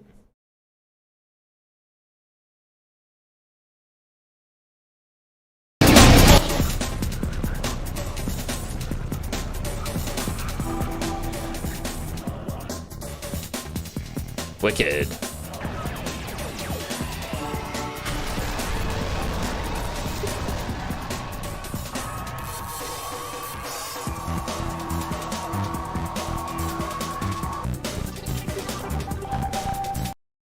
You got a little game you haven't finished yet in your library. I have a few of them.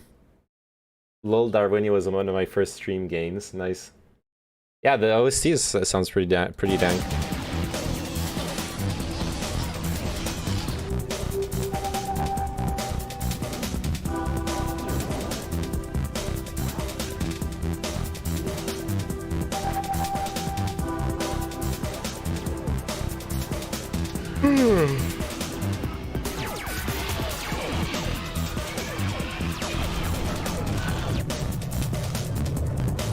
Nice.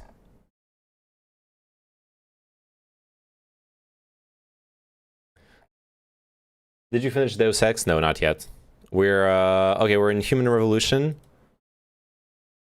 Okay, who is that? I actually can't show the... Oh, that's Kino. Fuck, I forgot that was Kino. Waifu Hell. No, I know that game, Kino.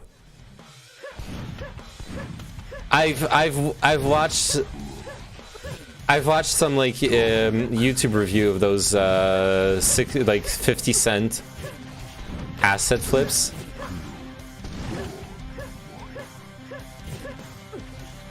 They're not.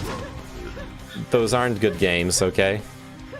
This is not even worth the money it costs.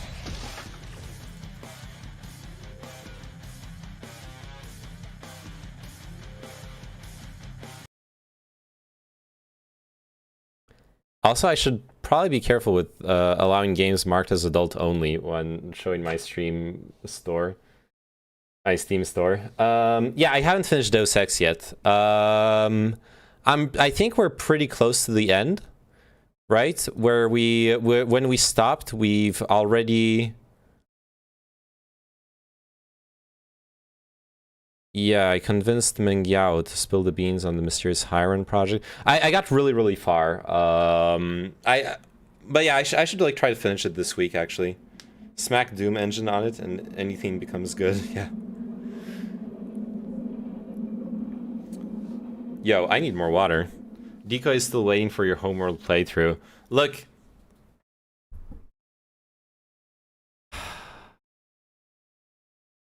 Okay. No, I'm not playing Homeworld. You've insisted too much on it. It's a game that I always wanted to play, but now that you reminded me of it, I'm not gonna play it. Okay, just to spite you. Got him. 100 years ago, a satellite detected an object under the sand. Also, maybe someday. Maybe. If you bribe me, I'll play it for you. Is a cure for a hangover more beer? Actually, okay, about that. An expedition was sent. It's not a meme. The whole hair of the dog thing is not a meme, because the reality is, when a large part of you feeling bad from a hangover is often due to methanol. Well, in general, like ethanol and methanol metabolization in your livers, and when that happens, when you drink more alcohol, your body will prioritize the new alcohol you drank. There's something where it's like the stuff that you the alcohol that you drank like 8 hours ago is a metabolic stage where it causes a hangover, but drinking new alcohol will make your liver split its work between the new alcohol and the old like metabolic process, which means it will produce less it'll spread out the toxin production over a longer period, right?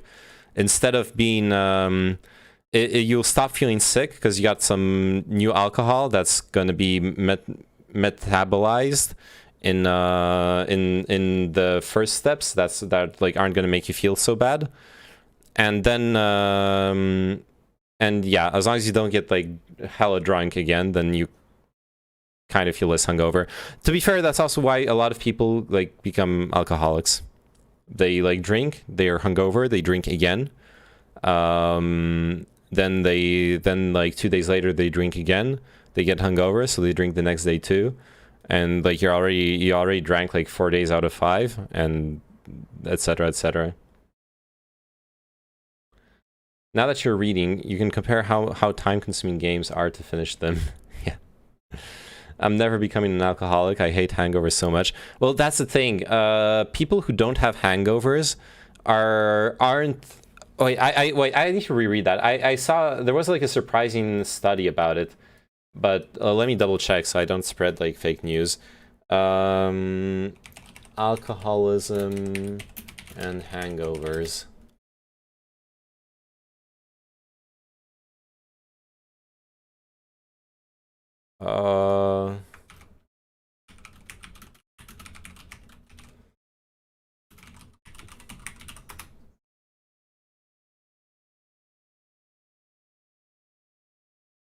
Nine signs of a high-functioning alcoholic. Why don't I get hangovers? Okay, because some people... Why don't some people get hangovers? Blah, blah. Their causes. To fill a systemic Katzenjammer research gap, psychologist Wendy Slutzke developed the hangover symptom scale in 2003. Etc., etc.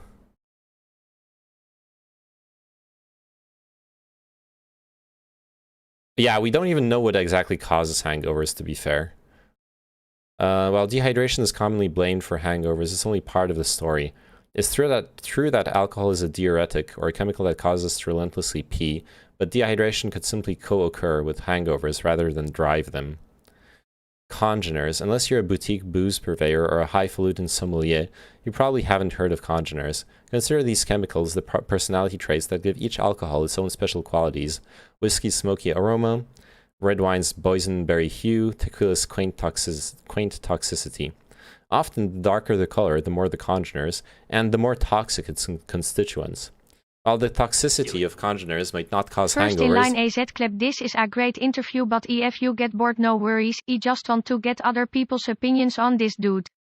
He gets into more controversial stuff in the latter half. Alright, holy shit, $20. Thanks, Magic Troll. Fuck, I can't... Wait, how do I... God damn it. I can't copy-paste the YouTube link in the...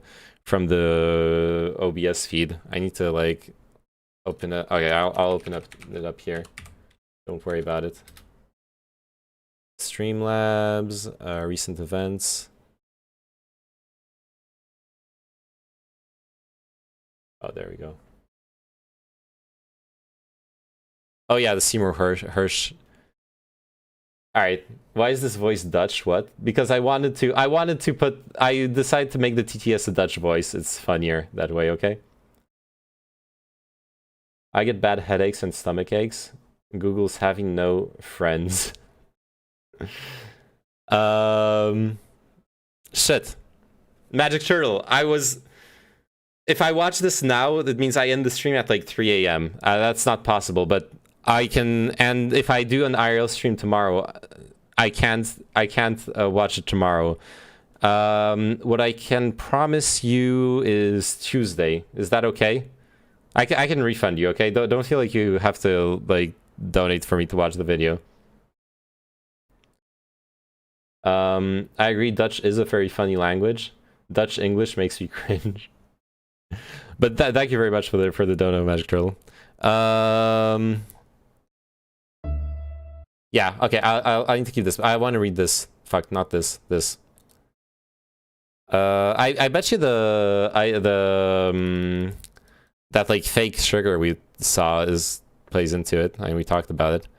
Acetaldehyde. Oh yeah, that's the one I read about. The body transforms booze into a substance called acetaldehyde, which is up to 30 times more toxic than alcohol and causes nausea, sweating, and a racing pulse. Yeah. Your ethanol gets broken down into acetaldehyde, and then drinking new ethanol will interrupt the metabolic process and give your body time to deal with the acetaldehyde before more acetaldehyde is produced. Is a theory. It's not a... Don't refund me, lol. All good. You don't need to watch it all in one sitting or rush to watch it. Alright. All good. In that case, you know what? I'll like... wait. Watch later. There you go. Saved to watch later. The hangover resistant and the hangover vulnerable. Genetics explains almost half the variation in hangovers experienced between individuals, according to a 2008 study. Hangover resistant population is roughly 23% of the US population. Interesting.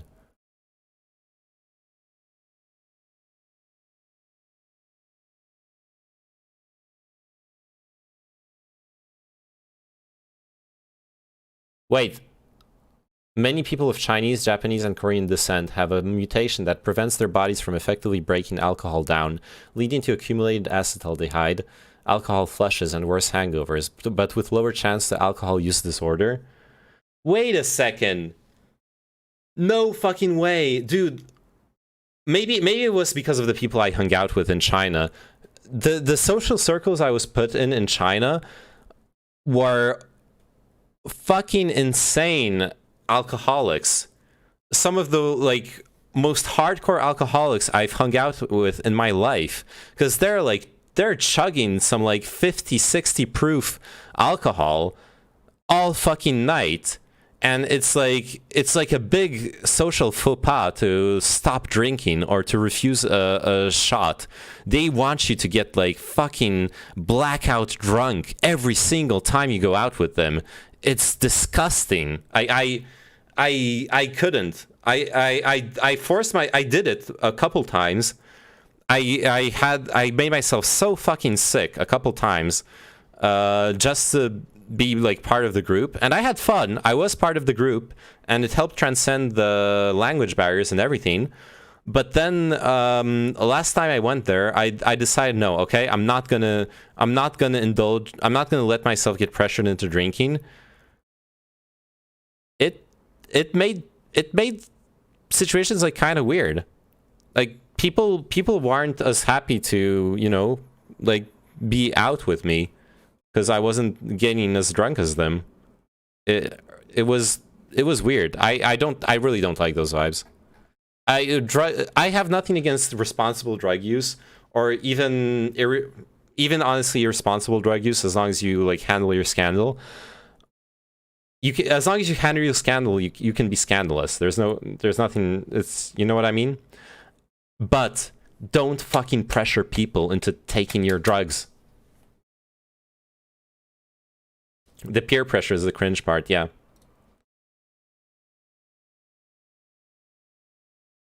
Where are my bash memers at? What do you need help with, live surfing? I'm no like bash professional, but I've bashed some heads and I've bashed some pussy in my time. That's what I should be saying. Not like this. Okay. No, seriously, I had to mess with bash scripts from time to time. I'm really not like a professional at it. I only use it when I need to like figure something out. Bash these nuts. Hey. I only use I like most software developers, I only use bash to like get a solution to a problem. Magic Turtle can't escape me. Oh shit, Bukra throwing shade at you, Magic Turtle. How familiar are you with escaping commands? Wait, what do you mean by escaping commands? I know what escaping characters means, but escaping commands... or do you mean like Control-C to interrupt the process? That's like taking over your shell? Is this guy an alcoholic? If you have to ask, probably yes.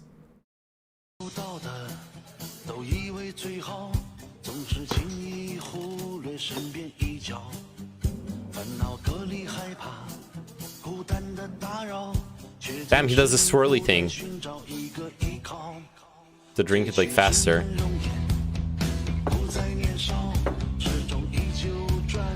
Oh god, this whatever mix he's making here is gonna be fucking disgusting.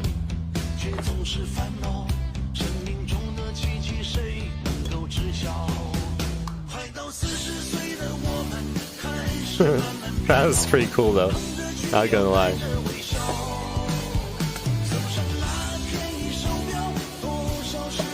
Holy shit. Oh no. Banger alert. This is a banger. Dude, well, that's one thing that also shocked me. All the other immigrants I was hanging out with were like really fucking, they were like, oh man, I can't stand this fucking like Chinese music. Dude, they got some fucking bangers blasting. When at some point when we were like driving through the mountains with a Chinese guide, and he was like blasting the radio. Man, I obviously I was like a tourist, but I was fucking enjoying it. Getting to experience the actual like culture, you know. I lived with a okay, how familiar are you with escaping commands, e.g. find, TMP, writable? I don't know what you mean by the sample you sent. I lived with a Chinese guy in first year of uni. He kept whiskey in the kitchen and went for a shot every time he smoked, which was regularly. Yeah. Do you think he can taste it anymore? I don't know, honestly. That thing probably has a pretty intense taste, if I dare say. Like this is probably Baijiu. That's like the 50-60 proof sorghum alcohol thing. Whatever that blue shit was, I don't know what it was. Chinese drinking bro who became a Twitter sensation. Chinese drinking king Pang Zai. Oh god. 大家好，我是胖仔。今天我过生日，然后一会儿会有好多的朋友来我家，我将准备一桌丰盛的晚餐。It's probably gonna make some dank food though. 这个东西的松花蛋。Oh, century egg, nice. 这是非常好吃。我今天晚上我做一道这个菜。我听说这道菜。 Wait, really? Bear Grylls can't stand century egg? That's funny. Nice ginger. I don't know what's this technique going to be today. Okay, like that.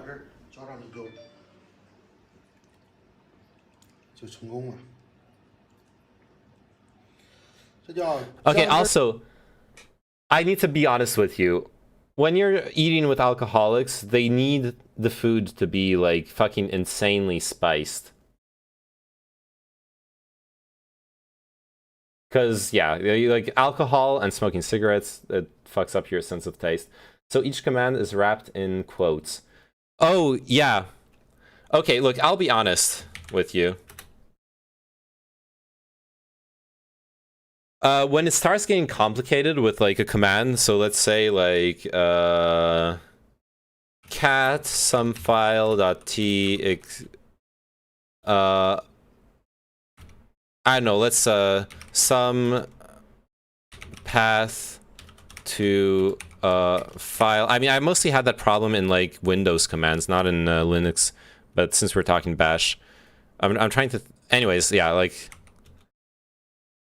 okay, some path file.txt, let's put it into a grep something, and then like I don't know. I can't come up with a good example of needing to like put quotes around stuff in commands in bash.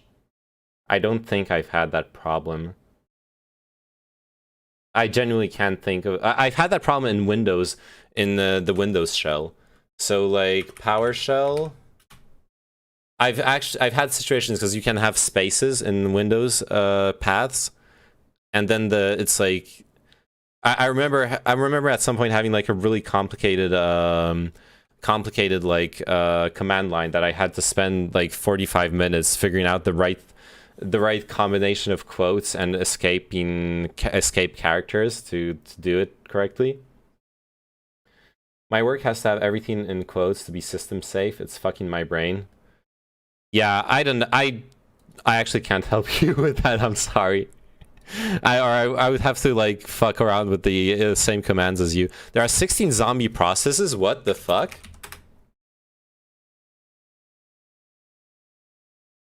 How do I kill all zombies? Look at him.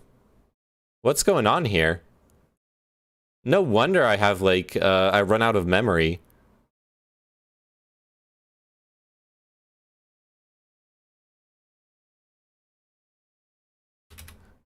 I realized on Monday that my when I start up all the Docker images for my work, it takes up like 20 gigabytes of RAM. Well, it depends. It's like 16 to 20. It can take up like 16 to 25 gigabytes of RAM, depending on how much like memory was leaked and whatnot. Anyways, back to.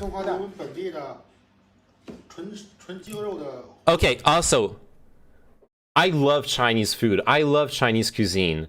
But there's one thing only. Well, not only, but there's one main thing that I would never, ever, ever want to eat at a Chinese table or at a Chinese restaurant. Is their sausage.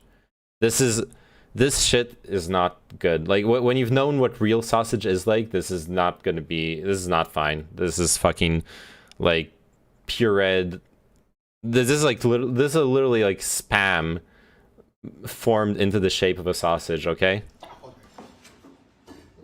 这是小黄瓜，它也叫荷兰瓜，蘸着酱非常好吃。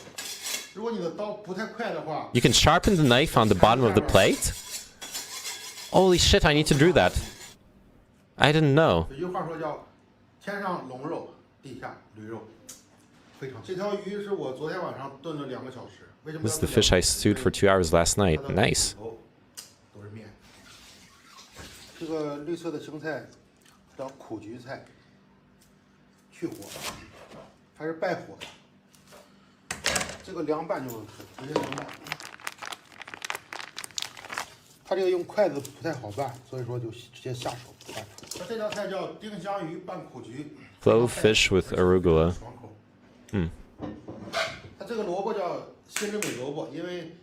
My girlfriend makes me eat that shit all the time, or the meatballs. Damn. Oh, damn. I did not know this radish existed.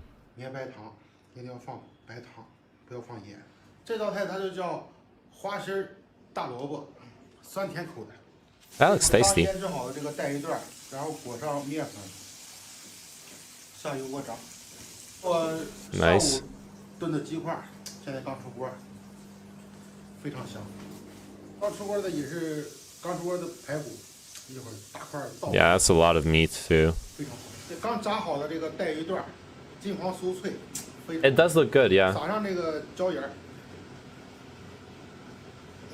完美。这酒店现在都是湿满。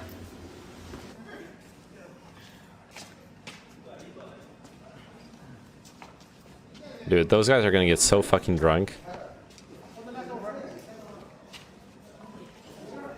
They know it's gonna happen. Look, okay, there you go. Look at those fucking bottles of Baijiu. They're gonna get so fucking pissed, dude.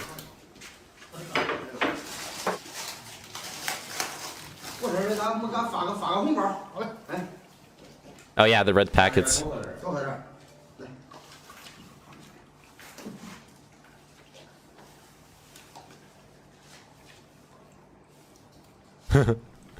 Oh shit, they're putting down 100 kwai bills. And okay. And he has to like drink the cup that's on top of him to get to the money. Oh god, he's oh god.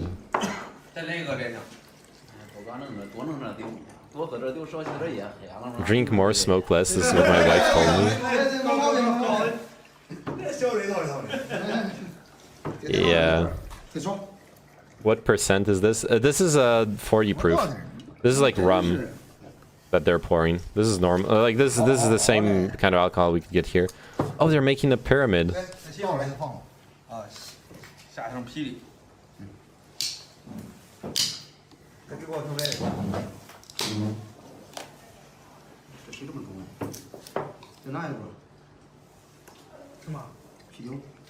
Based.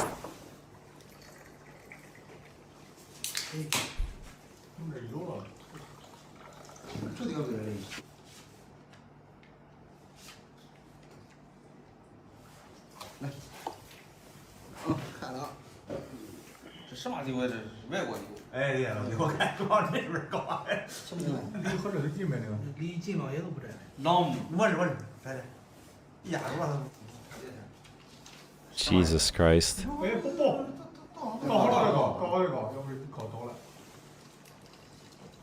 Now this is fucking strong shit. I don't recognize this like Baijo, but is this the parasocial relationships you've been worrying? Those are IRL relationships. What do you mean? Unless you're talking about me, but.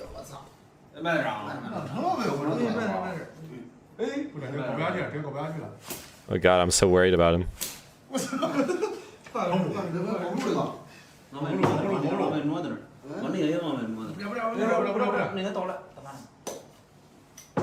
Oh, that was a beautiful pop.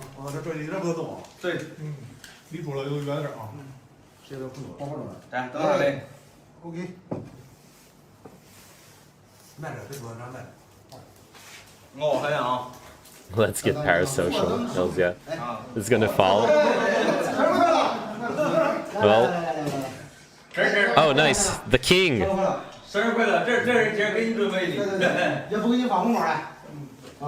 这酒包，这白水这是酒包，这是酒包，对酒包。你看这是呀，有卖酒包的，有卖酒包的。是的哦。我操，这倒几杯酒买啊。Why did he do that? 这我必须得干，没毛病，你必须得干到去。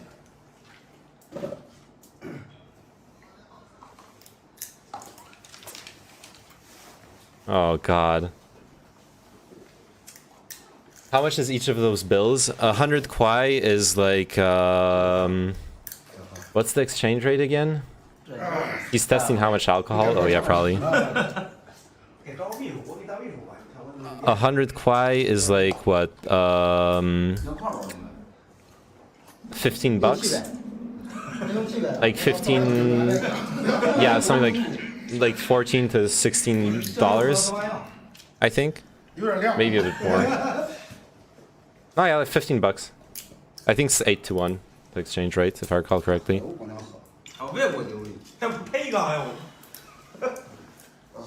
then it's a bit less, actually. He's gonna fucking die. I mean, he's obviously enough of an alcoholic that it's not gonna kill him. This would kill me. Like seriously, this would kill me. Also, look at his fucking body mass. This guy's chonky as fuck. 呛儿嘛的，属实奥利给！哎我操！牛逼！哎对，还有一个小下本，来一个。压手的。嗯，这是呢，这是柱子。板板正正，慢慢等等。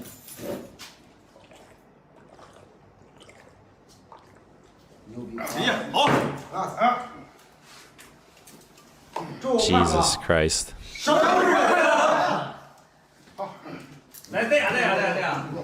Ah, the king. Remember when LSF was obsessed with that fat Japanese guy? Then turned out to be a predator or something? I don't know who you're talking about. I don't remember that. I'm shuddering just watching this shit, yeah. That was like 12 cups and he downed to like nothing. I know. I was like 2 bottles. Oh yeah. 一瓶没喝完，喝了。那看看，你不能装个这个。我操！来。好，我祝你生日快乐，幸福啦！听劲儿，听劲儿。哎，快点，快，我们时间快到，快点。我嘞，哥。If this is what I think it is, this is fucking dank. The like worm rice tea. It's so rice tea. I had that once at The Chinese guy that I was talking about earlier, he really liked us, so he invited us over to see his family in his town, and it was kind of those kinds of vibes of like a whole family, like 3 fucking generations sitting around a table. I might actually be able to show you some photos. I don't know if I've them downloaded. But it's so cool. I got photos with like his grandma, and shit, like hey, taking a cool photo, dude. The drinking there was fucking insane. Like this like white baijiu, the alcohol was flowing like crazy. But the food was amazing. The vibes were amazing. Like the people were so fucking nice. I loved it. I would love to go visit them again. And then what I want to say, the grandma was serving this like, so we could drink this between like alcohol, and it helped so much to like actually have, you know, water going into your body. This like tea that was basically somehow like boiled rice infused into it, and it's like so soft and nice. I really liked it. I don't know exactly what it was. Pang Zai.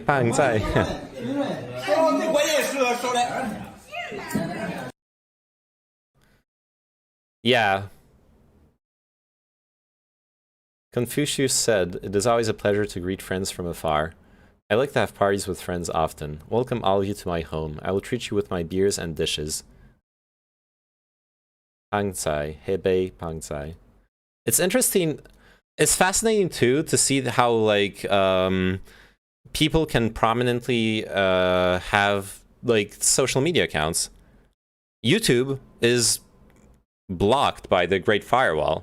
So to access to like upload his videos, he needs to go through a VPN.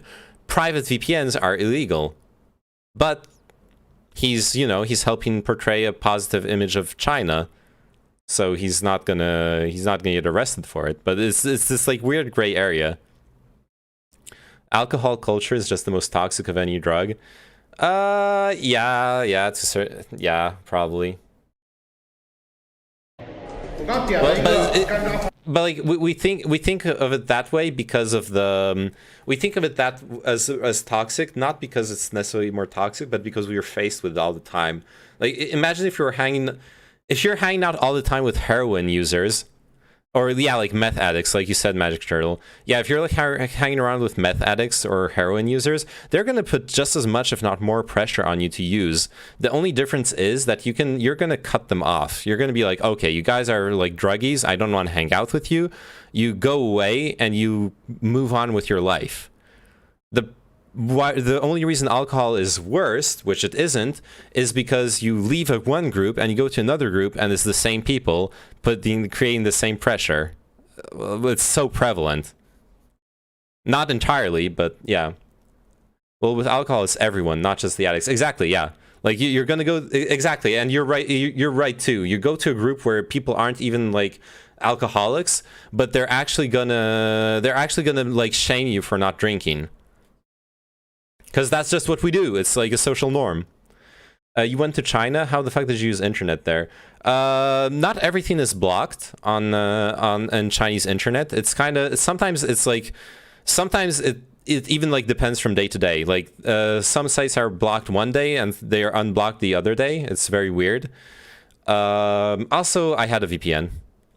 Like everyone has a VPN in China who wants to like use foreign internet. Or you just use Chinese internet, which I wasn't gonna because I don't fucking speak the language and like whatever. No, porn is illegal in China. But what I did when I was in China, I didn't want to use the VPN to like well, I actually did I did use the VPN once or twice to go watch porn. But what I mostly did was I'd go on Reddit. There's like NSFW subreddits that are text only, just erotic stories. And it's funnily enough, those weren't blocked in China, the text-only subreddits. So I just jerked off to like erotic stories. No other drug your friends are pushing you to do more, or else you're a pussy. Well, it happens with other drugs too, But yeah, I think Gehenko has the right point. Like, no other drug, you'll have non-addicts pushing you to consume more. The big brain Coomer, yeah. The people running those VPNs must be like the equivalent of drug dealers. I bet they live some interesting lives. Yep. It's a very interesting economy there. Because you like registering a server in China, you have to have an official company, and that company needs to be the one renting out the server. So they can trace it back to real people no matter what happens. So I have no fucking clue how the VPNs do it. And the VPNs regularly lose their entry points in China. And then the VPN's down for a day or two, and in a day or two you like look up and there's like different IPs and shit, and suddenly it works again. So like obviously they lost the server they were using and now they have a new one. I don't know how it works in detail though. It happens with every drug. It's just alcohol is seen as acceptable in society. Yeah. It seems like there's two types of cultures with the other drugs. Very chill wants to hold your hand through the process, and the other is the toxic one where it peer pressures you to get in the vibe. Well, to be fair, the whole holding your hand vibe can also be just as much pressure. I think it's important to acknowledge that. But also, large parts of me not drinking alcohol is that the weird peer pressure thing of others has absolutely ruined it for me to the point where the idea feels stupid. Good for you. Alcohol is like pretty fucking toxic, and I mean I don't even mean it in like a metaphorical sense. It's like literally a toxic substance. But yeah.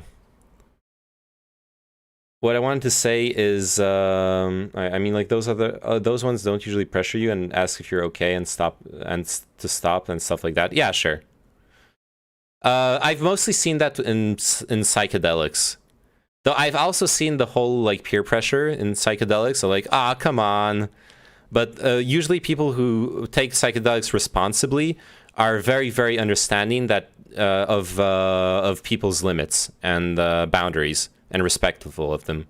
That's been, especially if they're consuming psychedelics in a more spiritual sense, rather than recreational, then they're very likely to respect your boundaries. Student mobile app. Position iBeacon. iBeacons are wireless.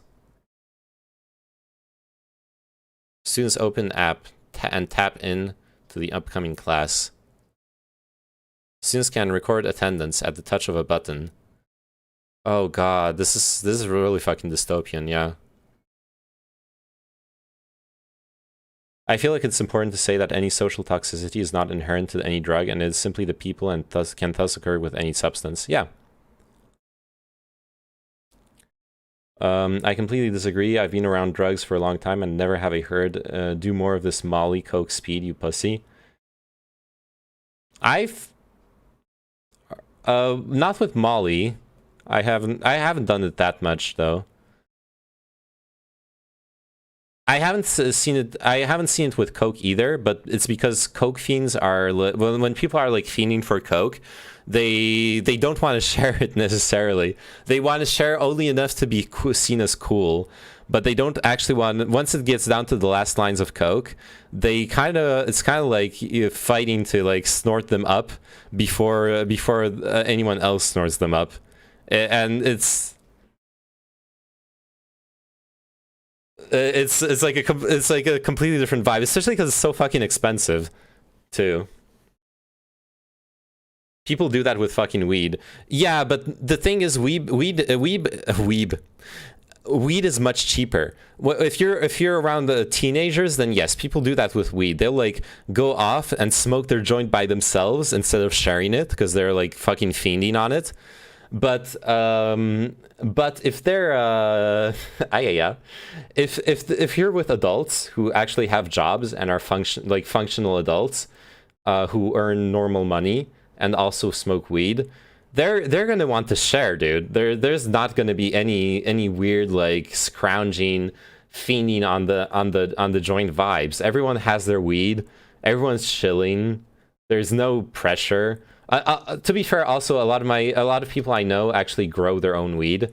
So at that point, it's like even farther removed. The pressure is even farther removed. It's like they have like, you know, fucking 50, maybe not 50 kilos. They don't have like they don't like grow to sell, but they have their weed. You know what I mean? They're not, yeah, exactly, weed goblin. They're not gonna weed goblin it. It's rather the contrary happens, where like everyone has their latest batch of shit that they grew, they're like homegrown stuff, and they want everyone to taste it because it's like really, really yummy and smells really nice and everything. The coke fights I've seen, the addiction when you're coming down from coke is strong as fuck. Yeah, the from what I've heard, the come down from coke is horrible. I got into a fist fight when I was a teen for weed. Got a black eye because I was a dumb fuck. Nice. We talking about drugs now? Want some ketamine? No thanks. When you run out of coke, you better drink enough to be able to sleep soon, or it's gonna be some terrible time. Next day, I'm pretty good with coke though. MDMA is what wrecks you next day. See, the one and only time I took ecstasy. It was like barely above a microdose. I barely took enough to be like high and really fucking enjoy the vibe. I was like dancing and loving the music and the energy and everything. But it was like just enough to get there, and it was perfect. I would any more, and I would have not felt very comfortable that night. Because then we had to leave the place and like go into the subway and stuff like that. So I would have like actually felt really fucking bad in the subway because it makes you like hypersensitive. I would have felt overwhelmed. But because of the taking like a really small dose, I didn't really feel any like bad like come down the next day. So I think if I ever do take MDMA or ecstasy again in my life, which I'm not sure I will, but if I ever do, I would take a very, very small dose and try to just hit that like very slightly high plateau where it just enhances your vibe, but not like getting really high. I already know what that feeling would be like because I've been really high in my life, and it would be just really overwhelming for me. And then I wouldn't be able to do anything. 黄花鱼，老板说了，你得罚我一杯，非让我吃菜。我先不吃，先闻闻味儿。Oh God.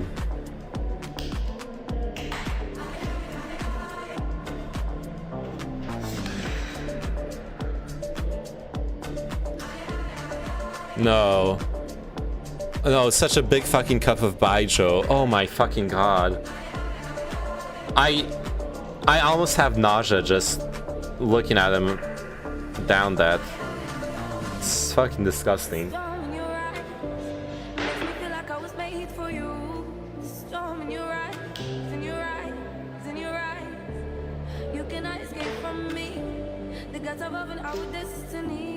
You cannot escape from me. Because above and our destiny.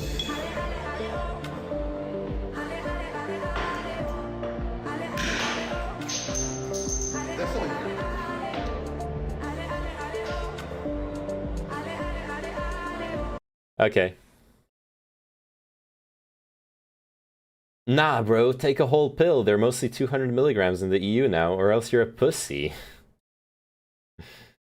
The last time I took coke, I threw up and passed out. Nice. High on fantasy books. Yeah, that's what I get high on. IRL shroom stream. That's a problem though. I can't. That would be funny. I would actually. That would be funny. To stream myself on shrooms, but the problem is, it's illegal here. It's TOS, yeah. I would need to go to the US, or in the Netherlands. Fuck no, that's a terrible idea. Well, actually, Yeah, it's actually a really fucking terrible idea. Now that I think of it, it's only fun like in your mind. It's not. I don't see how it would be fun for anyone else to look at it. Yeah, no, you're right. It would be a shitty stream. I don't even think that's allowed. Actually, it's allowed if you're in a place where it's legal. Maybe. This is fucking Twitch. They can apply the TOS whatever way they want to. Shroom stream with Turnit. I'm staring at you. Oh god. Yeah, no, you're right. That would be a terrible fucking idea. It's just the last time I took shrooms, I would want to share that experience. Honestly, the last time I took shrooms, I had this really weird impression. I talked about it once, where time was looping. The shrooms made me feel like time was no longer linear, and in fact the past and the future were all simultaneously existing in the present, and the only actual moment that was real was the present. All of the rest was an illusion, which also worked with the visual hallucinations I had, where every building was actually just a facade, and like on a Hollywood set, it was just the front of the building. And somehow I knew that behind the buildings there was nothing. Everything was fake. And even time was fake, which was a really, really weird feeling. For weeks later, I could think back to that feeling and like bring it back to my mind and feel it again, which was a very, very curious sensation. I don't know if I want to experience that specific feeling again, but I think it's a very interesting perspective to have experienced. Laying on a couch saying nonsense for hours straight stream. Yeah. Also, well, I guess the one funny thing is I was fucking ridiculous. I remember I was with a friend and I was laughing so much. That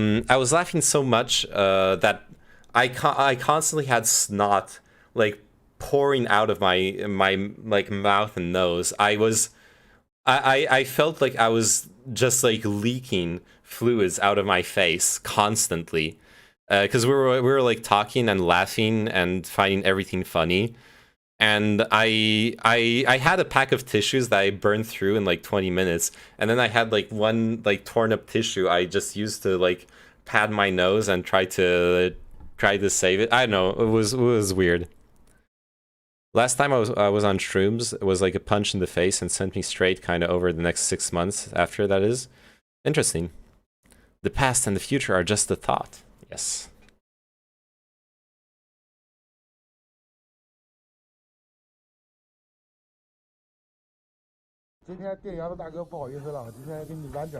Oh shit, he's stealing a car. Ah, this is staged. No way you see someone fucking trying to steal your car and you're like, I'm gonna film it. It's for my YouTube channel. And they're not gonna notice me filming them right next to them. Oh god, suckling pork, like grilled like this, I think that's what this is so fucking tasty. It's like crispy. It's so yummy, it's like juicy. Oh my god. I would fucking kill to eat some. That's a dog. I don't know. I would kill to eat some black suckling, like suckling black pork. Again, I had that once when I was in China. It was so delicious, so fucking good. 今天回来比较晚，来的比较晚，然后朋友给我发了一小杯，我得一口气看看能不能干掉。这是2000毫升的，4瓶，试试吧。That's a big glass.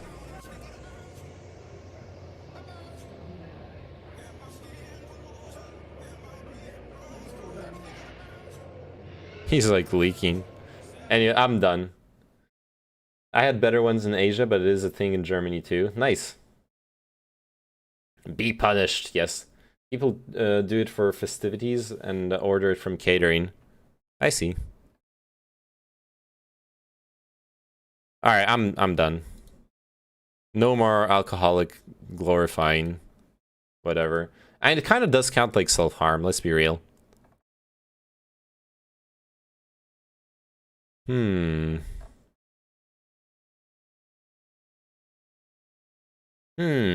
Homeworld Remastered Collection.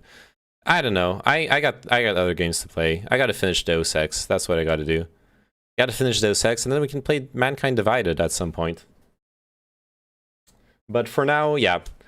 Okay, tomorrow I need to go find a selfie stick and an external battery. Maybe I want to do the I might not do the IRL stream tomorrow if I need to charge the battery first. I haven't done tests yet to see how my phone's like gonna handle the streaming. Is it gonna eat up the battery real fast or not? If I can get like 2 hours IRL stream without an external battery, then I'm probably fine. Where are we going? There's a bunch of stuff I wanted to do. I want to like take the phone to parks that are really nice. Could go to like restaurants and eat stuff. Be that cringe influencer guy who's like talking to his fucking phone at a restaurant. God, I'm gonna hate myself so much. In Indonesia, there's a place where they keep pouring coconut water over it, so the skin is caramelized as fuck. Oh god, that sounds amazing.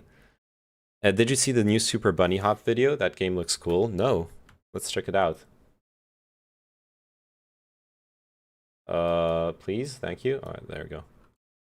Get a hands-free setup like this. Let me check it out in a second. Super Bunny Hop.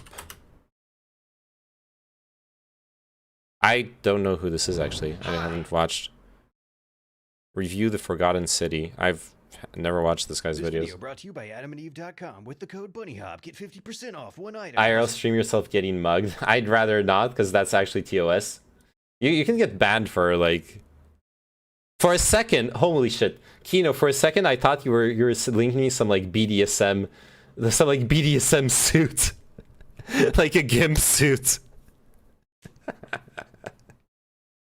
that would have been hilarious. Like, look at this fucking porn star mustache. Look at it. Just duct tape your phone to your forehead. Honestly, the thing I was thinking of was maybe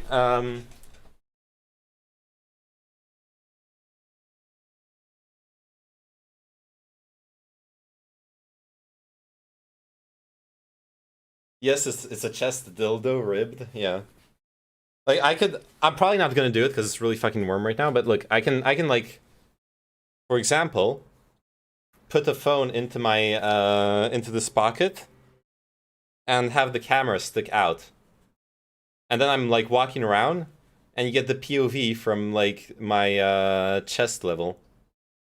I think that would be pretty good, honestly, right? That would be a pretty good setup for like walking around. I feel like that would be fine, but for I right now it's really hot, fucking warm here. Coomer boob stare POV. Oh no, I don't want to. I don't want to wear this. No stabilizer. We'll get motion sick in 10 minutes, and we can. That's stash though, dude. I'm getting a fucking selfie stick, okay? You're not getting like motion stabilizers, unless ooh, that's stash though. I know. Selfie stick, motion stabilizer. Let's see how much those cost. With a gimbal, yeah, a gimbal. That's the right term.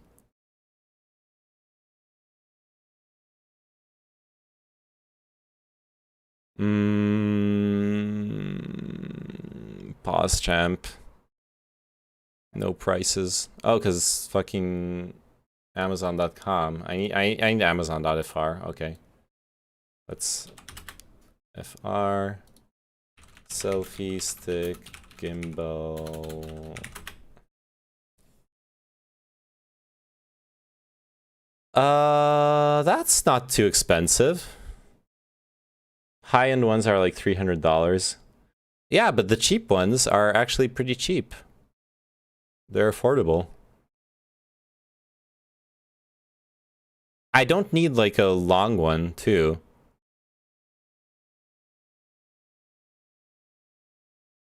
I think. Yeah, I think some of those would be fine, honestly. Like even the cheaper ones.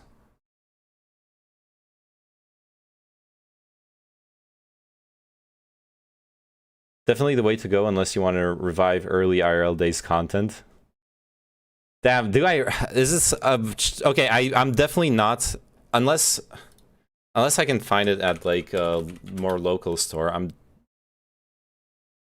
Nah, wait, a selfie stick gimbal Paris. Like where the fuck can I buy that? Their website mentions gimbal and selfie stick. Trépied, photo et vidéo, perche selfie. Steady photo. Description, tripod with stabilisateur anti-tremblement with a stabilizer. Okay. Yeah. But that's sent from Sweden. I'm not gonna have it tomorrow. They call him the Ice Poseidon of France, yes. Yeah, I hadn't thought of that. Okay, so maybe the IRL stream is not for tomorrow. If I need to order a bunch of shit to just make it work.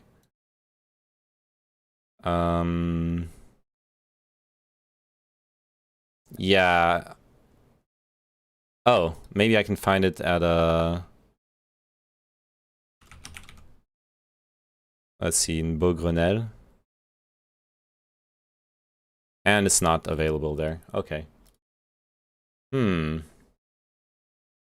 Yeah, I'm gonna have to order it online and wait. I didn't want to postpone for people either. Oh yeah, okay. I just gotta order some shit. I'll order it like tomorrow, and then I'll let you know when I get it. Do the arm thing, right? Homie. By the way, I remember those streams before people started using them. It was quite rough. Weather might not stay this great for that much longer, and then you have an excuse. Yeah, it's okay. I can go out in bad weather, but it would be nice to show off the city when it's nice weather, though. That would be really nice. Fuck. I would love to find a place where I can get a gimbal, like tomorrow. It's gonna be really hard to do that, though.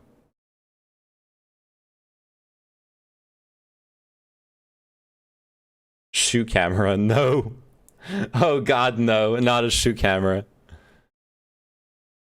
What a fucking terrible idea.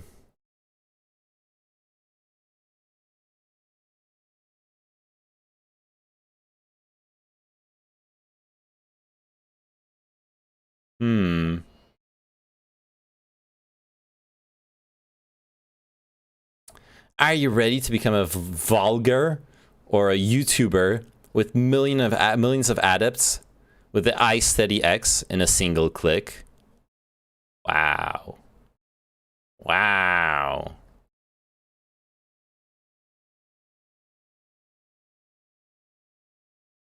Just drive to Sweden, forehead.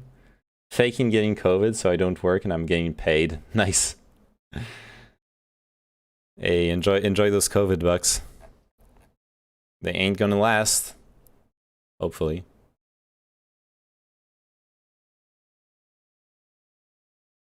Alright. What I'm curious about is like how do I know how good the the gimbal is? Let's read some reviews. Application isn't translated in French. Okay, I don't care about that. Oh, this is pretty good. This is really good. Except obviously there's only 3 pixels resolution, but this is really, really good. It's like very stable.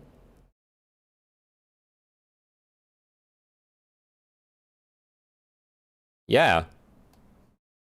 This is great. I want this.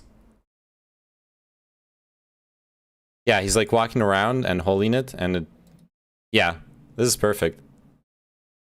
And it's not too expensive. It's 90 euro. It's one of the more expensive ones, but it seems like good quality.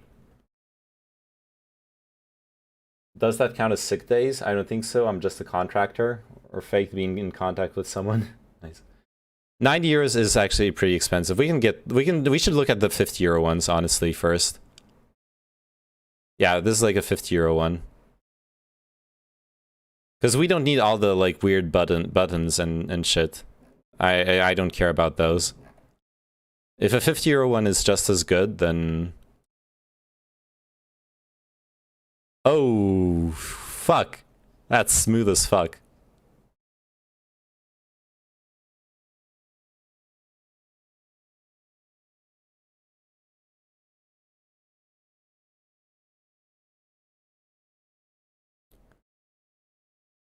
This gadget made in China, called a stabilizer, keeps your phone vertical or horizontal, this is depending on your choice, but that's it.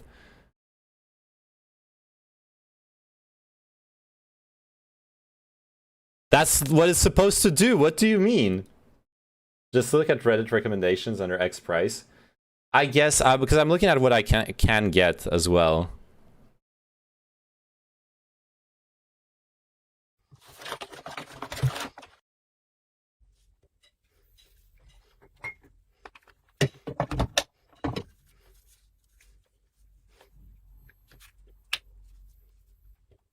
Hmm.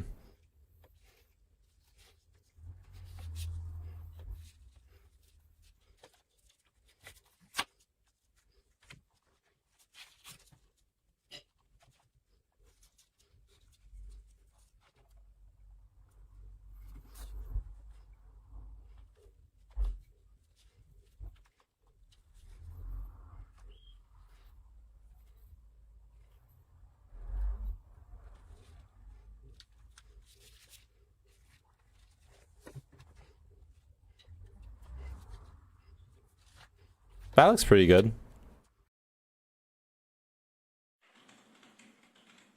Because you can still tilt it up and down to like show the ground or show the sky.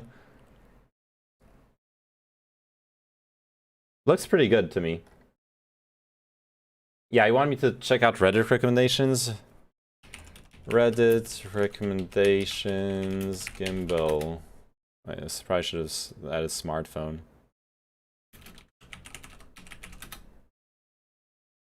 Best compact phone gimbal. The DJI OM4 is the latest gimbal from DJI for phones. It has 3-axis stabilization, which means it must have up-down movement. It's a very snap and shoot as well, being magnetic lock.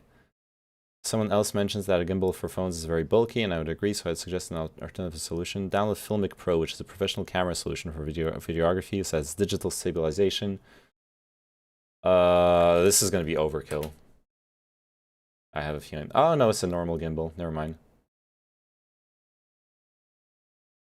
What price? 120 euros? It's probably really good. And I need to wait until the 16th to get it. Can you take us to a museum or do exclusive streams, like 1 hour date with Neyman at the Louvre? I don't know if I can go into a museum. I'm pretty sure I'm not allowed to film at museums. There are things where I could go with a camera, but it's... honestly, there's a thing, there's already a legal gray area that I was... that's going to be really awkward to handle for a live stream. It's that in France, you're not allowed to film people in public spaces without their consent. It's okay if they're in the background, but the second they start like playing any kind of role in your content or being featured prominently and in a recognizable manner, you need their written consent for any kind of appearance in your media. So I'm actually going to have to be like the second someone walks up and talks to me, I'm going to have to like point it at the ground and be like, or point at myself and be like, hey, I'm sorry, I'm live streaming this, and I'm gonna need to know if you're like actually consenting to me filming you and recording you. Speaking of playing and content, pause champ. Yeah, not tonight, okay? Right now we're preparing for the IRL stuff. Is what we're doing.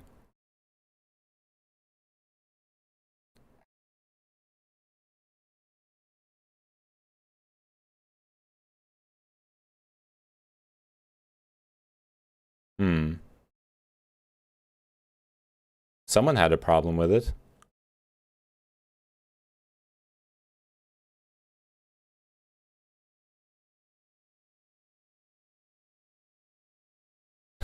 What? If you film continuously for approximately 10 to 20 minutes, the angle of the camera of the phone changes little by little, which is very problematic. In other words, the angle that was set firstly, it gets slightly displaced towards the right or the left by 5 to 10 degrees. It is recommended to film. Okay, that's kind of cringe, honestly, for a gimbal, like for live streaming, where we're like walking around for 2 hours, and then this shit like starts acting weird. First off, the gimbal itself is great. 15 hours battery life, magnetic clamp. All the controls are easy to use, and with some practice will become second nature. However, when using an Android phone, the DJI Mimo app is limited in comparison to the iPhone. No 24 FPS, no manual mode, no multiple lenses. I don't care about that. I'll just be using Streamlabs OBS anyways on the phone.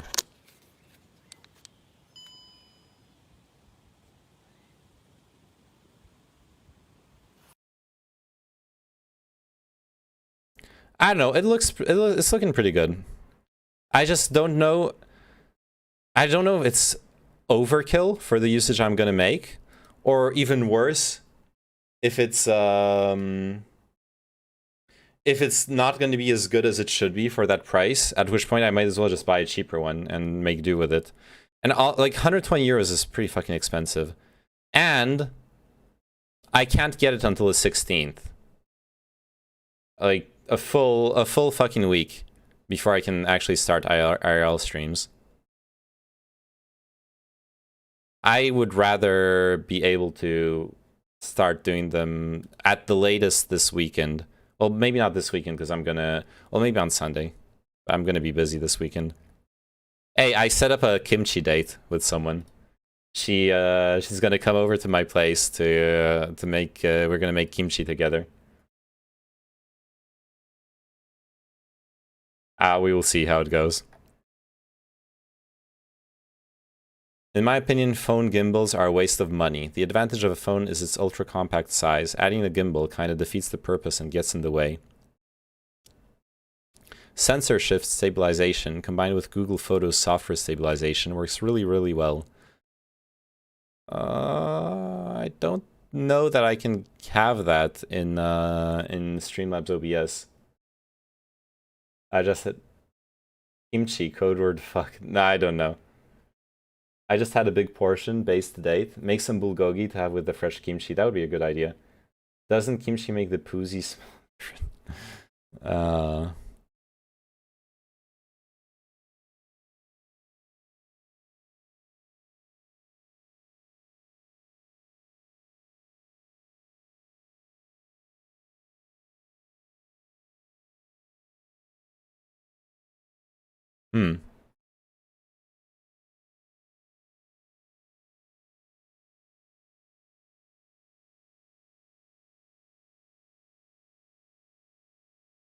Looks like they're really shilling for DJI in this Reddit thread.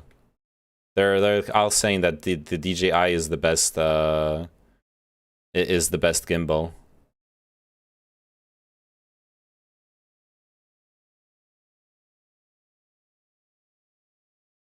Nice for reading. Personally, I find the DJI and Zhiyun are both reliable brands. Their gimbals are well made.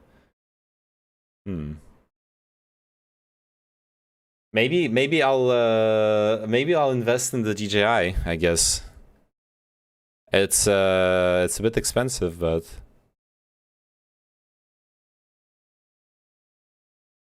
let's check the Zhiyun cost. Okay, we got the DJI, Zhiyun, Smooth. Ah, what the Q2?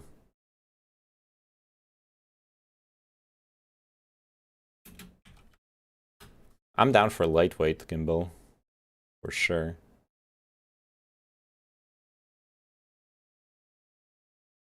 €120. It's the same fucking price.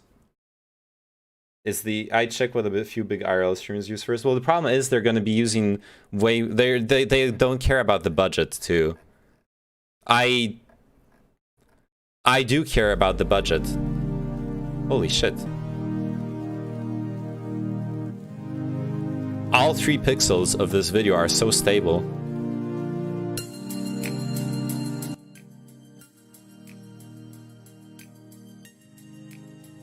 Okay.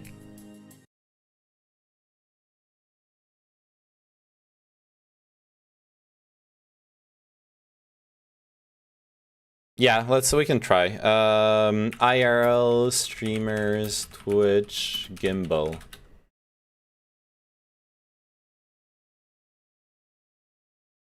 IRL live streaming, everything you need to know from gaming careers. Okay, cringe. IRL streamers, do you use a gimbal and is it worth it? This is gonna be like small streamers though.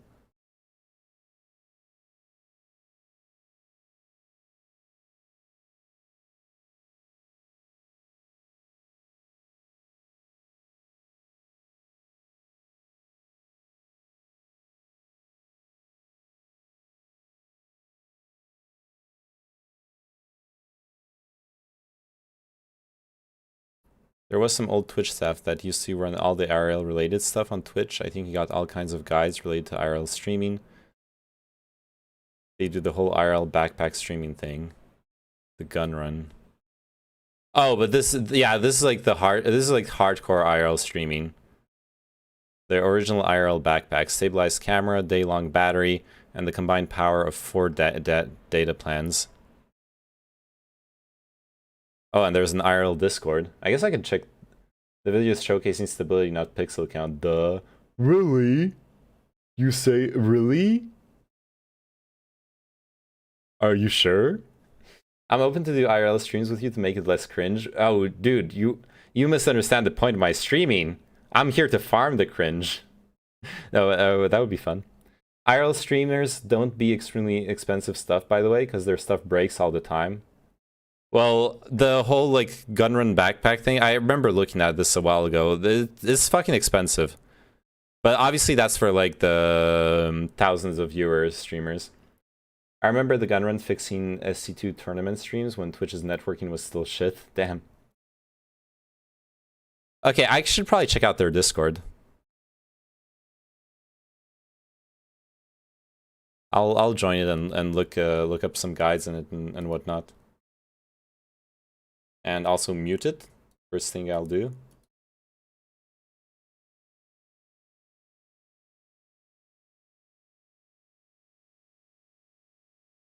And yeah, let me look at the do they say like what gimbal they suggest in the backpack? I'm curious.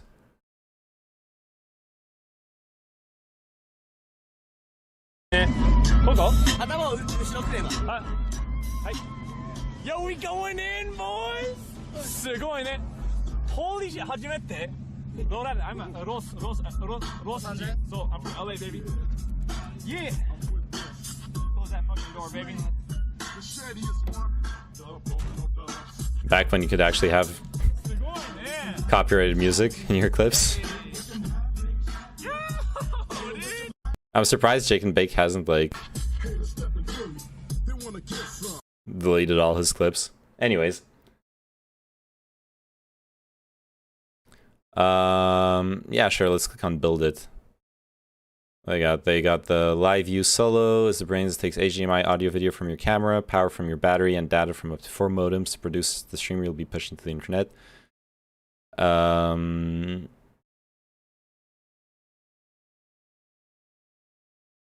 Oh, they recommend a camera where you don't need a full gimbal. The Sony AS300 is the camera of choice for the backpack. The stabilization is just good enough to not require a full gimbal. The audio is amazing for an action camera with good pickup for anyone you would be talking to third or first person, and the wide angle will capture almost everything within your view. LTE modems, and a huge battery.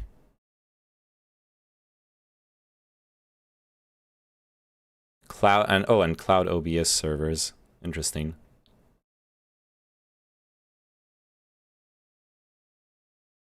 The backpack is cool, but a lot of IRL streamers don't use it. Yeah, this is obviously for people who are like mega, like investing tons of money. I remember the price of the backpack is fucking insane.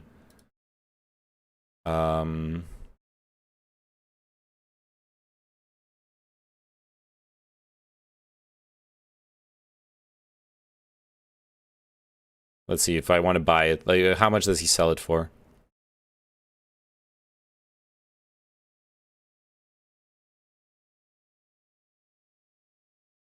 Gunrun backpack worldwide. $2,400. There you go. Obviously, you make that kind of investment when your stream is pretty damn big, right? There was a build guide there. Yeah, I know, but I'm not building that. Like, even if I build it myself, it's still like way too much money for something that I'm gonna need to try out. Look, this is overkill. This is overkill because maybe I will become an IRL streamer. Maybe I will be like traveling and filming stuff like crazy. Maybe a gimbal. No, there's no gimbal in there. The full backpack. I just looked it up. The like build. I was there. Fate. There's no gimbal here. I was there like 50 seconds ago. There's no gimbal because they suggest this camera, and they literally say the stabilization is just good enough to not require a full gimbal. Yeah, this was the page. No worries. I just saw your title. Oh yeah, that one goes out for you, Darkest of My Soul. Hey Panel, it said in the link it goes to a Google Doc. Oh. Yeah, the thing is, even this is kind of overkill for my budget, but it's cool. I should try it out.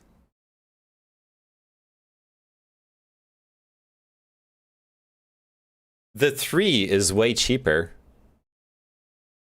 Well, not that much cheaper.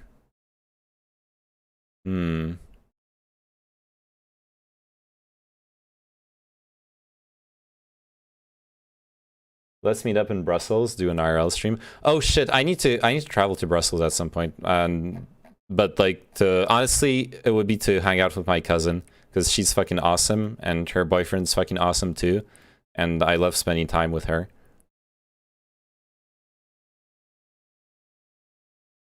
Let's see if the people had problems.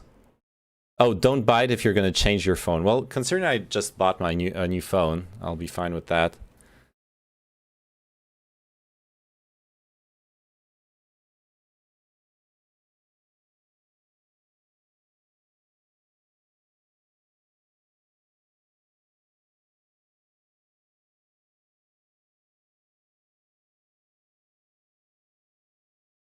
Are we going to do no filter TTS through your phone?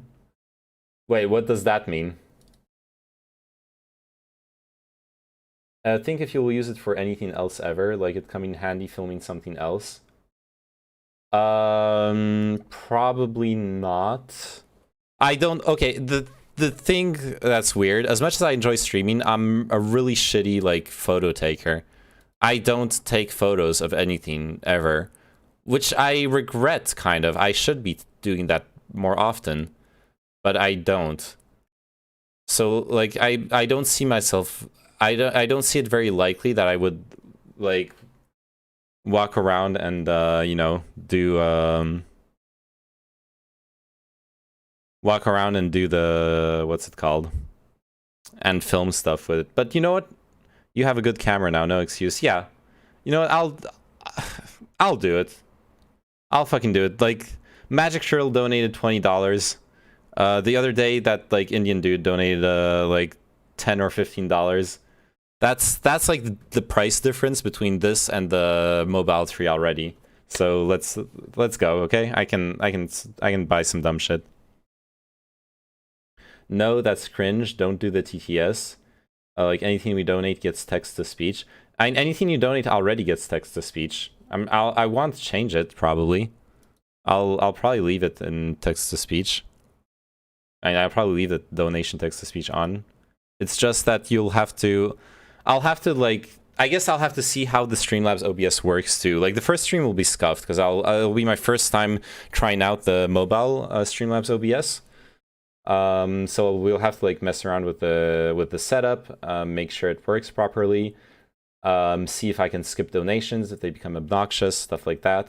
See if it works well with my headphones, because I'll be obviously using my headphones for the microphone and stuff.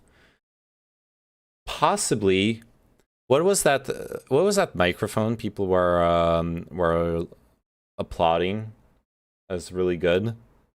I remember someone linked it, like a really cheap microphone that you can plug to your phone. Ah, it's okay.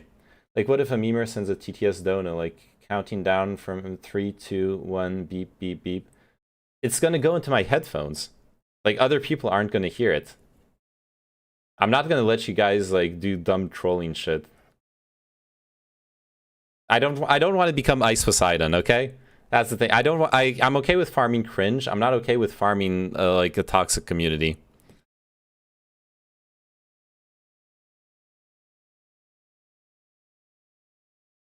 Headphones, Godman. Yeah. Yeah, I'll just be wearing headphones. Oh, no speaker TTS. Oh yeah, that's what you meant by speaker TTS. It will be like yeah. No, I don't want to do that. No. And the main reason I don't want to do that, it's because I hate it when people walk around and blast sounds or music from their phones. It's really obnoxious. I don't like it, so I'm not going to do it. I expect other people not to do it. Just don't do it. Okay? Same over Russell, yeah. Ooh, I just realized I'll have to map out like buses for public transportation rather than subway, because in the subway you don't get the reception will cut off and like the stream will get interrupted. What did I miss? Neyman also doesn't take pictures, Pepe laugh, yeah. Try hard CX. Hey. Yeah, this should be enough. Man, this is so fucking overkill, though. $120. Jesus Christ.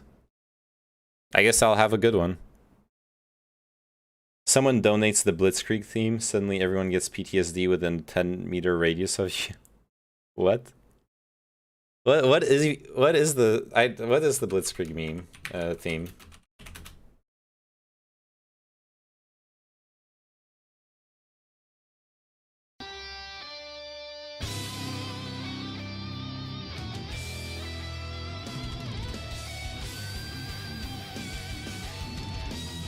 Is this what you're talking about?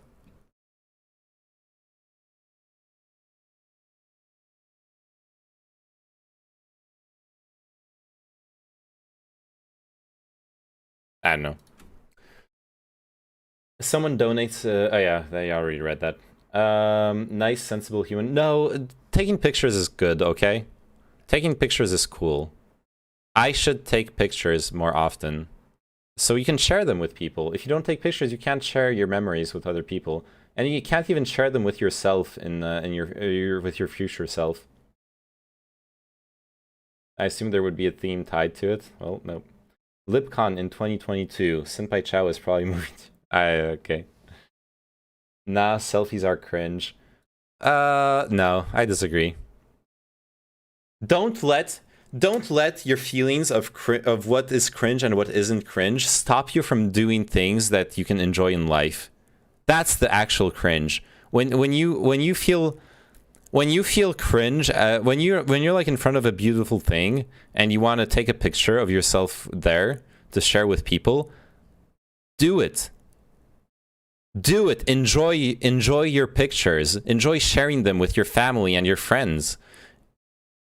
That should be a positive thing in your life, to share your experiences with other people.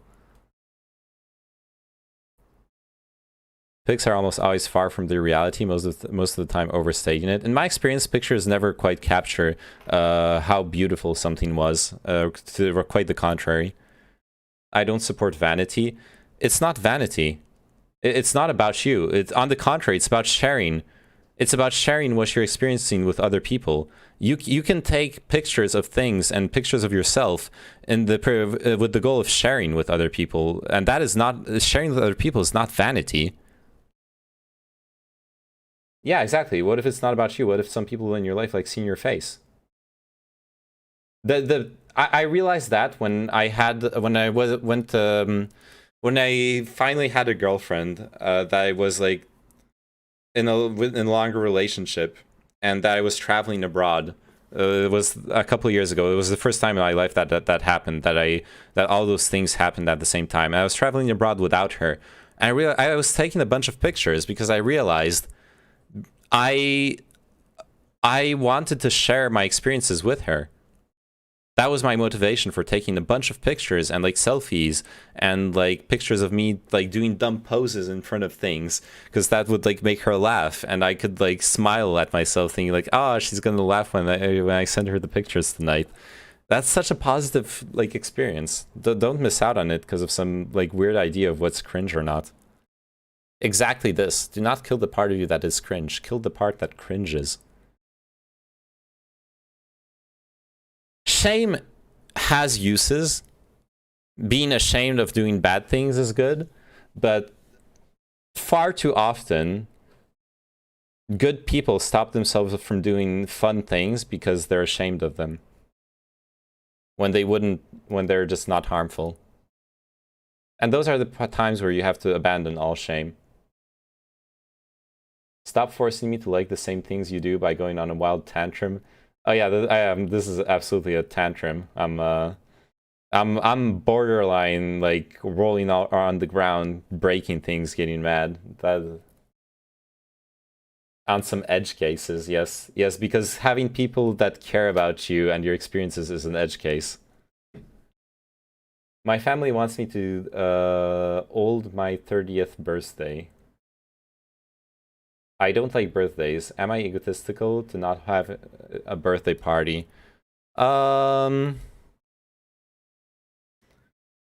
wouldn't say it's egotistical, but I would say it's I would say it would be a nice thing for them to hold a birthday party, yeah. And you can the thing with the birthdays too is you can probably like find a good compromise where you make the party as enjoyable as possible for you while still making it something you can share with your family, and that will be enjoyable for them too. And then you find like a balance within it where you're gonna get something from it, they're gonna get something from it. You can do it on a different day than your actual birthday, and then like in your head just think of it as like a party where they, I don't know, there's like ways you can go about it to make yourself like feel less self-conscious about it. It depends on why you don't like birthdays, honestly, as well. Thank you for the follow, Noober Pro. Welcome to the professional noob stream. Well, not that professional. Okay, professional when I get paid. What if I don't want to overall? Like I don't like celebrations of age. I guess it depends on how good your dialogue is with your family. Maybe you can tell them like, hey, I want to hold a party for you because I like you guys and I want to share a good time with you, but I don't want it to be about my birthday. So please don't make it about my birthday. Don't like sing happy birthday. Don't make it a celebration of my age. Make it a celebration of us as a family coming together to have a good evening. If that kind of message can go through to your family, then there you go, problem solved, right? They'll get what they want out of it, which is to see their beloved chinchilla, and you get what you want out of it. Best of both worlds.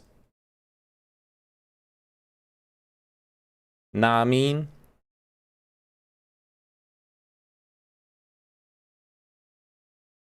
Alright. Fuck. Where can I buy this else? I'm sure I can buy this elsewhere. DJI OM4. DJI OM4. Not on Amazon. Darty. Okay. Okay. Oh shit, I can see where it's available. And I'll activate JavaScript.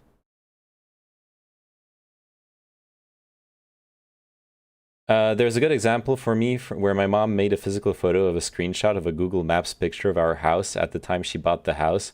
Just felt really funny seeing an IRL photo of a screenshot. If she had just taken a photo, it would have been better. True. Yeah, my grandmother does that, does like funny things like that too, where she, but it's really cute and I really enjoy it, where she's,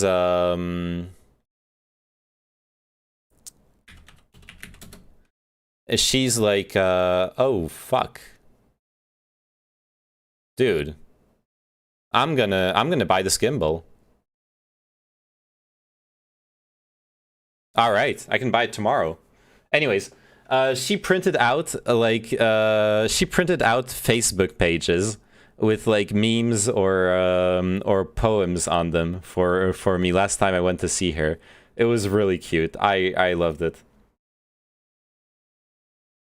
What if all he wants out of it is to stay home and play video games though? Well, that's another story. That if he says that, then we will deal with that. Don't let your own feelings keep you from experiencing what is fun to others. You gotta get out. Look, quelle surprise la... There is such a thing as getting out of your comfort zone, okay? I have done so many things in my life that were only really enjoyable. That were only really enjoyable to me once I was in the course of doing them. But if you asked me before I was going to do them, if I wanted to do them, I would have said no, I don't want to do it. But I still did them because I knew I was going to enjoy them. So, like, phrasing it as like not wanting to fake it till you make it, no, that's not what I'm saying. What I'm saying is some things, sometimes you'll get more enjoyment long term out of doing things that aren't enjoyable short term, right? Like maybe you don't want to spend an evening with your family, but maybe you do want to have a good relationship with your family and stay close to them, and you want them to like care and think about you and know that you care and think about them. So what is more important? One night? Like one evening spent with them, or maintain your relationship with them? And it's okay if that like evening is more important. Like not everyone has to love and enjoy their family. I'm not saying that, but just because you don't like spending like parties or spending time in a big group of people doesn't mean you should never do it. There are situations in life where you will actively go against things that matter to you more by caring so much about that. And what Gehinhyog said as well, you can't know if you like something or not until you experience it sometimes. Absolutely. You'll like never try out new things as well. Quelle surprise la seconde boulangerie du jour réserve-t-elle à notre jury? You remember this. La réponse... Oh my god. La réponse... You remember? Oh my god, this fucking cat is so... Notre jury. Oh. La réponse... Notre jury. Notre jury. The sound when it hits the... I'm so sorry. La réponse... Oh, I remember watching this like years ago. So good. Raccoon rescue. Okay. Well, I was taking my trash can out to the dumpster out here, And guess what I found? A bunch of my little furry buddies. Look at this guy. Look at these guys. Guess what? How many are you? 1, 2, 3, 4, 5, 6, 7. Is that 7? Well, guys, today's your lucky day. Are you making? Oh, Yeah. You're making noises. You're just a little. I'm gonna save you. You're just a little babies. Oh, there's another one right there. Oh, you guys are so cute. Let's get real close to you, dude. Whoa! You're not scared of me? They aren't scared of him. That's Aw, really look at them making surprising. noises. All right, guys. I'm gonna save the whole family. Today's your lucky day. You're not gonna get crushed in the garbage can. I'm gonna save the whole family, guys. All right, hold on. I'll get to it. Right over here. Watch this. Let's see. The raccoons give no fucks. Gotta keep these out.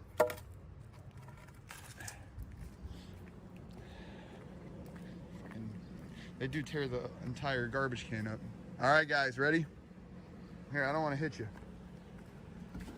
Today's the day, boys. Today's the day, boys. Wait, whoa, whoa, whoa, whoa, whoa, whoa, whoa, whoa, whoa, whoa, whoa, shit, whoa.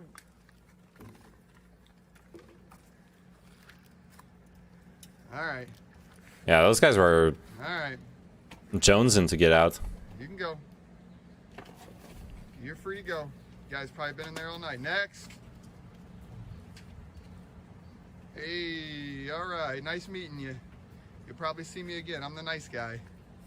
Go tell your mom. Oh, okay. Oh, 1 little, 2 little, 3 little raccoons. Where the hell are the rest of them? Come on. Climb up, guys. What are you guys? You the loners? You don't want to go? Raccoons are actually low-key Oh, cute. your little eyes are all... Honestly. You look real exhausted, bro. This guy is not having a good time at all. Yeah. I mean, this dude isn't... This dude is like, I'm done with this. I ain't getting up for shit. I'm gonna wait till they throw me in some good-ass food, and I'm gonna slam on it. All right, guys. Well, I gave you the... You gotta come out. You gotta come out, guys. Here. I'm gonna help. You must be the ones that have problems. Here, watch out. I'm going to set it down for you. I'm here. I'm help. No, give it. Let me have it. No, I'm... Thank you, kind human. Yeah. Figure out how to climb up it. There you go. Come on, we can do this. No reason for you to get crushed in the garbage. Let's go. I'm losing my voice. Actually, it's slippery. Help your brother or sister out. Push her up her ass. Come on, you almost got it.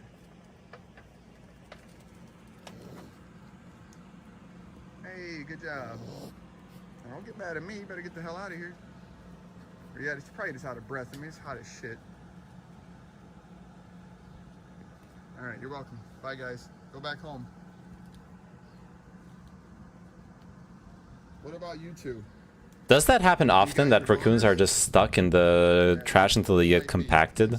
That's really sad. These guys, they're really There's obviously a balance to be found somewhere. I think far too many people feel bad about not enjoying certain things that everyone else does, even though they tried it multiple times and gave it a chance. Are you just gonna die? Nobody has to enjoy anything. Yeah, absolutely. Nobody has to enjoy anything. Nah. I think that guy's sick, honestly. I can't just let you guys. Like, those two. Dude, hold on. The way they're like shaking and whatever. Hold on. I gotta go Ninja Warrior Raccoon Edition, yeah. They're not gonna die in here. Oh, the one got out. Is that cross-eyed? Is that cross eyes? He might have had enough. Yeah, it was cross eyes. But this guy. Yeah, this guy doesn't look good. He must be really exhausted. Nah, I'm gonna get in and save your life. Clearly can't get up the wood, so we're taking that back out for another day. Nah, that guy's not. He's gonna get smashed in the compactor, and we can't have that. They snuffed the wrong packaging, yeah. This dude is beat. Hold on, buddy. I'm gonna get in there and get you with the shovel. Okay, well I clearly can't reach him with this the shovel and pick him up. He's refused to get on the shovel, and I don't want to smash him against the side. So I'm gonna get in this dirty ass bitch and pick him up with my hands. Get some rabies. Hopefully, it probably doesn't have rabies.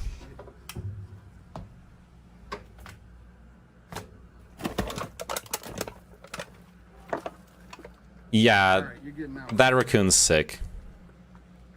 Or, like, exhausted, like you said. There's no fucking way it like barely moves when the guy climbs into the dumpster. Is it gonna start screeching? I don't think so. It's... Come here. Hey. That's hissed. Let's go. Let's go. Yeah, dude, you're already, I'm not Jack Hanna. Come on. Let's go. Get off the wall. How you gonna do it if you really don't wanna dance? Busting on the wall. Get your ass. Is this Roser? Yes. Tanuki edition. I also don't want you to hurt me. Hey, let's go. I'm not gonna bite you. Come on, let's go. Come on. Come on. Please. Just get off the wall. Get off the wall. Yeah, just pick it up by its scruff. Oh shit. Oh shit. There you go. Hey.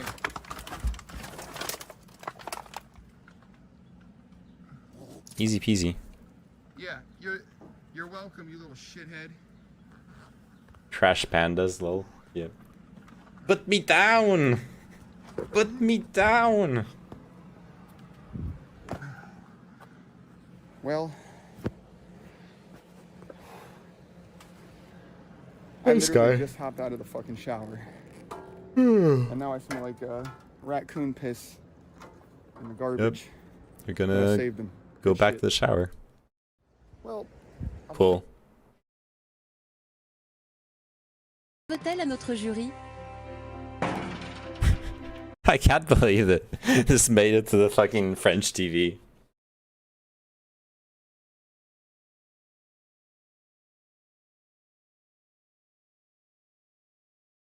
Wait, what? Bike Dog? They thought computers were cheating.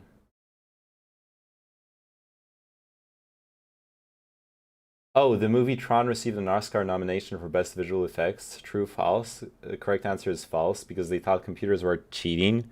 So it was disqualified. That is so fucking dumb. Jesus Christ.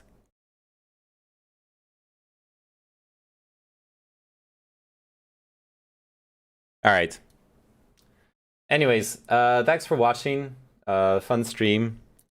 I really need to stream earlier. Okay, we're gonna get this. We're gonna get this. DJI OM4 gimbal. I don't know if I'm gonna get to try it out tomorrow since Neyman is never getting to my video. Wait, what's your video, Nept? Glad to have caught the end of it. I glad you showed up. What's your video, Nept? Glad to have made you spend more money. Fuck. Yeah, I was gonna buy a $50 one and you made me... Now I'm gonna buy some like crazy professional one. God damn it. Oh shit, I got a message.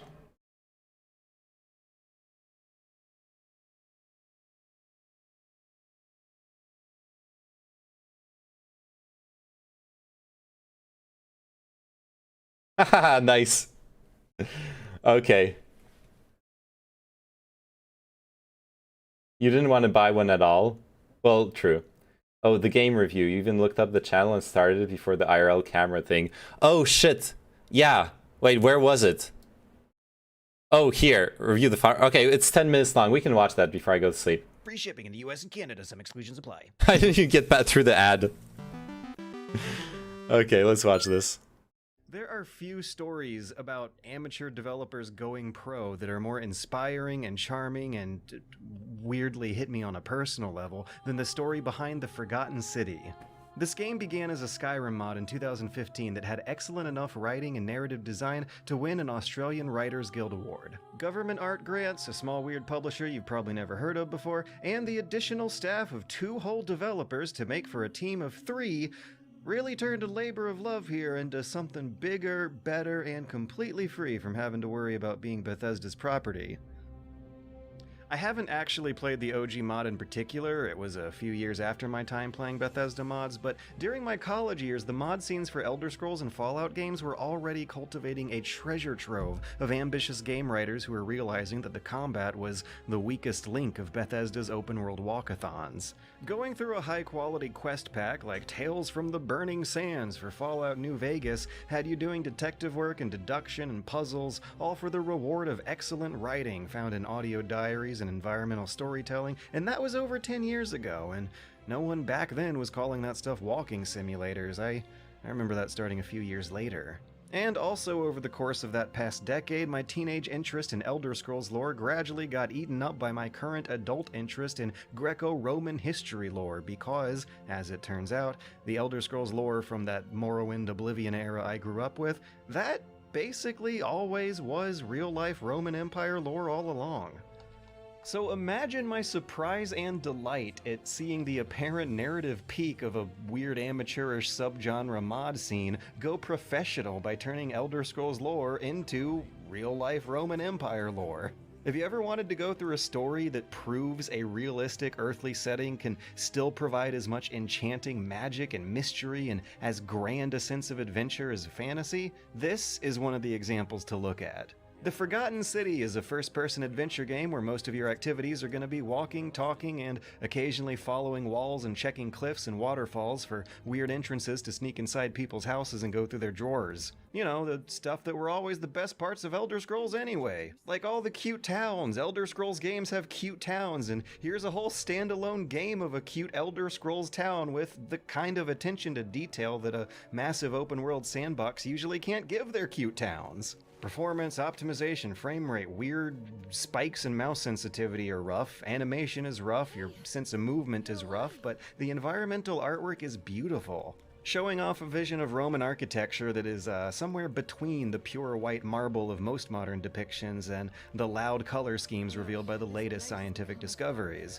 The Forgotten City statues are either pure white or pure gold, but its buildings and roads and overlooks are dazzlingly gilded with streaks of colorful metals, reflective surfaces, and trimmed trellised vines crawling up all the right places. Yeah, this looks amazing. But unfortunately, there is still an almost begrudging amount of combat tacked on. It does feel tacked, a very, very light seasoning of token dungeon crawls past the most ordinary of zombie enemies a first-person perspective can create is like 4% of the game, and it is where the weakest link of Bethesda's DNA is at its most visible. They've made Unreal look and feel a lot like Skyrim. Both games have slow, sticky movement and jumping, both games put on animatronic showbiz pizza place facial performances, but for me, it's being reminded of how much time of my life I spent crouched while shooting poorly animated zombies with a bow and arrow that I did not want to be remembering here.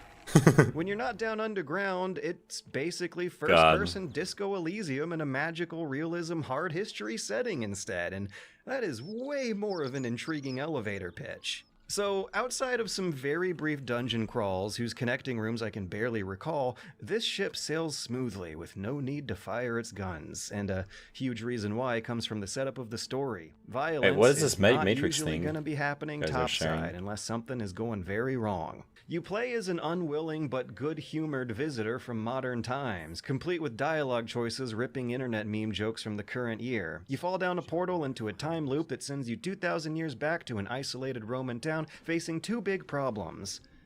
They're trapped under a landslide or something and can't get out, and they have a classically philosophical curse placed on them from uncaring, angry gods. If just one person in this town commits a single sin, a thundering voice, a rumbling earthquake, and mobs of enemies spawn in to collectively wipe out the whole population. The many shall suffer for the sins of the one. To escape back to your own time period while also breaking the curse and saving the town's day, you gotta get to know about 20 to 30 characters who are full of secrets and grudges and plots against each other that you cannot let cross that line, while making sure you don't lie, steal, cheat, or strike anyone yourself along the way. You know, don't do typical video game stuff. Interesting. The many shall suffer. You cleverly save these doomed villagers with knowledge you gain from looping their days over and over again, and the actions that progress things to the next step are usually going to be stuff like unlocking hidden dialogue choices, finding and trading items, and throwing wrenches into their schedules at the right moments. And soon enough, those dialogue choices gladly tackle the questions of what counts as a sin, what kind of god would cast this kind of curse, and what the perspective of your character's modern sensibilities can bring to ancient Roman times.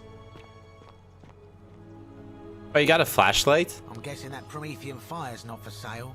Yeah, Promethean fire. I love it. Your character being a modern time traveler in ancient Rome, it's played humorously and gratifyingly indulgently and a little bit authentically. Your character can almost immediately start arguing ethics against the first magistrate they see over why slavery and never-ending wars and treating women like property are all bad things, actually.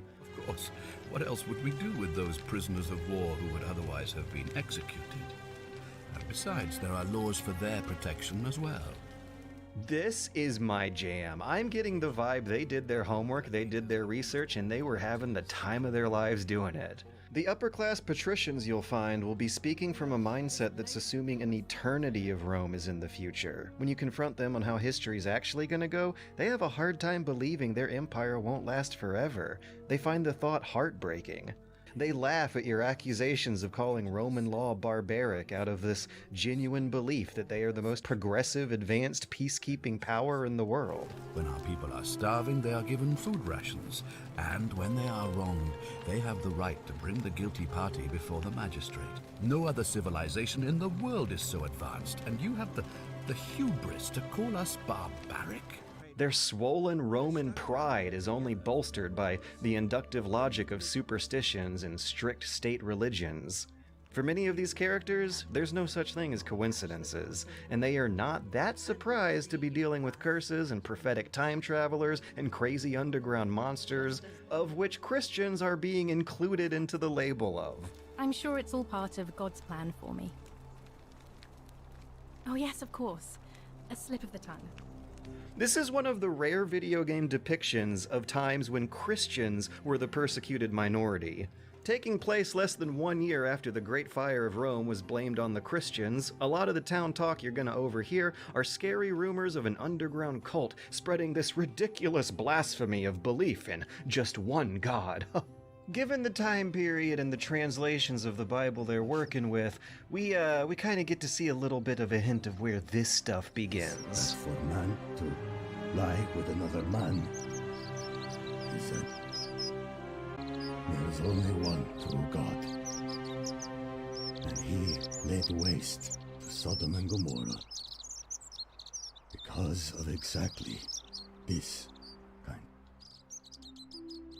I love this. I love this so much. The conversations in this game are so good and so confident in their exploration of esoteric topics that one moment you're having a Socratic exchange against a homeless philosopher, and then the next you're trying to explain internet memes to the temple priestesses. The memes? What are the memes? A meme is a small image you share with other people. A bit like Egyptian hieroglyphs, then? By the end of the game, you are going to be debating religion and the Biggest meaning of dickus, life. yes. You can actually pick Best name. archaeologist as your starting class, and that gives your character the ability to read dirty Latin graffiti and also see a whole bunch of fun historical factoid buttons pop up everywhere. I didn't know carrots used to be purple. Huh. Here's a George tip. If you end up playing this game and really dig the harder historical aspects of it, look up Mary Beard documentaries. A lot of the pieces of historical trivia they give the little flavor text description to feel like they were plucked straight from wonderful, whimsical Mary Beard documentaries. Watch or read some supplementary material as you go through the game at the same time. Dick It fits in deserves your mouth. it. Nice. Look up the references on Wikipedia. It is such a great time-traveling museum edutainment experience on top of being a wild fictional time loop murder mystery too. Things are paced smoothly enough to keep surprises coming and characters developing, and by the end, the scope of your adventure has escalated to the point where some other ancient civilizations may be getting involved, and I was delighted to see the representation of some incredibly important ancient peoples that you never see in video games. And I just can't imagine the original Skyrim mod being able to have that kind of freedom of perspective and topics to explore, or most fictional fantasy settings in general. The Forgotten City so smoothly transitioning from pure fiction to magical realism is a reality check that real-life lore is a hell of a lot deeper than any fiction that's had less than multiple millennia of material to go back and reference through. But regardless of all that, the story twists and character writing stand strong enough on their own, which I guess would have been the reason why the Skyrim mod was so popular in the first place, after all. For those who give less a damn about creative spins on historical pieces, you still have good, thought-provoking writing and good, invested performances and a janky but beautiful package. But for my tastes, and how I have this big interest in the game's historical side and how well they kind of nailed it, that's turned a perfectly good dialogue-driven adventure into a potential Game of the Year contender, I think. And I think I also should slow things down and get quiet for a second. There's going to be some tonal whiplash here. Welcome to Adamant. Have a look around. Anything that gets shipped home will never once be found. Their shipping's discreet. It's just a blank box. But everything inside will give your meat a good beat. Welcome to Adamant. What would you prefer? Would you like a big fat dog or something small and pink for her? Be lonely, be homely, be studying the blade. But maybe now with them you'll finally get laid. Having second thoughts and then you want to send it back. It's pretty good. It's 90 days, no questions asked. That's enough time to slack. Eliminate your shames and games and wipe away your conscious blames. A quarter of their shorter orders going to supporters of stopping HIV and AIDS in business 50 years. Get half off on one item and enjoy it with some beers. Use the code I'll paste below. They'll ship it out on comp. Just open up your browser and type adamandeve.com with the code BUNNYHOP. Nice. That's a good ad. All right. Easy content, the Matrix thing. I'll check it out tomorrow, I guess. Seems like one of those, like, one of those.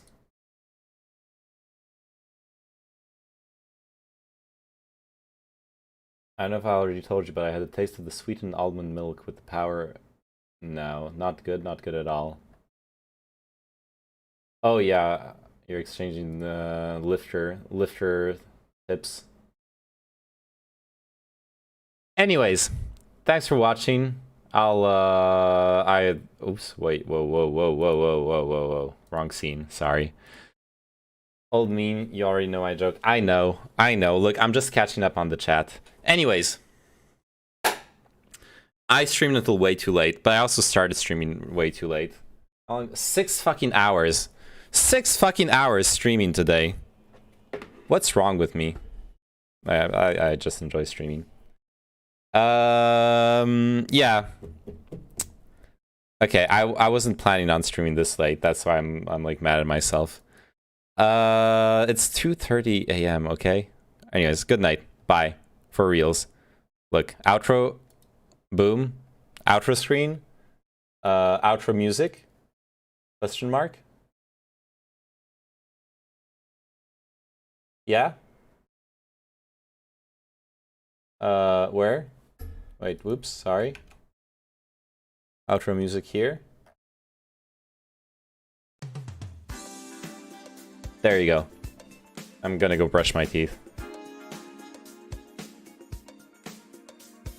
You're mad at staying on too late. My job is here is done. Yeah. Alright, I'm gonna go brush my teeth. Oh, wait, actually. Bedtime story. So, I bonded over talking about doggos with the kimchi girl. I know, we started like going into memes, talking about doggos. So I sent her this gif of like a doggo with the kind of dog we were talking about with a like huge tongue.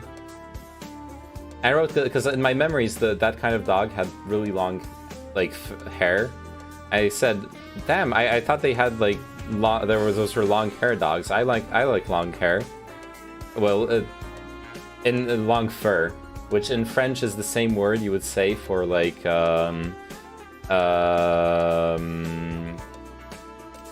When you say I like long fur, it's the same words as if you would say if you were telling someone that you like long, like a thick bush, or like a long, you know.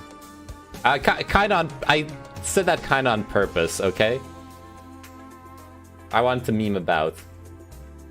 And then she responds, "Oh, that's a very, very large quantity of tongue," to the dog, because the dog has like his really long tongue in the gif, like rolling out of his mouth. I was looking for something funny to say, but I got hypnotized. And then I wrote to her, "Oh." I responded that yeah, the gif's like fascinating, and then added, "And I showed amazing self-restraint in not making like a sexual joke." To which she responded, "Well, then we had the same thing in mind." I think that bodes well, okay? I have a dirty mind, so I need to meet people with dirty minds too. Anyways, I'm going. Bye.